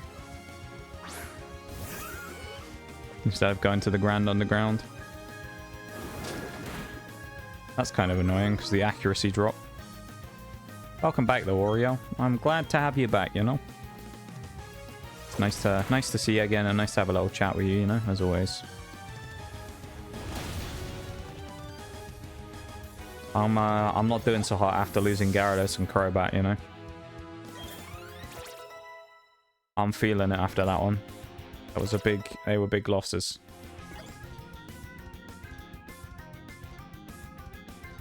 Big losses. I'm sad now. They'll always be with us. True, I need to win it for them now, you know.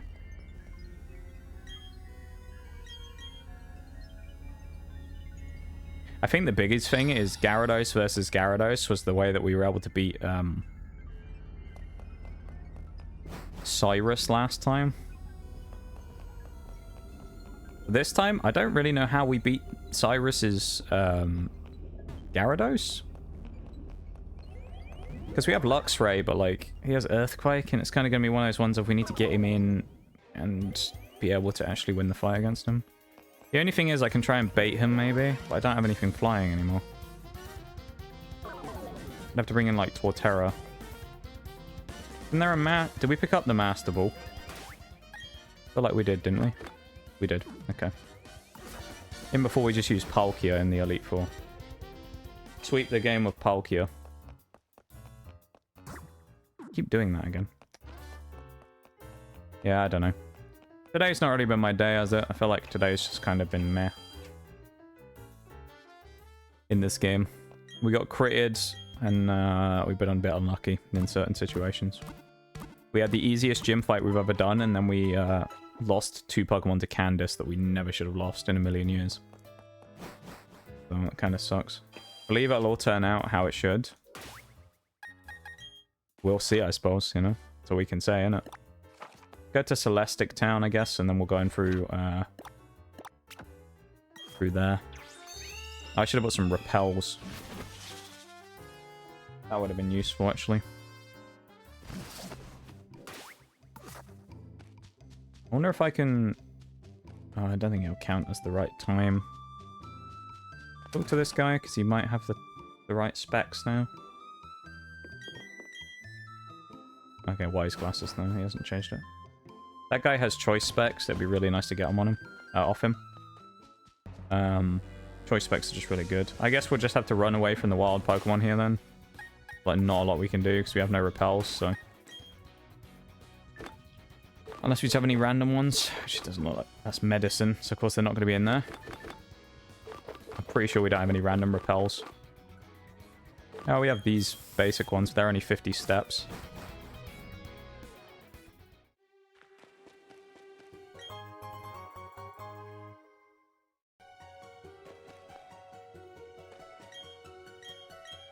Problem here is, with all the galactic people around, I don't really want to fight that many of them, but at the same time, Cyrus's team is nearly level 50. So, like... Yeah. That poses a problem for us. It also means I'm going to have to bring Luxray in, probably now, because it's going to be under-leveled. Because we aren't going to win this fight otherwise. The only other way is I'd probably have to use, like... the risk of Alakazam somehow going for like Thunderbolt on Gyarados and killing it, but that's kind of risky. So I'll keep him out the team right now, but I think he might be useful there. Jerry might be useful against there as a sack if I need it, honestly. I know sucks, but Jerry might actually be a good sack there if I need him. Okay, that's not where we wanted to go. We need to go down then. Past the galactic person.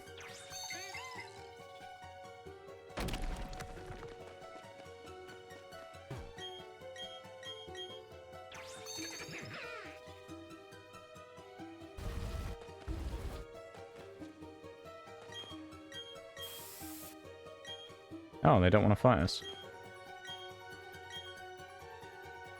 Weird.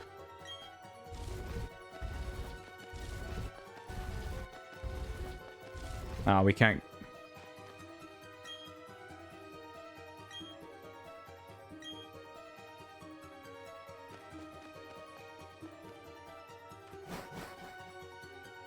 I guess we have to go from the other way then, because this is not the way that we can get in.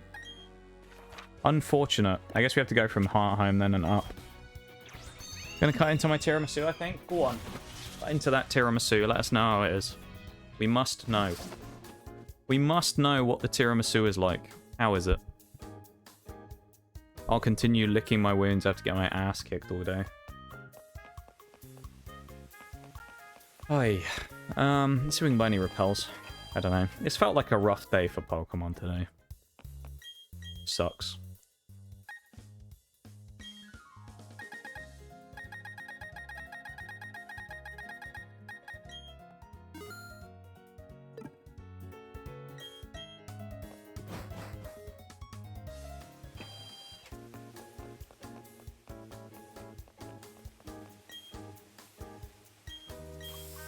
Shouldn't have even put that on yet. It's just the cheap regular repel though, so it doesn't really matter that much. I'm excited to see the tiramisu. I'm very excited.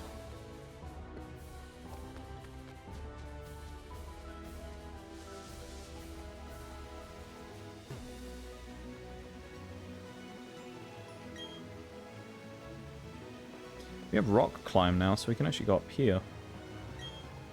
Oh, there's some random hiker. Is he gonna manage to fight us though?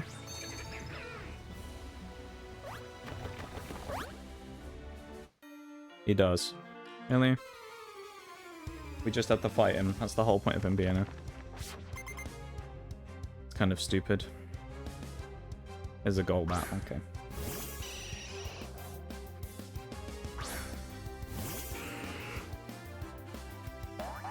Looks and smells like tiramisu. Oh, he's level 35. Damn. He might have bite. I gotta be careful here, actually.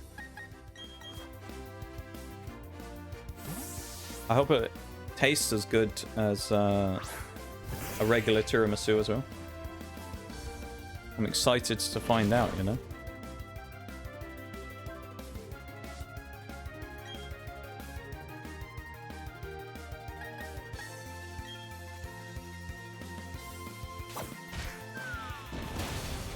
Nice one shot from Golem. Good old one shot from Golem. Hey, welcome in, Maximum. How's it going? Hello, hello. How are you, man? Raveler. How are we?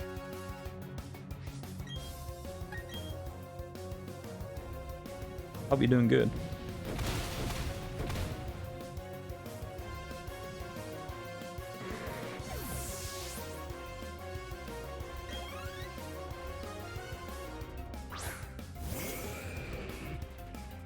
Just woke up, gonna lurk as I get ready to head out into town. No worries, my dude. I appreciate you being here. Thank you for hanging out and vibing with us.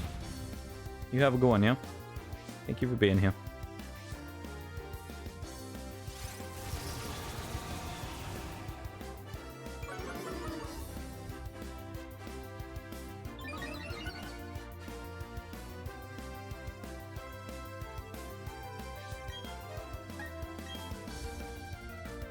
Hey. I appreciate it, Maximum. Thank you for taking the time to come in and say hi. Kind of a rough one today, so I do appreciate it.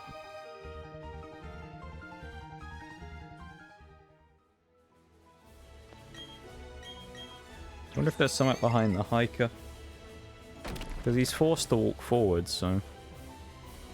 No? Literally just a fight with him. There's nothing up here. That's kind of stupid.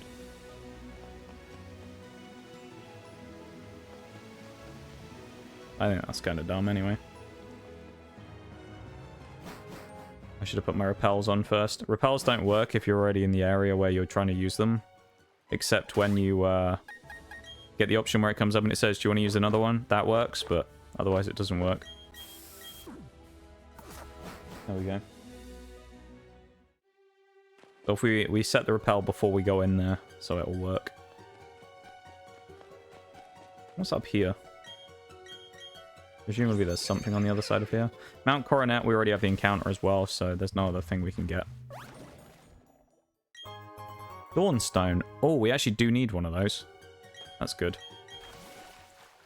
Every Pokemon that dies just gives us another option of something else that we have in the box we can use, I suppose, which is one way to look at it, so... But it's also sad that we lose something in the first place, you know? But it gives variety from different Pokemon being available, so I suppose there's that. Makes me a little sad, though, that we don't have Golem, okay, with Sturdy, because that would make this next part so much easier.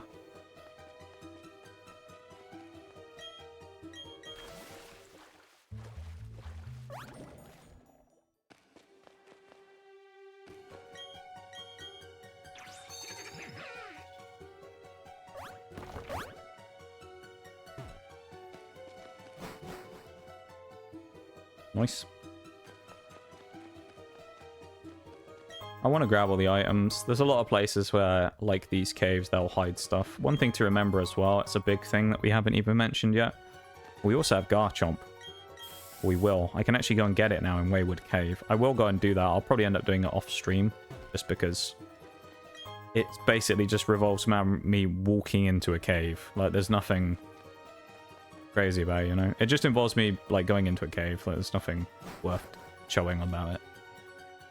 So. I have to just go into a cave where I need Flash, so I'll just chuck it on some random trash Pokemon we have, walk in the cave, use Flash, use Repels, find the item I need, and then get out of there. There's also Earthquake TM, which I want to get as well. Which I think in this case we'll end up putting on Garchomp this time, so... I felt like we did it on Garchomp last time, though. I just don't remember. We did something. Welcome back, Bevan, by the way. Hope you're having a good one. Have you finally been able to, do the thing you needed to do? Or, oh, Rock Slide, nice. Like 20 minutes? Oh, you've got 20 minutes until you can. Nice, nice. Not too much further now, then. Good stuff. Well, I hope you can get it done. And it gives you the answers you need, you know? If after all that waiting it doesn't actually help you, that'd be really dumb.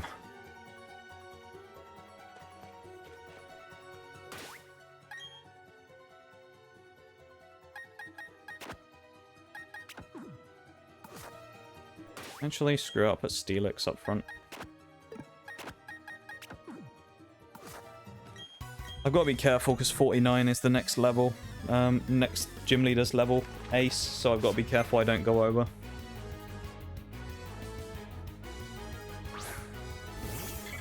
There's a chance I will, so I've got to be careful.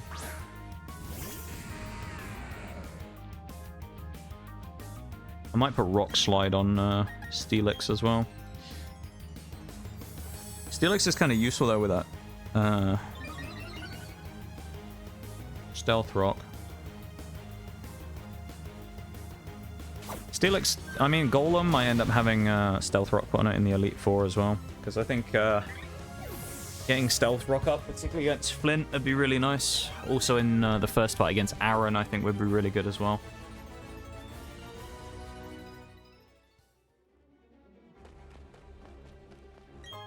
Repel, nice. Thank you for the silent lurk, Twisted. I appreciate it, and I hope you are having a good one, my dude. I appreciate it very much. Probably going to take a BRB in a minute or two as well, and then we'll try and... I think when we finish Spear Pillar, we'll probably go in the underground, because then I'll just have to get to Sunny Shore or something. I don't know. We'll figure it out. Maybe I'll just head to Sunny Shore as well. Who knows? Don't know if this is Levitate Bronzor or not. It is not. Nice.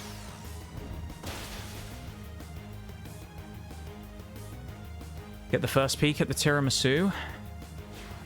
Oh, I'm excited. 2 damage. Literally 2 damage from Heavy Slam there on that thing. Amazing.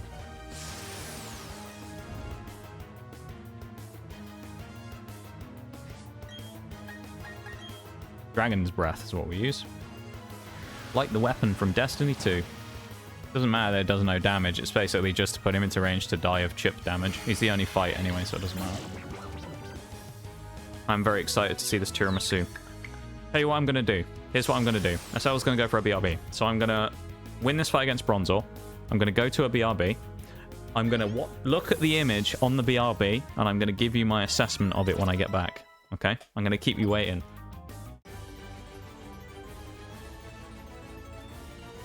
I'm going to make you... what am I going to give it, you know? First, though, I will BRB for just a minute, okay? So I'll be back in a second.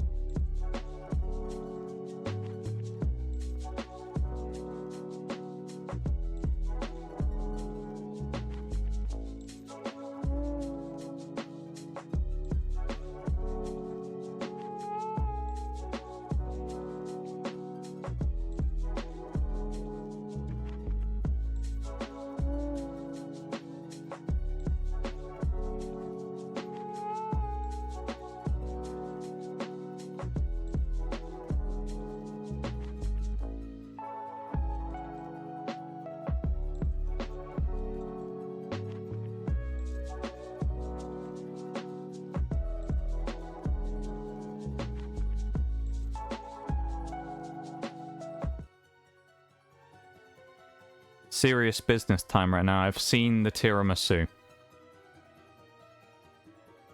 I have seen the tiramisu. And I have to give a verdict on it. I think it looks fire. That looks amazing. I would very much like to nom that.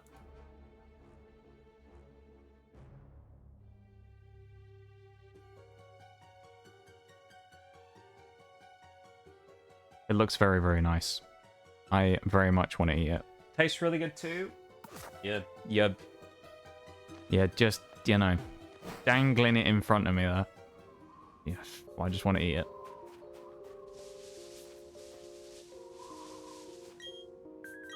Just want to nom on it. Just want to have a bit of tiramisu, you know? This is the way we're supposed to go. I'd love a bit of tiramisu right now. I don't even remember where the correct cave is. You want to call it that? It's probably not this way up here.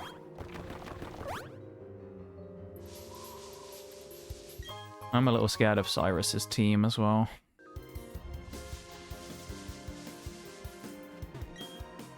I don't really have anything crazy to counter him.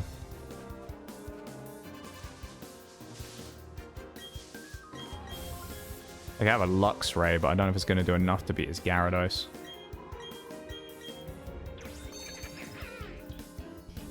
And also to do that in the first place, I would have had to have been out before. I don't know. I can't think. I just can't think right now. Maybe I should have just never played this game ever again. I should have never come back and done the rematch Nuzlocke. Maybe I should have just known when I was beaten and stopped trying to win.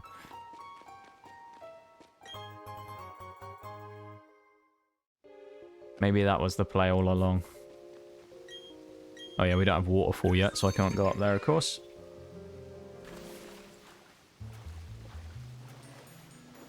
We have to go up the other way then. I'm glad it tastes really good. It's really good news. I'm glad. I'm glad that your birthday tiramisu has been successful, you know?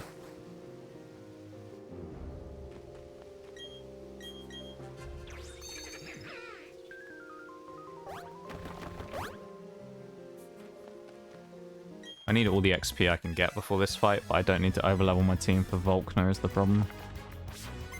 And I feel like that's going to happen.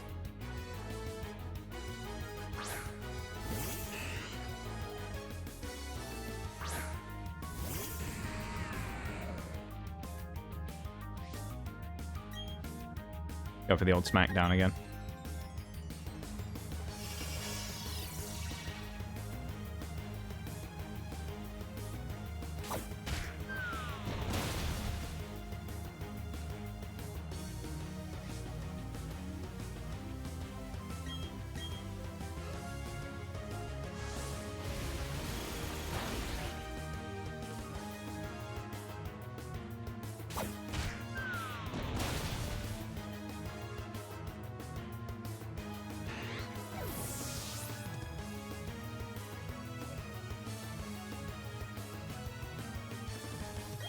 Nice. Me too. Yee. Well, it's your birthday after all, so I'm glad, you know, that it's been so good. I really am. I'm very, very glad that it's been so good. You deserve it, you know? You really do.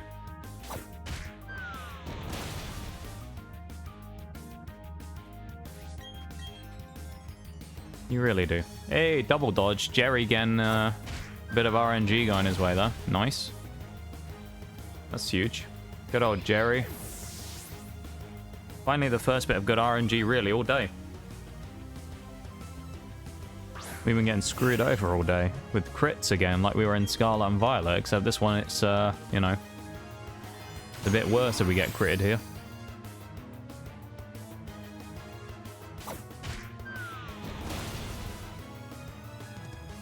Mill tank in chat. Damn, catch the Pokemon. Let's go. Go get yourself a mill tank.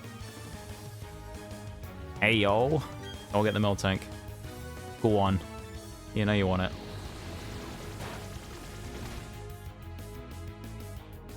Good old Steelix. I mean, Steelix is kind of coming into its own now, being like a defensive threat. It's very much not an offensive threat, which is good, but it's kind of frustrating though, because it means the Steelix is just not an option I can really bring out to be super strong anywhere, you know? Because like in this fight against your boy Cyrus coming up, it's like I don't know how I'm gonna kill Gyarados. And Steelix is like one of those Pokemon that would be nice to bring in against him, because I know he can take a hit, but he's just gonna die. Like,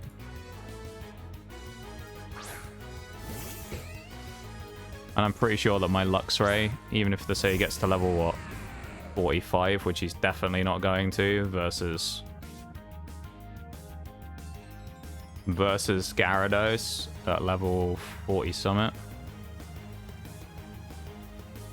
45 Gyarados.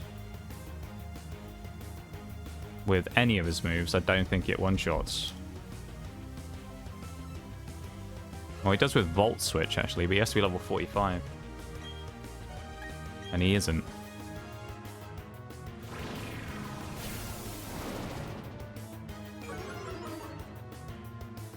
Well, he has to be, like, level 43. 43 is a guaranteed one-shot on Luxray. Oh, Spark actually is pretty good as well. Level 40 you can one-shot with Spark. You got 6 mill tanks. God damn. That's a lot of mill tanks.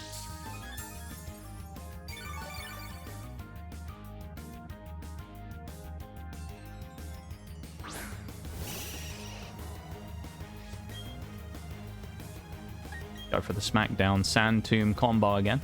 The whole team. Kind of amazing though, you know? I'm impressed. I'm impressed by your your massive team there of stuff. That's a pretty impressive roster you've got.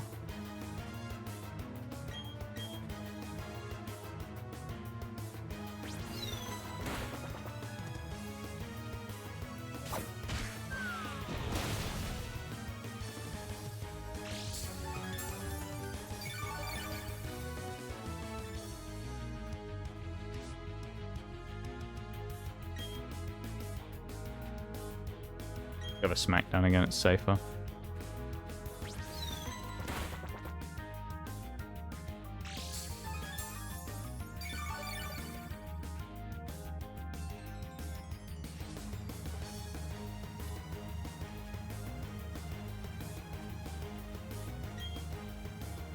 And again, I guess. Oh, I guess we got flinched on bite. A whole mill tank team is kind of funny though, isn't it? That's a funny idea.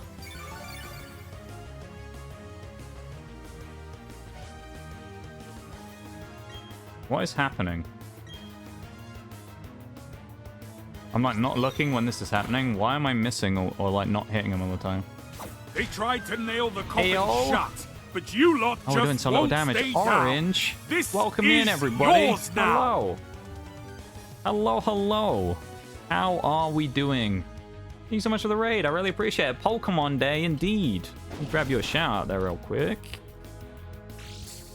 How are we all doing? I hope you're all doing well. Hopefully Pokemon Day delivered what you were hoping for. I know for most people it probably didn't, but I hope it did. Thank you so much for the raid. I really, really appreciate it. That's very kind of you. You were watching the like Pokemon stuff, weren't you, today? I think. I believe you were. Played through all of Pokemon Channel.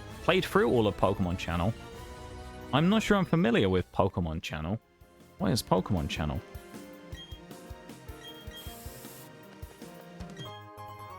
I'm very intrigued. Yeah, welcome in, everybody. Thank you so much for hanging out with Orange, and welcome to my stream. Make sure to do some post-stream self-care and stuff as well, everybody. Look after yourselves after the stream as well. You might have been sat down for a little while or whatever. Make sure you stretch your legs and grab a drink and do all that stuff, you know. Just take care of yourselves. We're doing a hardcore nuzlocke of Brilliant Diamond Shining Pearl, which is going... It's a little mixed today, I'll be honest. We've been having a little bit of a torrid time here and there. It's not been the worst, but it's not been great, we'll put it that way. We also need to get some levels on Luxray here really badly. Me and my friend, Zero of the Infinite, that's a good name, I like that. It's a game about watching TV with a Pikachu. We named him Pizzachu. I like it. I like it. Good old Pizzachu. We haven't run into any Pikachus today. We found a lot of Raichus, though, actually. We found a fair few Raichus rocking about. I think this is the way we're supposed to go. Is this... Yeah, okay, we'll go the other way. This guy must be higher level than me, presumably, because I have Repel on. Damn. Yeah, we're doing a hardcore nuzlocke of BDSP. Oh, he is. He's level 40. We're currently in Spear... Well, we're going to Spear Pillar to go and battle Cyrus, which is going to be interesting. We made a few mess-ups earlier on, and we lost a couple of huge Pokemon today. We lost our Gyarados and our Crobat, which were kind of devastating. Albeit... Crobat kind of just got critted, so there wasn't a lot we could have done to save it. It got critted by an Ice Punch from Medicham in Candice's gym, and then Gyarados got killed by a Bomber Snow because we had to sacrifice someone, and unfortunately he was the one who had to go in this situation. It was very sad. Thank you for the streak, Maximum. I really appreciate it, and you take it easy, my dude, okay? You have a good one. Thank you for being here and vibing with us, and you have a good one, man. Yeah, so it sounds like Pokemon Channel was a whole lot chiller than what's been going down here today. With deaths all over the place. It's been very sad. Oh, hello. I thought we had to go the other way to get to the final bit. Why are the galactic people in here as well? Or am I being silly? Either way, basically what we got to do here is we got to level up our Luxio a bunch so that we can... win this next fight against Cyrus, because we need to basically one-shot the Gyarados. That's the biggest problem we have. And currently we aren't strong enough to do it, so... Lovely, we got poisoned as well. That's exactly what we needed. This is rough. Yeah, it's been a rough day of nuzlocking today. We've certainly had no quarter given by the game. It's been very brutal, not gonna lie. We've been yeah, we've been quite frankly beaten up quite badly today by this game.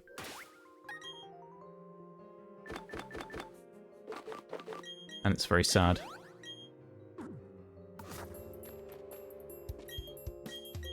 It is what it is, though, you know? It is what it is. That's what I say. And, yeah, thank you for coming in on the raid, everybody. I really appreciate it. Thank you for hanging out with Orange and coming over and hanging out with me as well. We probably won't be going for too much longer. But we'll be going for a little bit still. I usually tend to stream for about 5 hours, but I might do a little bit extra because of the raid, of course. I don't want to, you know, end so soon.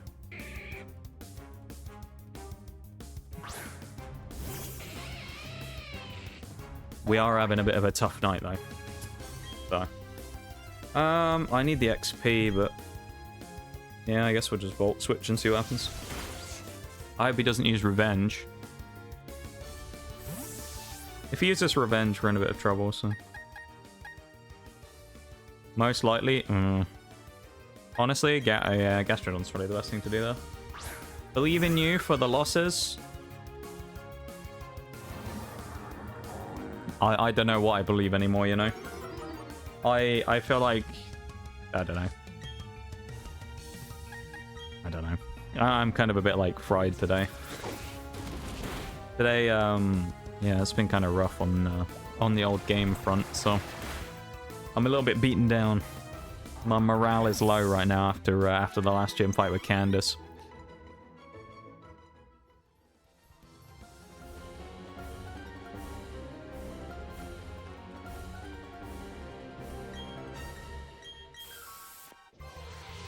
Stupid.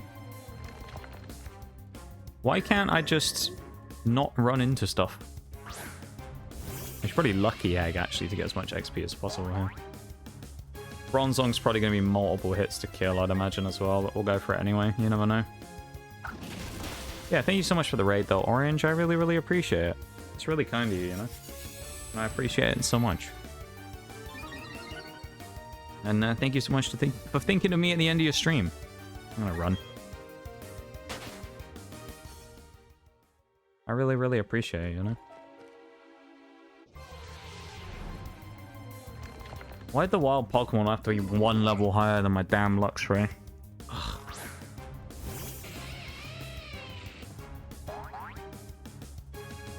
So annoying. Oh, nice. At least it only used Psych Up.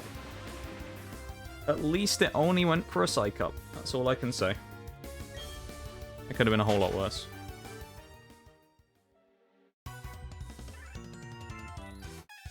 I mean, there aren't many situations where that would be much better, but it could have been a whole lot worse.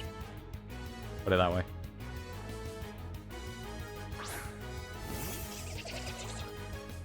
Okay, to take care of Noxilio, we like that guy. It is what it is sometimes, you know?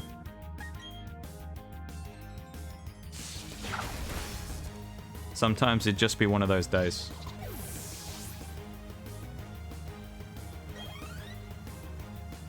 And I feel like today is just one of those days.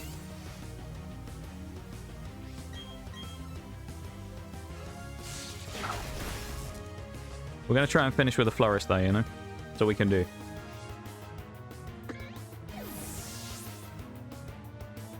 I think I said 43 is the magic number I needed to get the one shot on Gyarados. Oh, was that with Intimidate though? I'll have to check if that's with Intimidate or not. Is it male Gyarados? I don't know if it's male Gyarados either. That might make a difference if it is. 'Cause I'll have Rivalry.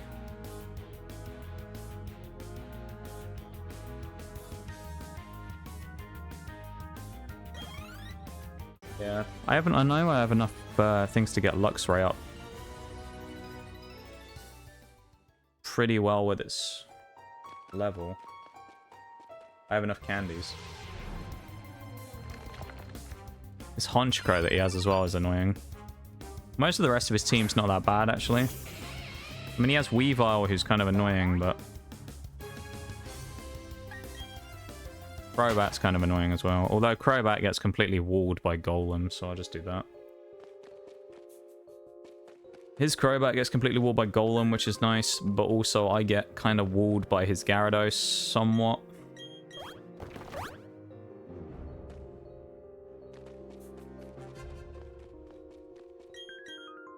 Okay. How many rare candies do I have as well? I hope I have more than 3. I need more than 3. I have 4. That's useful. Gastrodon actually might be pretty big in this one. I wonder if I can use Gastrodon actually to beat Gyarados.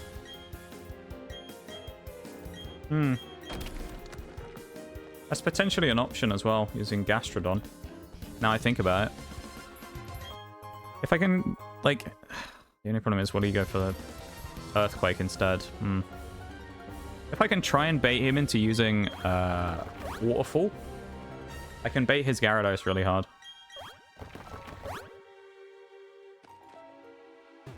If he uses Waterfall, I can switch into Storm Drain, Gastrodon, eat the shot, and then retaliate with a big hit.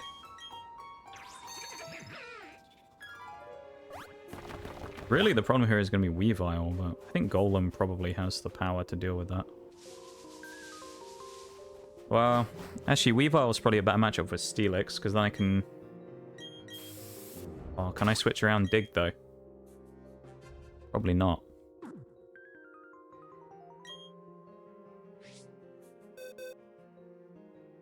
I have nothing to switch in for Dig. Well, unless I memed and brought Hoot into the team, but... And then used it just for that one purpose of switching on... Yeah, that's not a good idea, though. I don't know what to do. This is the worst part about these, like, Nuzlocks for me, anyway, is I get to the point where I'll lose, like, a couple of Pokemon, and then I just doubt myself. You know? Like, now I just doubt all my decisions, and it's like, am I making the right choice with whatever I do?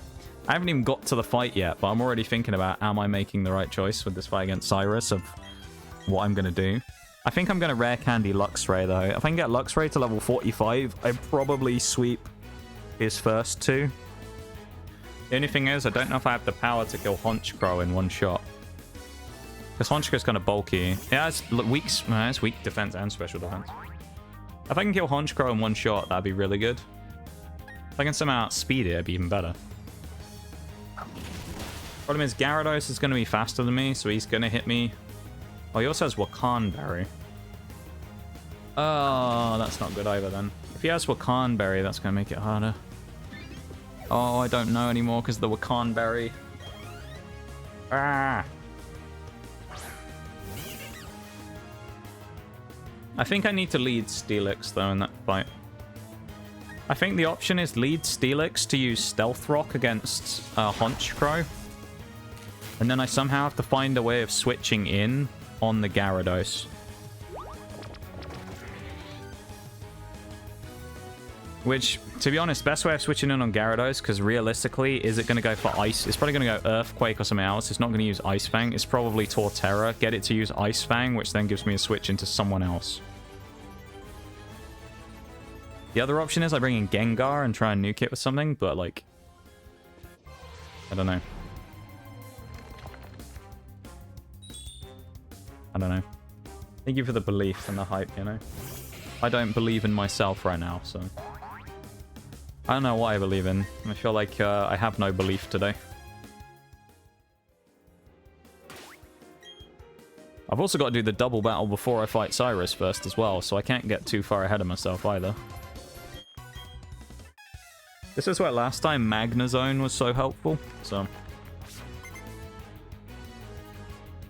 Magnezone was really nice last time to have in this position.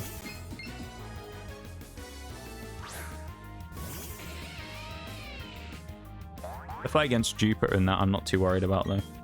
Because of Steelix and Golem again, so those two will be really good there. I think I'm going to have to kind of forgo the worrying about the level cap for Volkner here, and I'm just going to have to make sure that we don't over-level.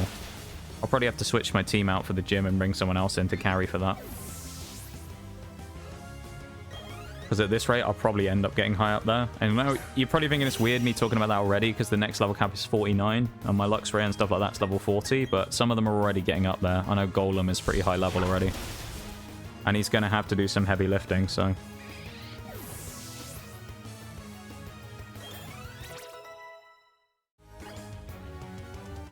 Up to 41 is nice, so I can get him up to 45. I think Stealth Rock is actually a really good option for me here. Stealth Rock, I think, is really good using Steelix at the start. Because then if I can... Like, everything on his team is weak to Rock.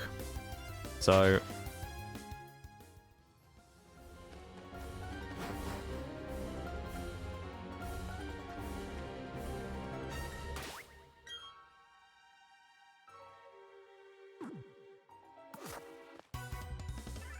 The only problem is Gyarados is really the only thing that can really do much about it.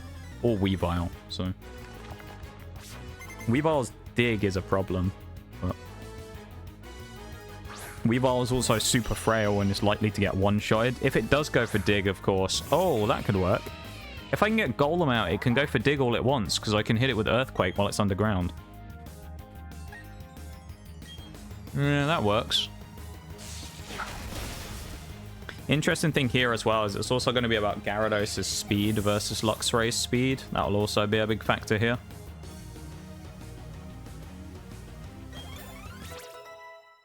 I think. We'll be -1 because of... oh, that's Steelix, not thingy. Who wants to learn Dig? That Steelix wants to learn Dig.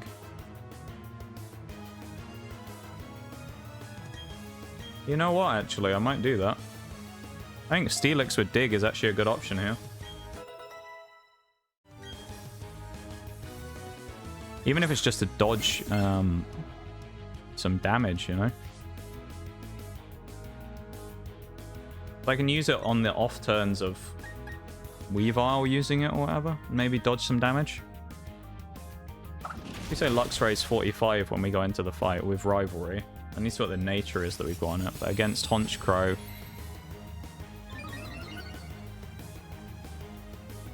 Volt Switch is almost a kill. It's not guaranteed, that's the problem. It's all going to come down to, like, weird mini things like genders and stats.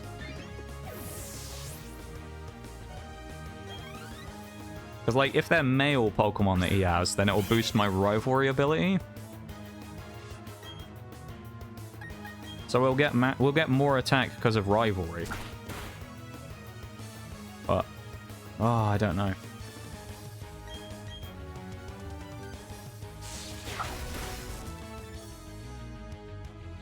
Stat-wise, I don't know what it is so far. Spark, presumably, then, is a free kill against Honchkrow, yeah. That's adamant-natured. Oh, I hate this so much. I'm overthinking this so much. It's unreal. I really am. I want to have a look at this quickly on the old stats. How much do we have on attack? We have 109 attack total.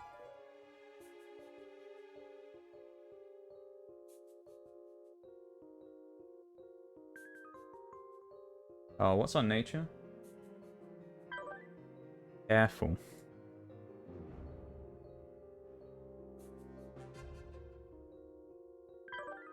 Okay, well that's kind of weird because Luxray has too many stats already and it has 0 IVs in attack. Oh, no, I know why. That's because we're at 40. We're not at 45 yet. We're only at 41.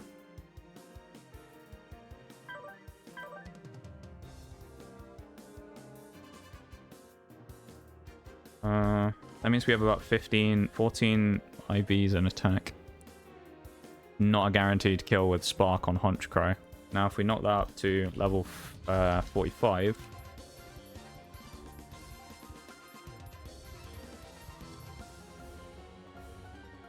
It's 96 to 115%. Okay.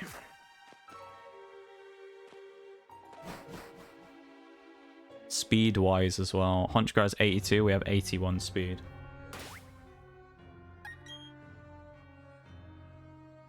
Or we would at that point. I'm not going to use that yet. I'm going to do that before the Cyrus fight. Give a citrus berry. I also think if I can get anything that boosts physical attack, that would be really good. Oh, metronome could be good here. Put metronome on. Do I have a carbose? Carbose would be amazing right now. I have protein, which is good. Let's use a protein. Do I have a carbose? Please tell me I have a carbose. Oh, I don't. Damn, we don't have a carbose.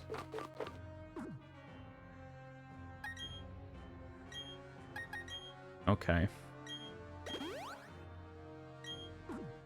I can definitely win this.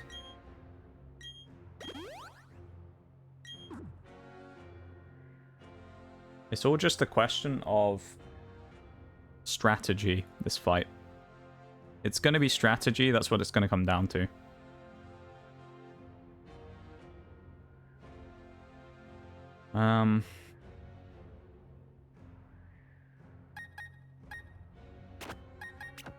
But Gengar up front for the fight against Jupiter. No. I think. Oh, we got to fight 2 random trainers first. There is that extra sensory Bronzor though.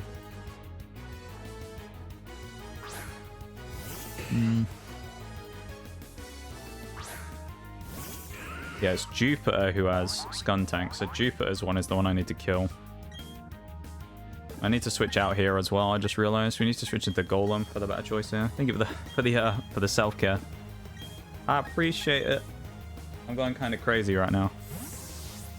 I'm going crazy right now with this run.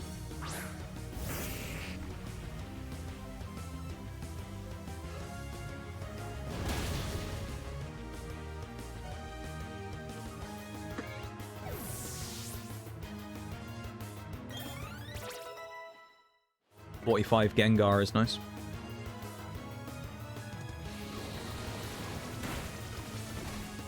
The only other thing is I go for a really wild option. And I see how much my Shockwave Alakazam can do damage-wise.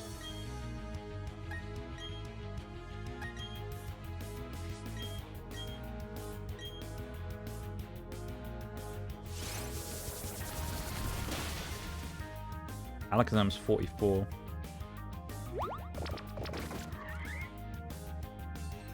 Shockwave doesn't kill Honchkrow either. So.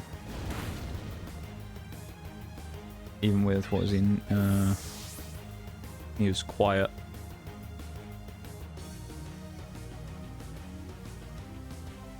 If it was Thunderbolt, I think it might. Thunderbolt with 1 shot. Oh, it's so frustrating.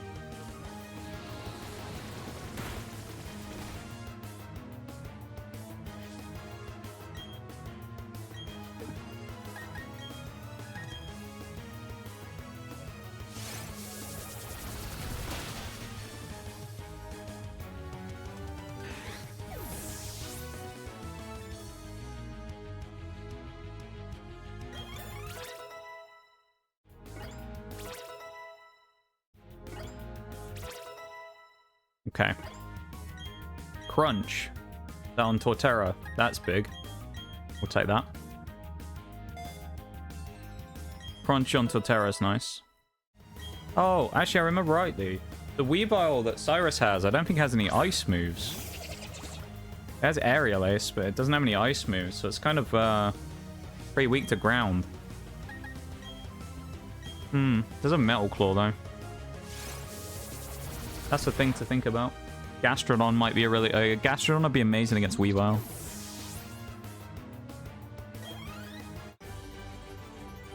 Alright, so Gastrodon needs to fight Weavile. Which means we have to deal with something else first. I can't really afford to lose Luxray. The only thing is... Luxray isn't that crazy. Like, if we did lose it. If we did lose Luxray, it would be a shame, but it's not the end of the world. I'm also going to black glasses, I think, my Gengar.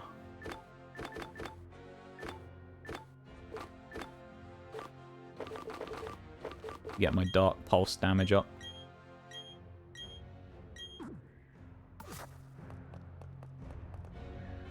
I need to keep an eye on this double battle here. Which side Jupiter's on? Jupiter's the one I need to knock out.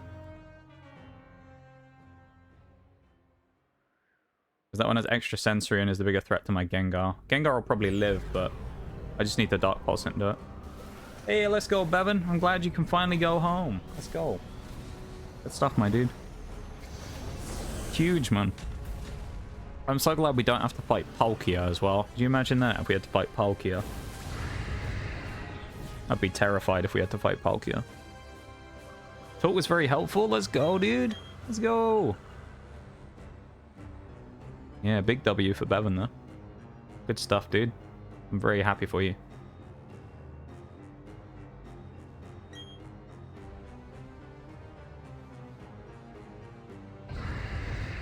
That's a scary boy.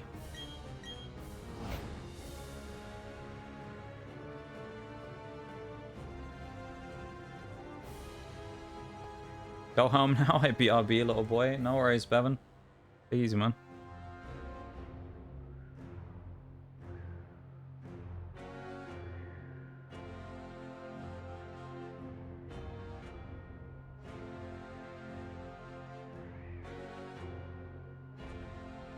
How much? Nah, we'll worry about this in a minute. Okay. Let's win this fight. Come on now. Let's do this, chat. Have some hype in the chat, please. I need some hype, because apparently I'm just about dead in every other sense today.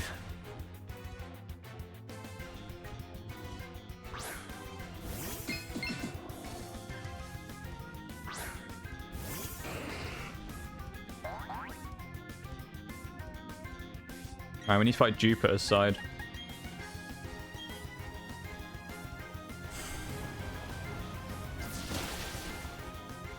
That should be the one that gets rid of the Dark Pulse one. Hey, crit as well, that's handy. Now we can switch out to Golem basically safely. Or Gastrodon if we really wanted to. 42 on Luxray is good, I can get it to 46. The more damage I can get on Luxray, the better, basically. Reflect, good. That's about as we expected. Munchlax's going for Bite as well, is good though.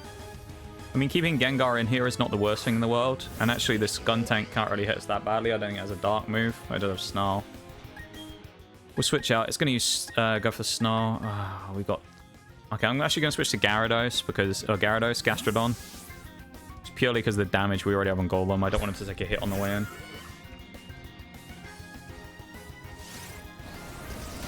That's good. Okay. That was a crit on Munchlax. He ate like a champ. We got the minus special defense though, wasn't it? Special attack. That's annoying. Well, I think we can still one-shot Skuntank probably though. With Earth Power.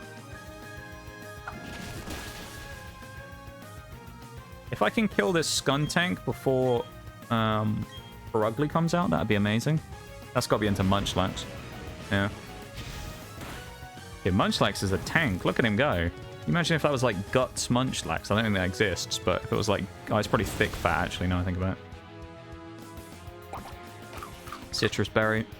We got that minus special attack, which is kind of bad for our damage here. I don't know if we're going to be able to knock it out from there. It's going to be tight. Gastrodon probably switches out in a minute, though, when Perugly comes in, and we can switch into Golem safely, I think. But for now, at least, we need to get the kill on Skuntank first. Although, unless one of the Golbats has Giga Drain, which they might do. Belch, that's into your boy again. Little Munchlax has taken a hammer in here. Yeah, one has Giga Drain. Jupiter's one does have Giga Drain.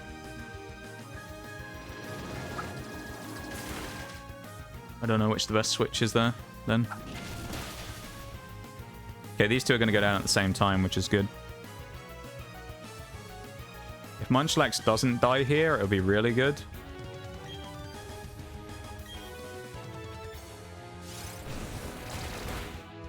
Damn. Okay. Well, that's good because it means Perugli's not coming in yet.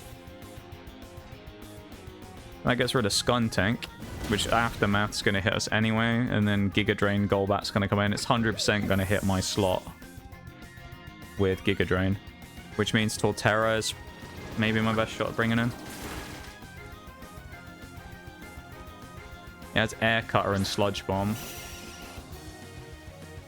Maybe not Torterra. Infernape is potentially good here. It depends what it goes for. If it goes for Golbat, that'd be insane. Actually... Oh, this is the switch, actually. Gengar. Gengar is 100% the switch here.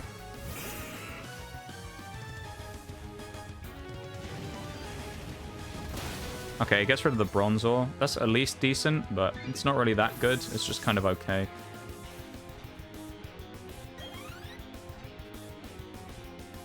There's the Giga Drain we predicted. Gengar can eat that all day long.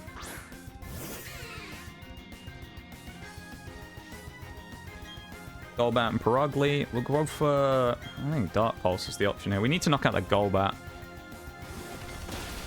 Oh, huge. Nice. Good stuff from our boy there. I wonder if Golbat's going to go for a move into Infernape as well. Because it'll see the weakness of it being part fighting. Level up there on Gengar as well is nice.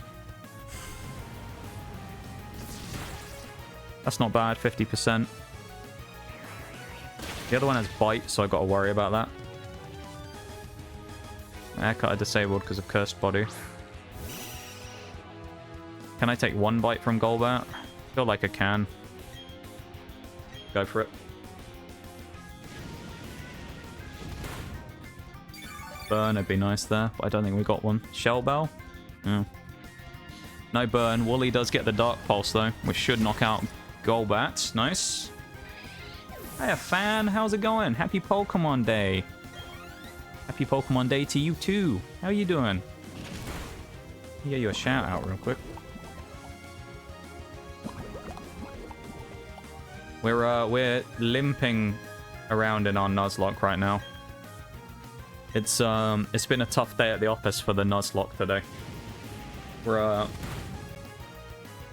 kind of close to the end of where we were going to finish today. We were going to beat Cyrus hopefully, and then wrap up for the day. So we got the big fight coming up that I'm terrified of.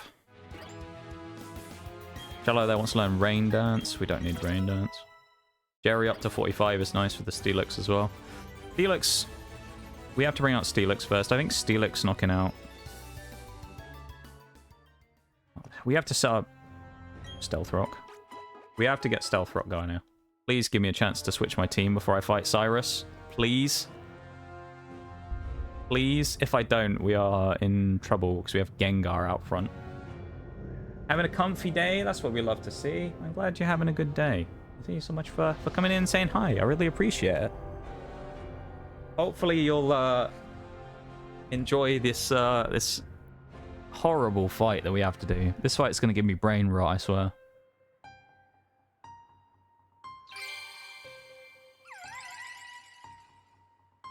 This isn't even this is not even that bad of a fight as the run goes. Like, Cyrus is kind of meh, but as the fight goes in the entire run, Cyrus is not that bad. I'm scared of this fight, though. Right now, with the team we have, I'm kind of scared. I give the Hydrate Spinal, too. I appreciate it, man. Thank you, thank you. We got this. If I can't change my team before, we're in a significantly worse position with Gengar up front. We need Gengar at the front of the party.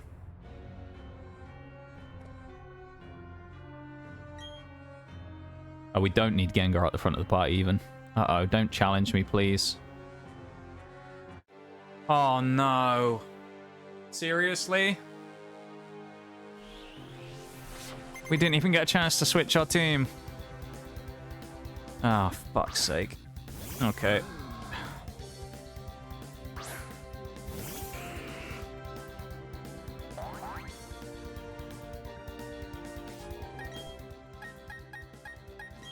Jerry, my dude, now is your time. He's probably going to go for Night Slash, presumably, so...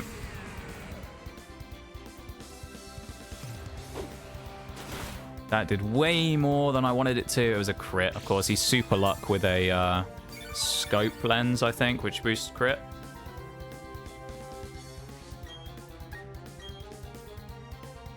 The fog. Oh, he can clear hazards, I forgot.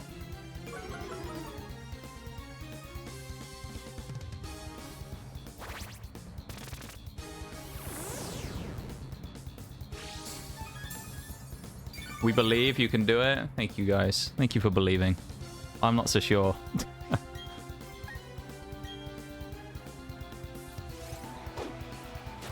These crit Night Slashes are not good.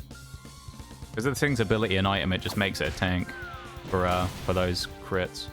I could do with a crit guide my way, actually. That'd be handy. Could use Dig, but I don't think that'd be that good here.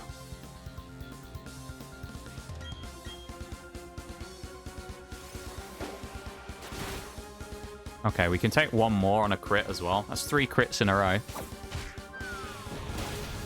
Okay, Steelix wins this fight. We know that much. That's as far as we got on. Best case scenario is for something else to come out that isn't Gyarados next, honestly. Because I don't want to fight Gyarados yet.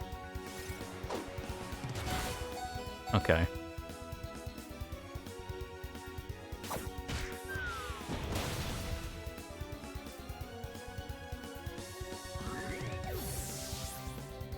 That's Honchkrow dead, though. That's one dealt with. Oh, no. I'm such an idiot. I didn't rare Candy my Luxray before the fight, because, of course, I thought we were going to have a chance to. Oh, that's awful. The only good thing here is that Gyarados' Intimidate is going to go on to Steelix. And he takes Stones damage.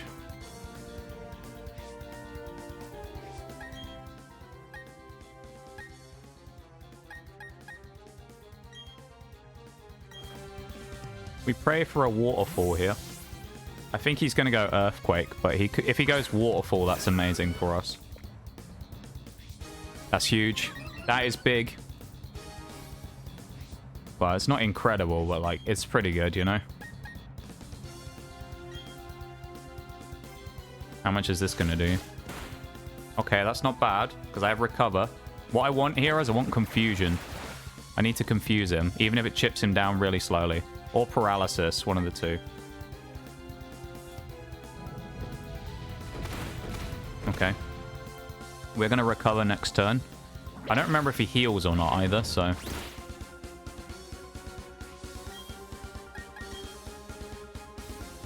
Huge. The miss is massive there. I think... Okay, so what the AI is doing right now, I'll give you a little bit of a lesson in Nuzlocke stuff here. The AI doesn't know what to do, so it's trying all of its moves on Gastrodon because it doesn't know what to use. You see how it's went through Earthquake, Crunch, Ice Fang, and also Waterfall because it realizes it can't use it, so it doesn't know what to do. So it's trying all of its moves in an attempt to find one that works well against us. I think he heals here, but I don't know if he... Okay, he does full restore. Okay, that's fine. Gives us another chance to paralyze him. We'll win this war against him of attrition with Gastrodon, because Gastrodon can just pile drive him here. If we get paralysis, it'd be even better.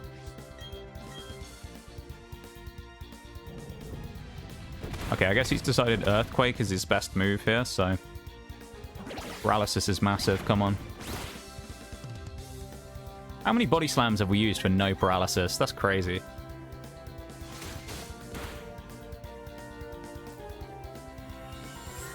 This is going to be like one of the most boring fights you're ever going to see, but it's just, this is the nature of what has to happen here.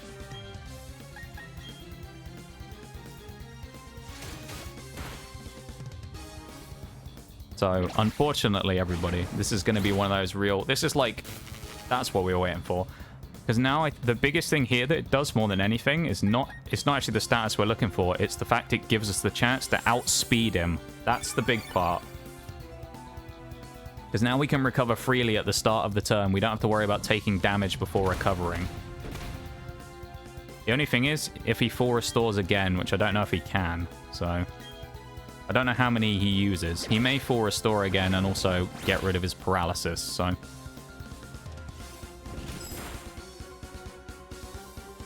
I think he might full restore. Super potion. Okay, so he only has one full restore then. That's good to know.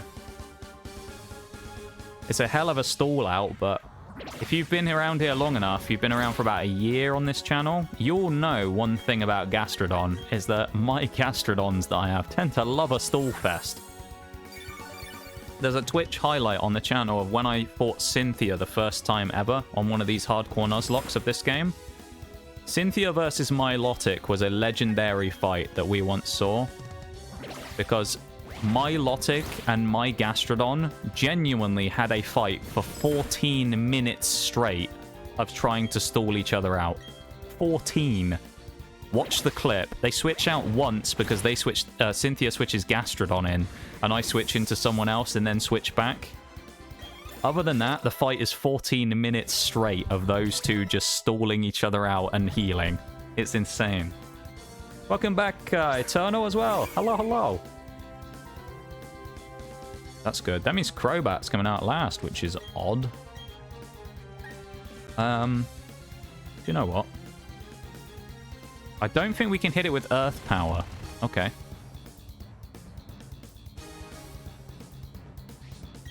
I don't think... Okay, that's fine.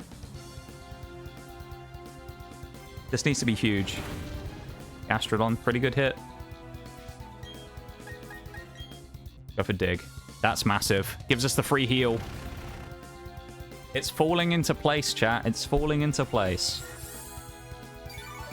Oh, this is so stressful.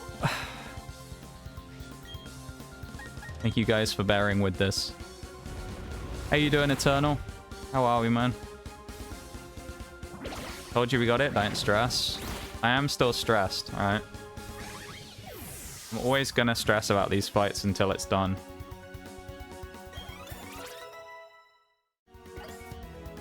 It's not even winning it that's necessarily the crazy part. Like, it's more of winning it with no deaths that I need more than anything. You know?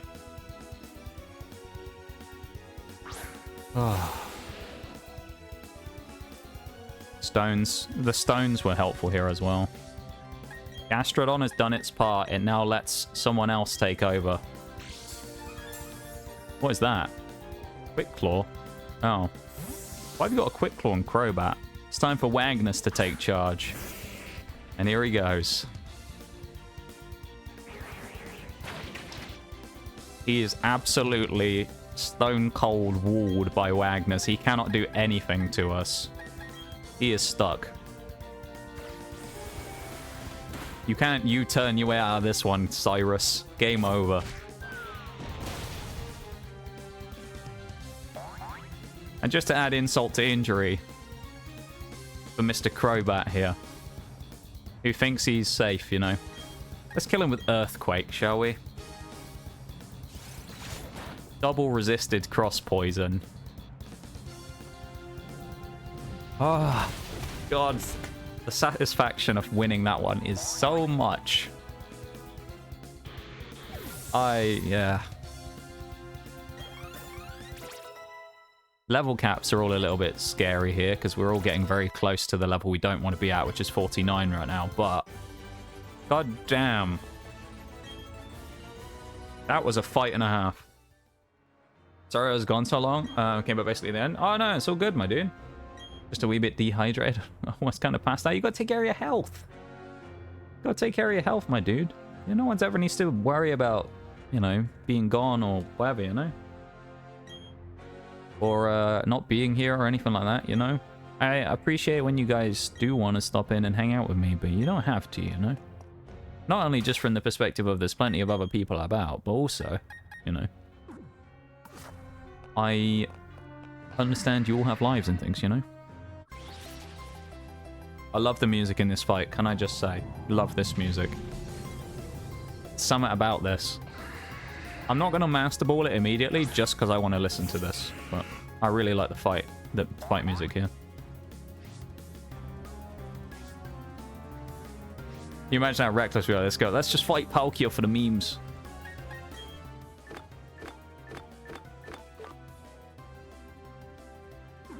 It's just that music, you know? When we go in the bag, it muffles it. I just love it. Well, Palkia's banned, but, you know, we'll catch it. I've got a bit of work to do off stream, though. Little bit of work for me to do off stream as well before next week as well. Because I have a couple of Pokemon that we need to prepare. And one of them that I need to go and catch. Who goes by the name Young Gib, as Bevan likes to call him. This is Band 2. The second sibling of Band the Jirachi. Increased special attack as well. Damn. Actually really good on Palkia. Yeah, you better be good now, Eternal. 2 with the hype Elmos there. You know what would make me better, though? What would make you feel better, Eternal? Grilled cheese, perhaps? Perhaps a grilled cheese? That makes everybody feel better. I mean, considering we came through that relatively unscathed was kind of insane. And also, we've had that before, where we've been screwed over so much by the fights instigating straight away and not giving you the option to fight them. I'm very glad that we had the option to actually do that here. We can't use... Can we just fly away from here?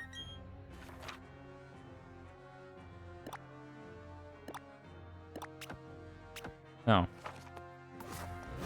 Okay.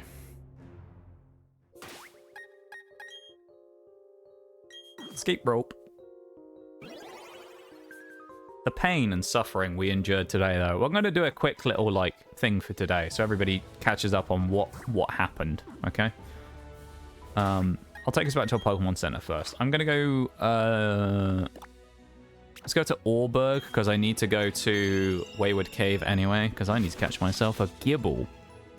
We won't be doing that today, though. I'll do that off stream, because it's just boring running through that cave. So I need to go and catch myself a Gibble there. I also need to do a little bit of grinding to get other people up to the level where we can go to Sunny Shore City. That's something I have to keep in mind.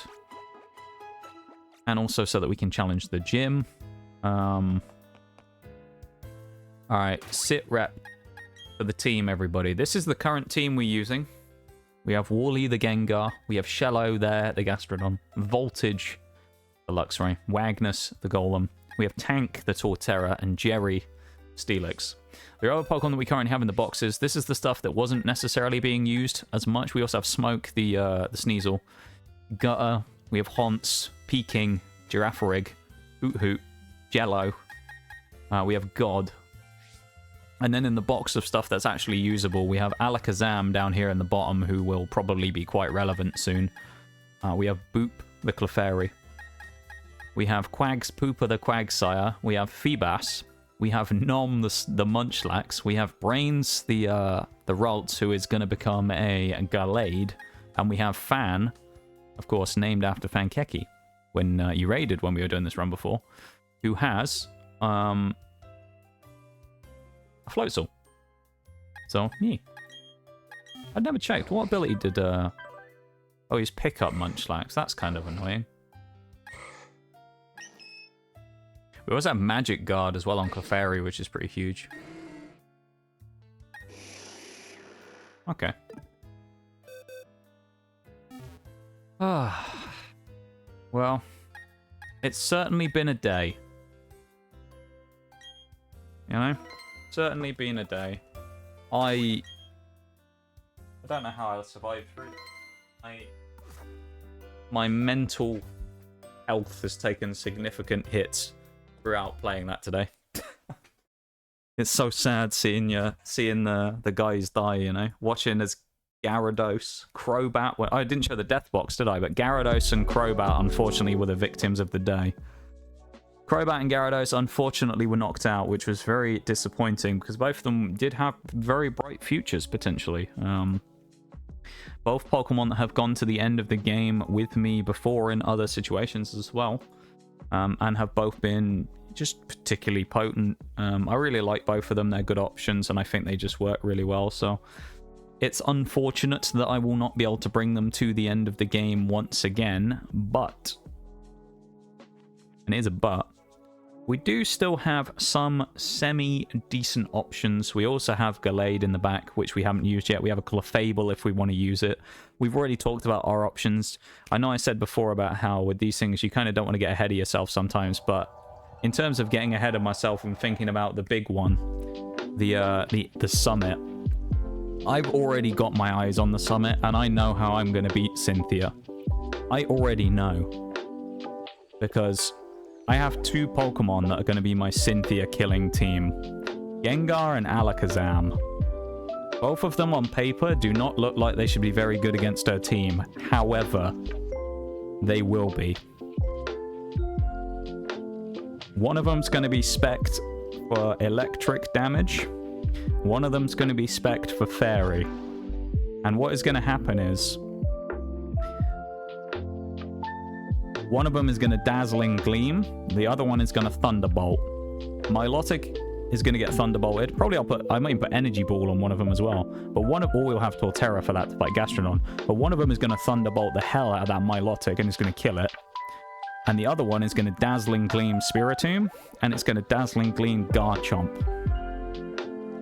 And they will outrun him because they are way faster than Garchomp even with max speed. Both of those two should have, you know, clean pair of heals by the time they get past him. After we beat Volkner, next time we'll basically make our way through Victory Road, which is a little unfortunate because it means that I won't be able to challenge the Elite Four for next stream probably because I'll have to do a ton of level grinding and I'm not going to do that, so yeah, that's a bit annoying. Oh well though, you know. It's, what do you guys think today's been like? Give me your thoughts. What are we... Tell me what you're feeling.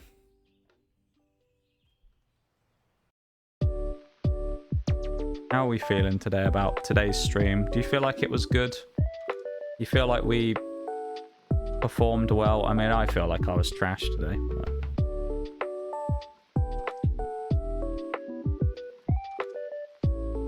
I felt like I was actual trash today.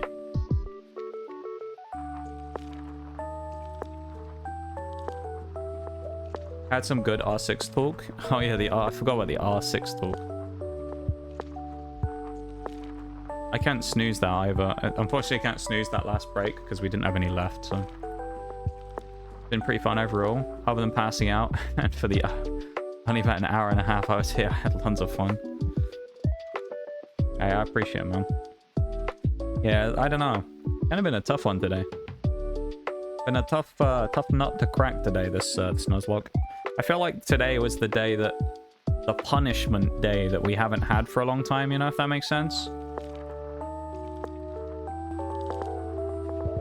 Like, sometimes with these runs, you have a day where it all kind of catches up to you. The luck catches up to you. And I feel like today was that day. You know? We had the luck catch up to us today, and we got a little bit, blamed by it. Didn't we?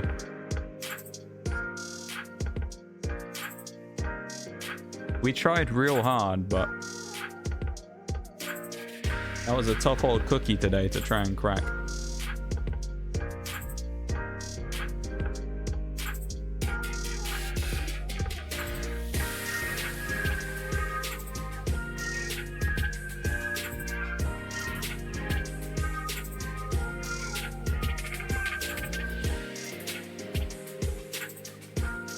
What is this music? This doesn't sound very Pokemon-y. Why is this in the playlist? That's not even Pokemon. What? What the? This is previous song, was it?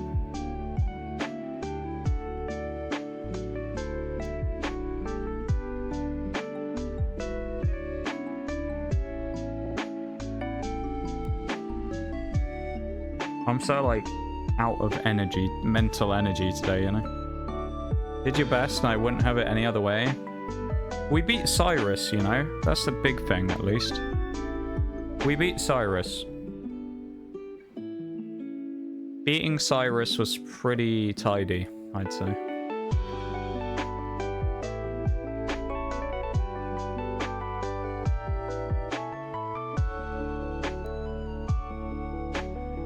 Okay, I think I know where we're going today. I know what we're going to raid out to. I'd appreciate it if you would stay for the raid, if you would please.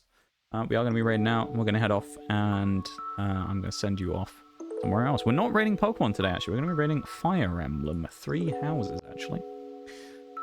So, yeah. If you managed to survive to the end and managed to get through the pain and the heartache of today's stream, then there are some raid messages for you.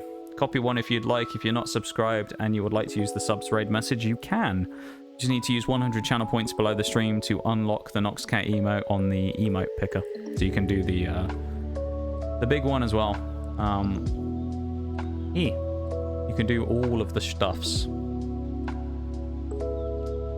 But yeah, I think I need to go lie down and forget today ever happened. And prepare for tomorrow, because I don't really know what I'm doing. I know it says Monster Hunter on the schedule, but actually, I'm not sure if we're doing that or not. Because I know Bevan is not going to be available, and I don't really... I mean, at this point in the game, I don't fancy doing 5 hours on my own, so... Oh, my internet's dead. Lovely. Nice. 11,000 bitrate. 20,000 bitrate. 11,000 bitrate. Oh, we're good.